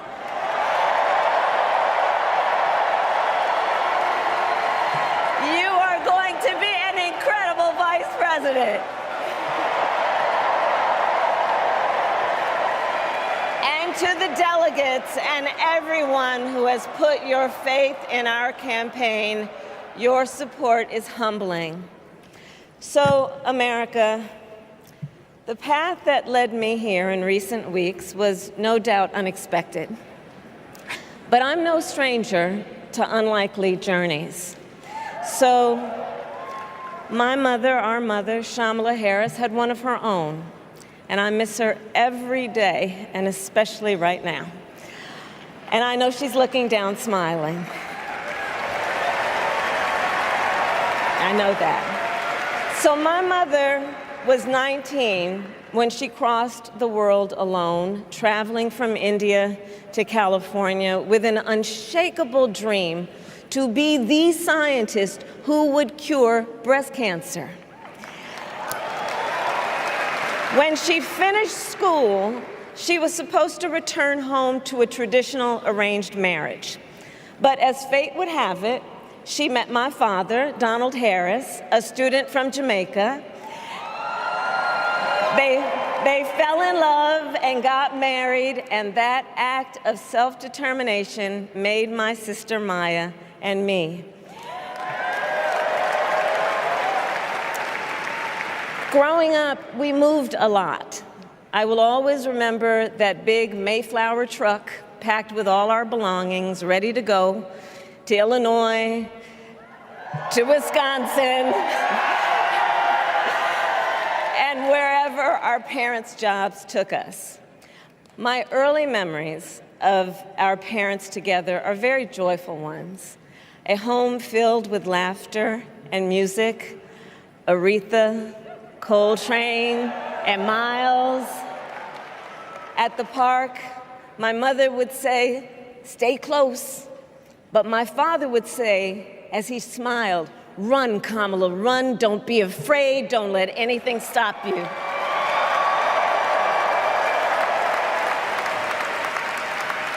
From my earliest years, he taught me to be fearless.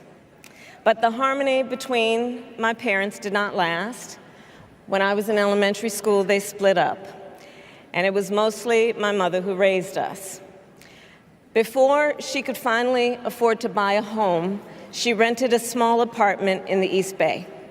In the Bay, you either live in the hills or the flatlands. We lived in the flats. A beautiful working-class neighborhood of firefighters, nurses, and construction workers, all who tended their lawns with pride. My mother, she worked long hours, and like many working parents, she leaned on a trusted circle to help raise us. Mrs. Shelton, who ran the daycare below us and became a second mother. Uncle Sherman, Aunt Mary, Uncle Freddie, Auntie Chris. None of them family by blood, and all of them family by love.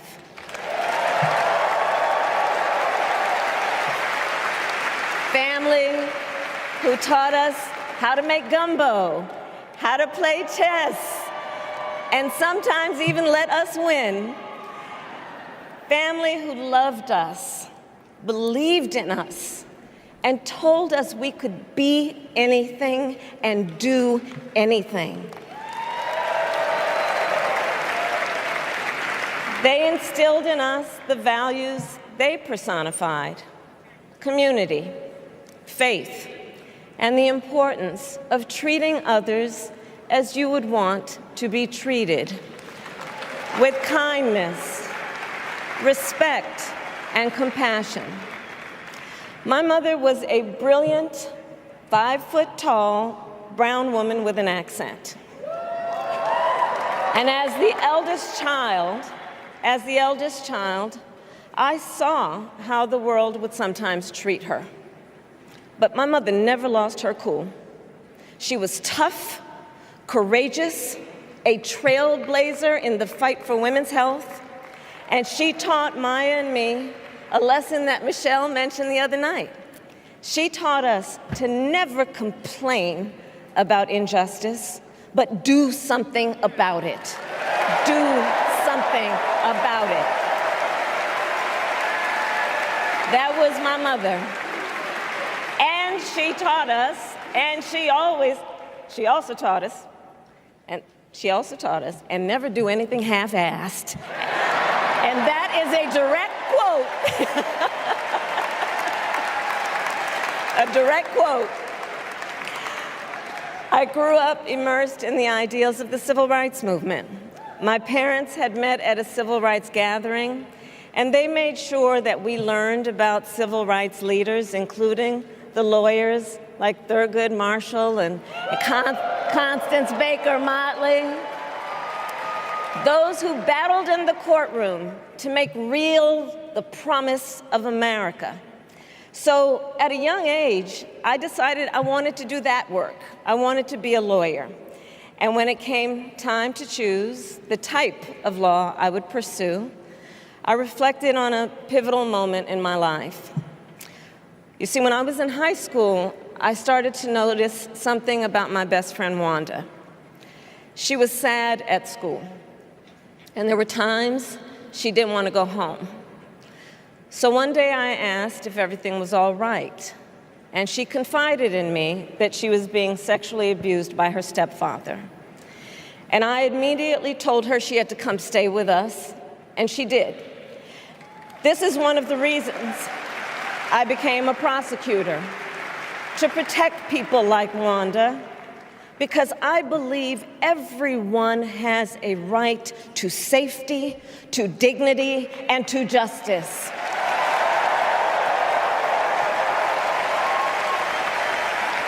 As a prosecutor, when I had a case, I charged it not in the name of the victim, but in the name of the people. For a simple reason. In our system of justice, a harm against any one of us is a harm against all of us.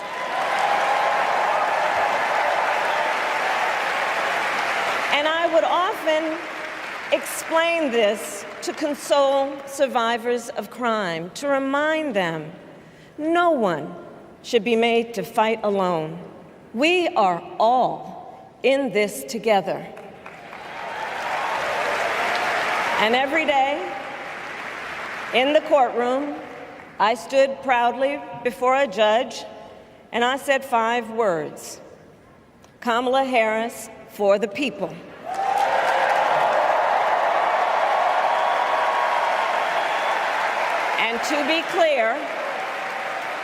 And to be clear, my entire career, I've only had one client, the people.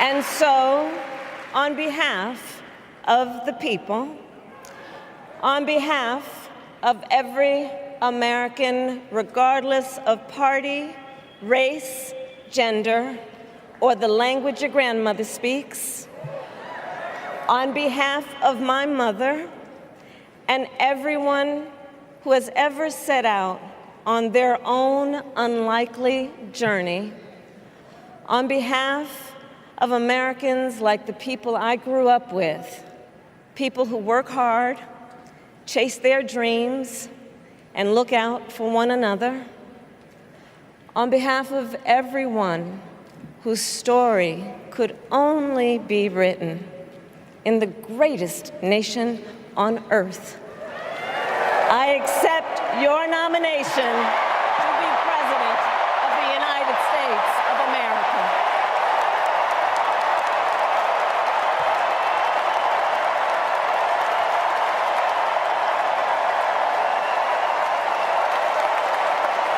And with this election,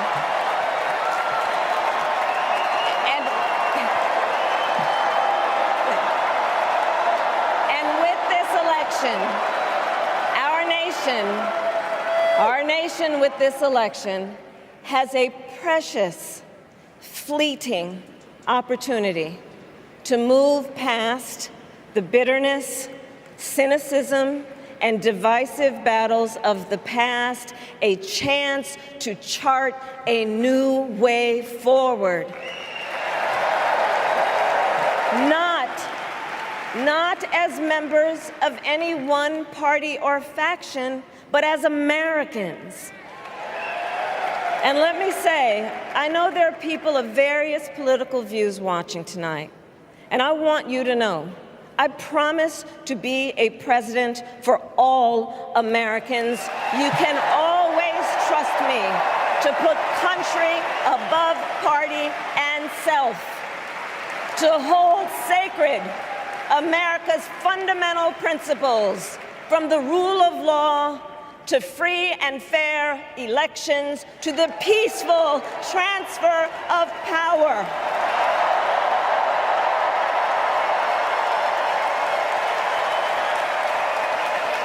I will be a president who unites us around our highest aspirations, a president who leads and listens, who is realistic, practical, and has common sense, and always fights for the American people.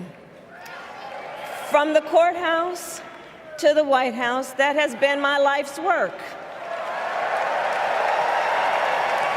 As a young courtroom prosecutor in Oakland, California, I stood up for women and children against predators who abuse them.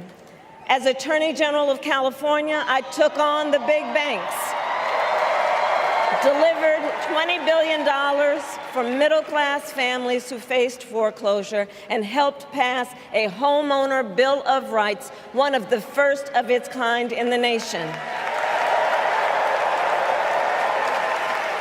I stood up for veterans and students being scammed by big for-profit colleges, for workers who are being cheated out of their wages, the wages they were due, for seniors facing elder abuse. I fought against the cartels who traffic in guns and drugs and human beings, who threaten the security of our border and the safety of our communities. And I will tell you, these fights were not easy. and neither were the elections that put me in those offices. We were underestimated at practically every turn, but we never gave up, because the future is always worth fighting for. And that's the fight we are in right now, a fight for America's future.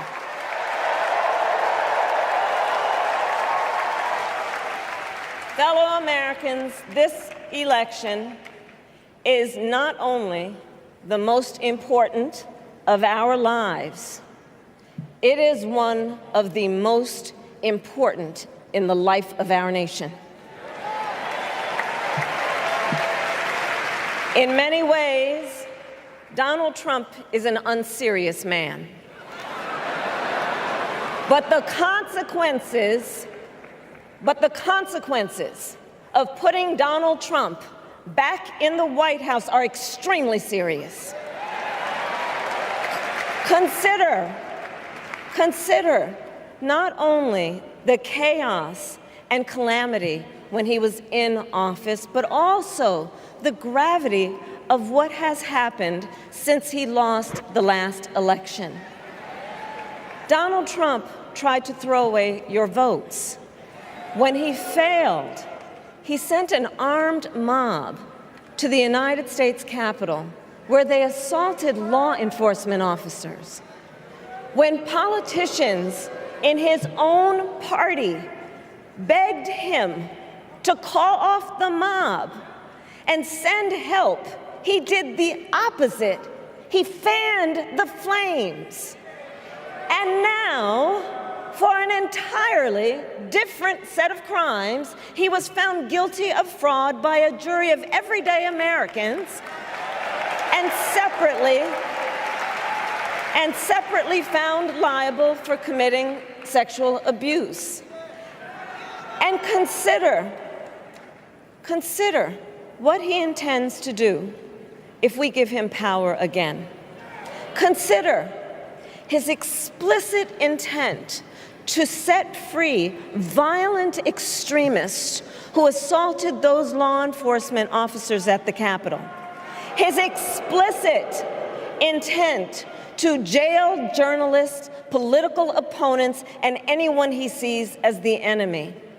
His explicit intent to deploy our active duty military against our own citizens. Consider the power he will have, especially after the United States Supreme Court just ruled that he would be immune from criminal prosecution. Just imagine Donald Trump with no guardrails, and how he would use the immense powers of the presidency of the United States, not to improve your life, not to strengthen our national security, but to serve the only client he has ever had, himself.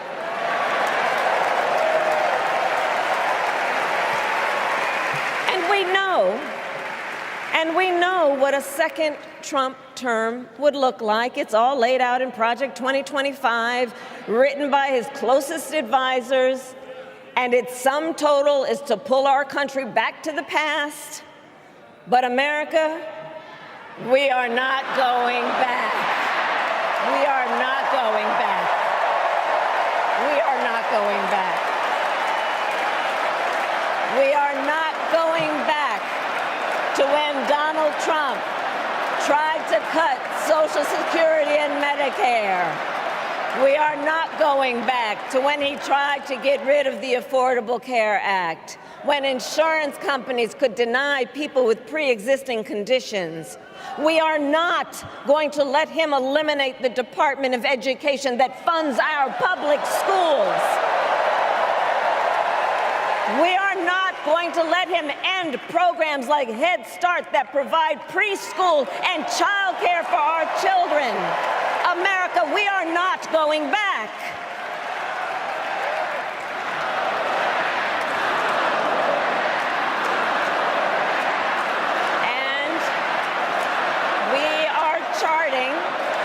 And we are charting a new way forward. Forward to a future with a strong and growing middle class, because we know a strong middle class has always been critical to America's success. And building that middle class will be a defining goal of my presidency.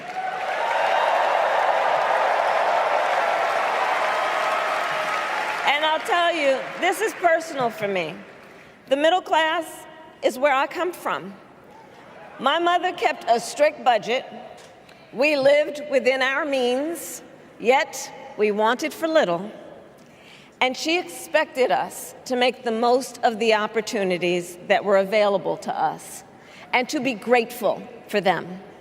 Because, as she taught us, opportunity is not available to everyone.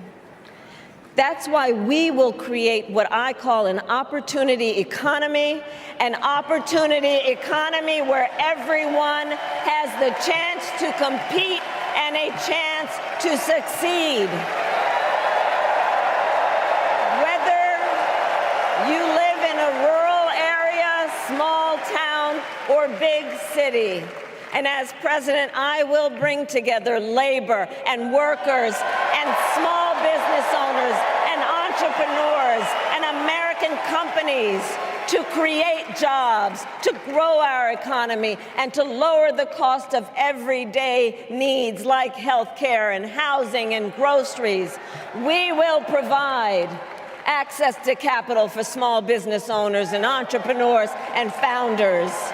And we will end America's housing shortage and protect Social Security and Medicare. Now compare that to Donald Trump, because I think everyone here knows he doesn't actually fight for the middle class. He doesn't actually fight for the middle class. Instead, he fights for himself and his billionaire friends. And he will give them another round of tax breaks that will add up to $5 trillion to the national debt. And all the while, he intends to enact what in effect is a national sales tax, call it a Trump tax, that would raise prices on middle-class families by almost $4,000 a year. Well, instead of a Trump tax hike, we will pass a middle-class tax cut that will benefit more than 100 million Americans.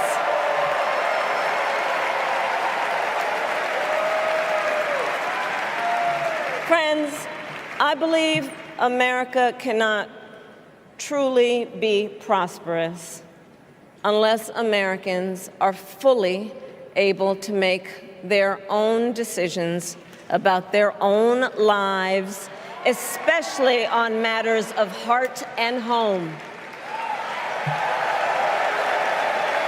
But tonight, in America, too many women are not able to make those decisions.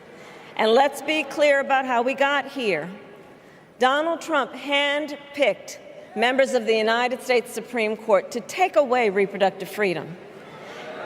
And now he brags about it. In his words, quote, "I did it and I'm proud to have done it," end quote. Well, I'll tell you, over the past 2 years, I've traveled across our country, and women have told me their stories. Husbands and fathers have shared theirs. Stories of women miscarrying in a parking lot, developing sepsis, losing the ability to ever again have children, all because doctors are afraid they may go to jail for caring for their patients. Couples just trying to grow their family, cut off in the middle of IVF treatments. Children who have survived sexual assault, potentially being forced to carry a pregnancy to term. This is what's happening in our country because of Donald Trump. And understand, he is not done.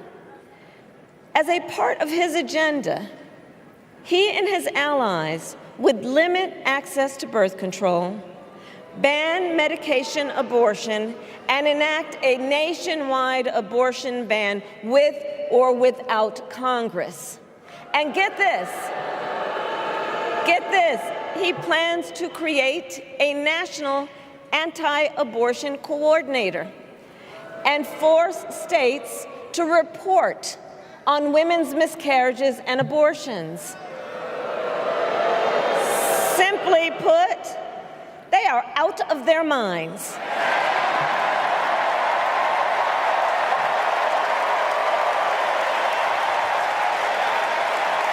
And one must ask, why exactly is it that they don't trust women? Well, we trust women. We trust women. And when Congress passes a bill to restore reproductive freedom, as President of the United States, I will proudly sign it into law.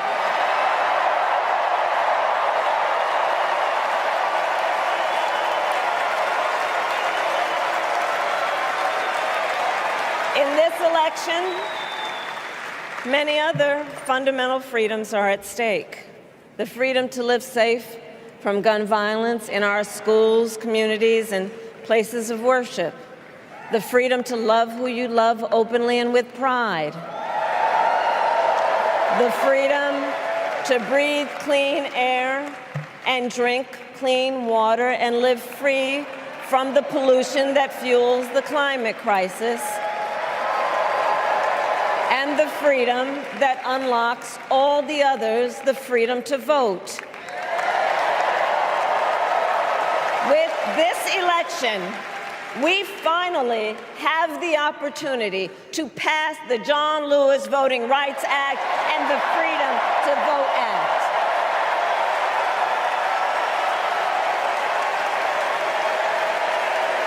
And let me be clear. After decades in law enforcement, I know the importance of safety and security, especially at our border. Last year, Joe and I brought together Democrats and conservative Republicans to write the strongest border bill in decades. The Border Patrol endorsed it. But Donald Trump believes a border deal would hurt his campaign. So he ordered his allies in Congress to kill the deal. Well, I refuse to play politics with our security, and here is my pledge to you. As president, I will bring back the bipartisan border security bill that he killed, and I will sign it into law. I know we can live up to our proud heritage as a nation of immigrants and reform our broken immigration system. We can create an earned pathway to citizenship and secure our border.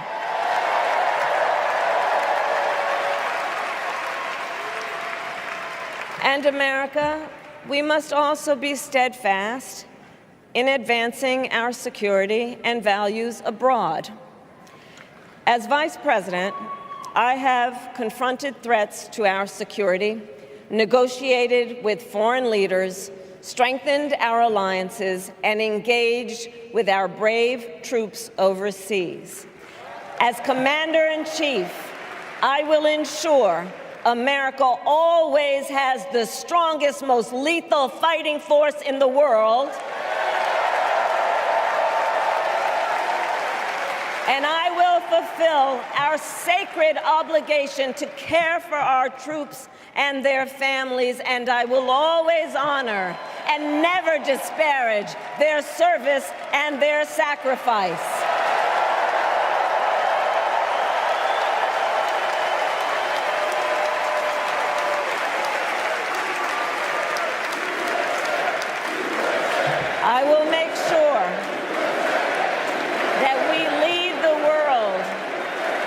into the future on space and artificial intelligence, that America, not China, wins the competition for the 21st century, and that we strengthen, not abdicate, our global leadership. Trump, on the other hand, threatened to abandon NATO. He encouraged Putin to invade our allies, said Russia could, quote, do whatever the hell they want. 5 days before Russia attacked Ukraine, I met with President Zelensky to warn him about Russia's plan to invade. I helped mobilize a global response, over 50 countries, to defend against Putin's aggression. President, I will stand strong with Ukraine and our NATO allies.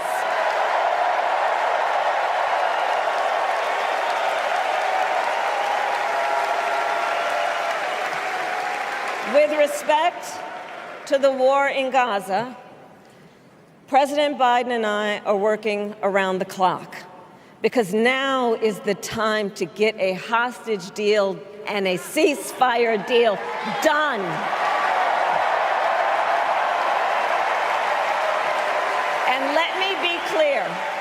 And let me be clear, I will always stand up for Israel's right to defend itself, and I will always ensure Israel has the ability to defend itself, because the people of Israel must never again face the horror that a terrorist organization called Hamas caused on October 7,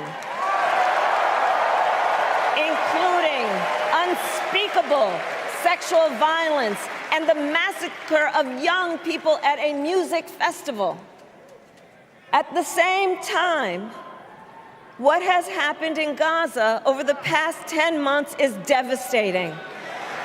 So many innocent lives lost. Desperate, hungry people fleeing for safety over and over again. The scale of suffering is heartbreaking. President Biden and I are working to end this war such that Israel is secure, the hostages are released, the suffering in Gaza ends, and the Palestinian people can realize their right to dignity, security, freedom, and self-determination.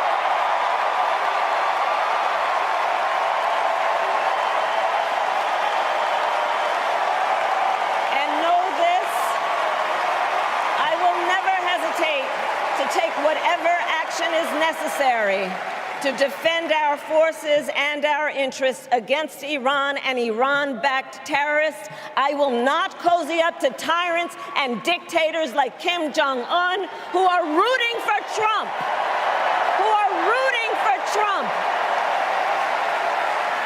Because, you know, they know he is easy to manipulate with flattery and favors.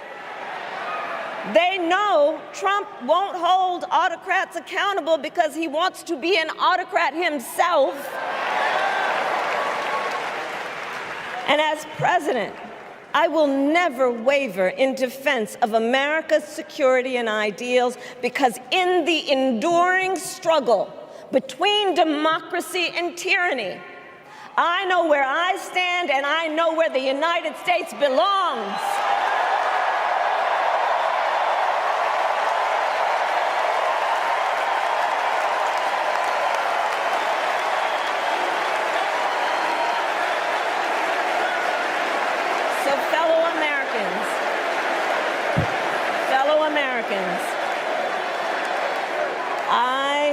I love our country with all my heart. Everywhere I go, in everyone I meet, I see a nation that is ready to move forward, ready for the next step in the incredible journey that is America.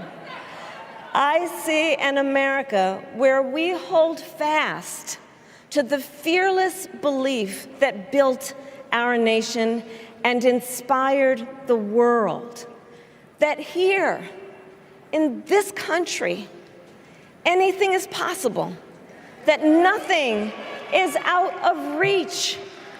An America where we care for one another, look out for one another, and recognize that we have so much more in common than what separates us.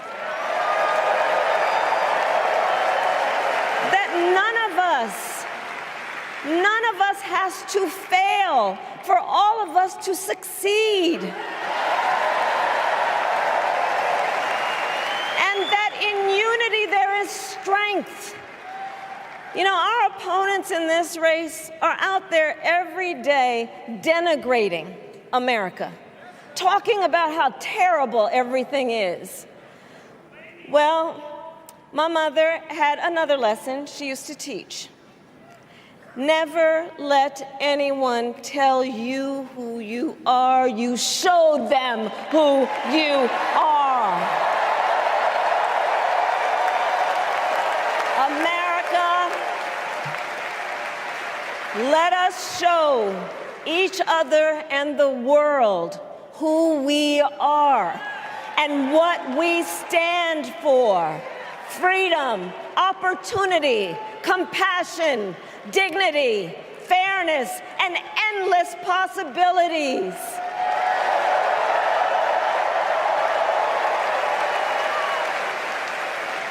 We are the heirs to the greatest democracy in the history of the world.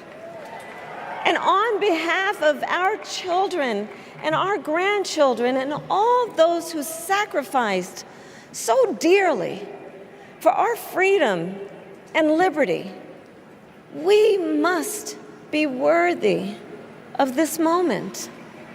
It is now our turn to do what generations before us have done, guided by optimism and faith, to fight for this country we love, to fight for the ideals we cherish, and to uphold the awesome responsibility that comes with the greatest privilege on earth, the privilege and pride of being an American.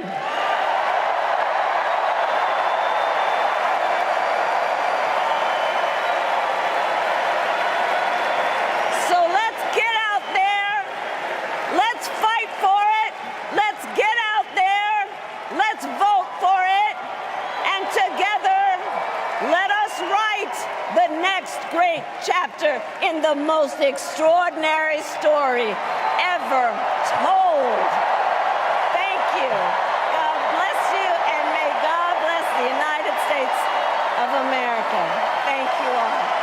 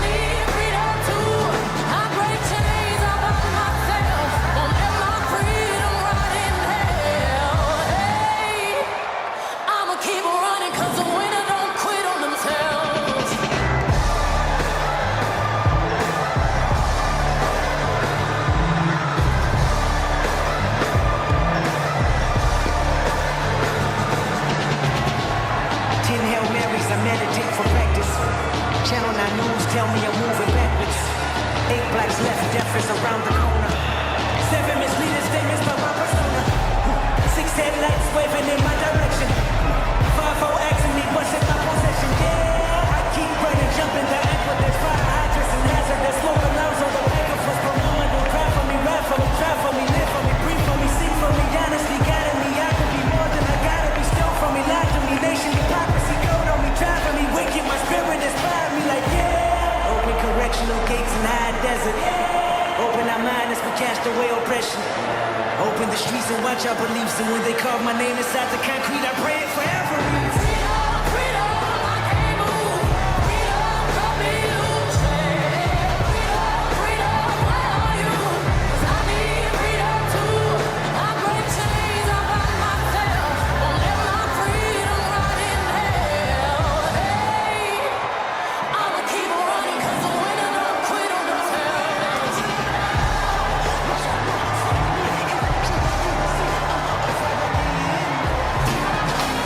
When I move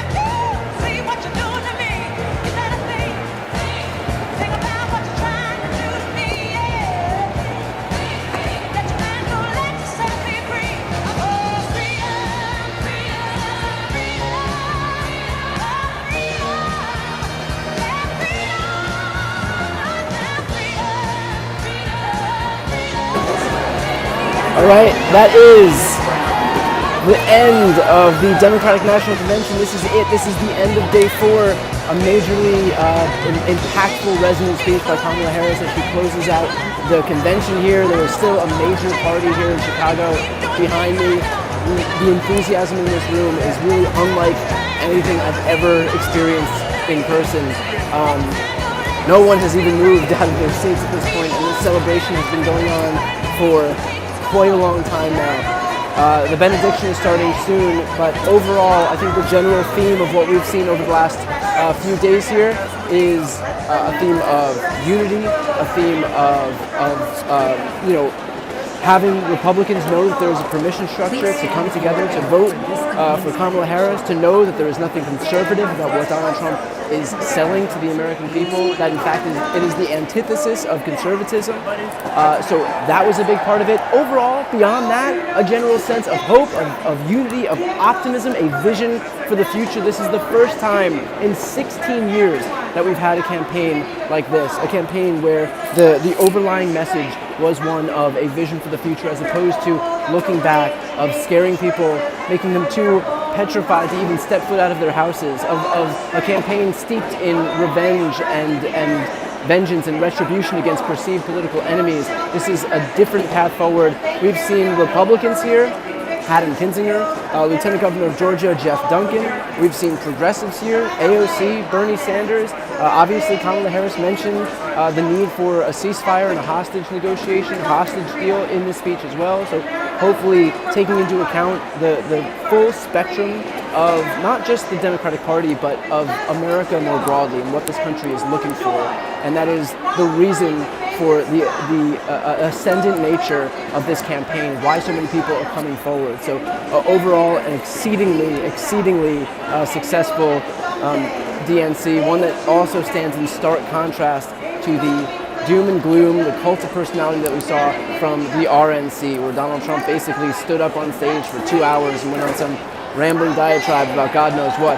You will notice that Kamala Harris notably left out any mention of magnets, sharks, or even the late great Hannibal Lecter. So we'll see how that pans out for her at the polls. But a major omission by Kamala Harris in terms of what we've become accustomed to in our body politic here in the United States with Donald Trump. So we are now in a 75-day sprint to the finish line. That means the onus is not only on Kamala Harris and Tim Walz to do the job of making sure that Americans are registered and prepared and have a plan to go vote on or before November 5th, but also all of us. This is our job too. So we cannot just put the onus in the hands of the candidates or judges or prosecutors or courts. It is our responsibility, everybody watching right now, we have quite a big audience, to find 1 or 2 people in your lives, to make them your responsibility and to make sure that they get out into the polls. Remember, this is the first time in a lot of people who are able to vote, this is their first time in their entire lives that they've seen a campaign wholly predicated on hope and optimism. A campaign, again, that offers some vision for the future, and that's what we're seeing right now. So make sure that those people have some support.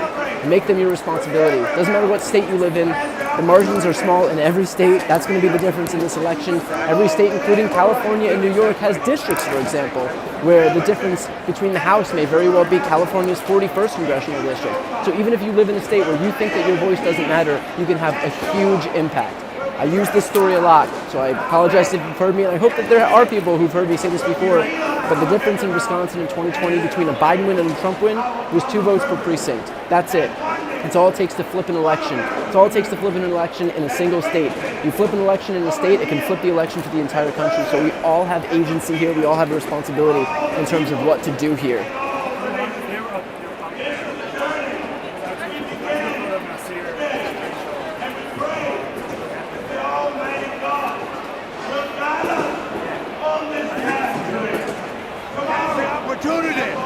And freedom to pursue those inalienable rights of life, liberty, and the pursuit of happiness.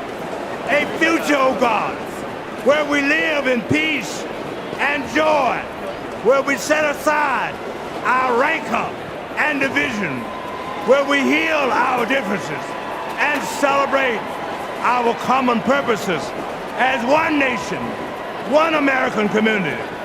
that great city on a hill that serves as a beacon for all the people and all the nations. This is the journey we begin today, and we pray that the Almighty God will guide us on this path today, tomorrow, and for all the generations to come. Amen and amen. All right. Now we are wrapped. It's official.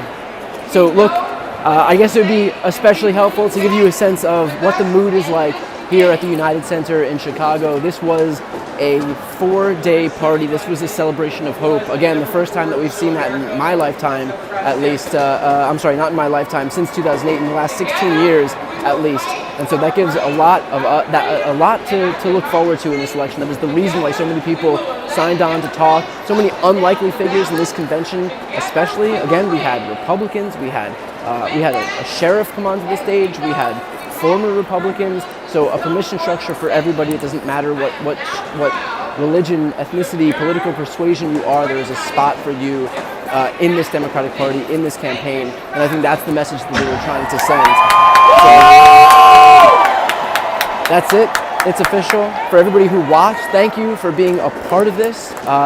Again, from all of these speakers, definitely something to take away from this, with whether it was Michelle Obama's speech, Barack Obama's speech, Kamala Harris's speech, Tim Walz, Bernie Sanders, Jasmine Crockett, AOC, Jamie Raskin, Pete Buttigieg. It was just not only a showcase of what we have now, but a showcase of what the future of the Democratic Party looks like, and a deep bench that we haven't seen for a long time in Democratic politics. The first time that I've seen a bench this deep, and it gives me a lot of hope in terms of what we have to look forward to, in terms of the talent that we have in our pool here. So again, a majorly successful DNC. I very much appreciate everybody who's watching right now for joining me here, for joining this stream. If you want to see more streams, please make sure to subscribe to this channel. It doesn't cost you anything to do so, but it's the best way to support what I do and to stay on top of this stuff, because we've got 75 days to go. This is a sprint to the finish line.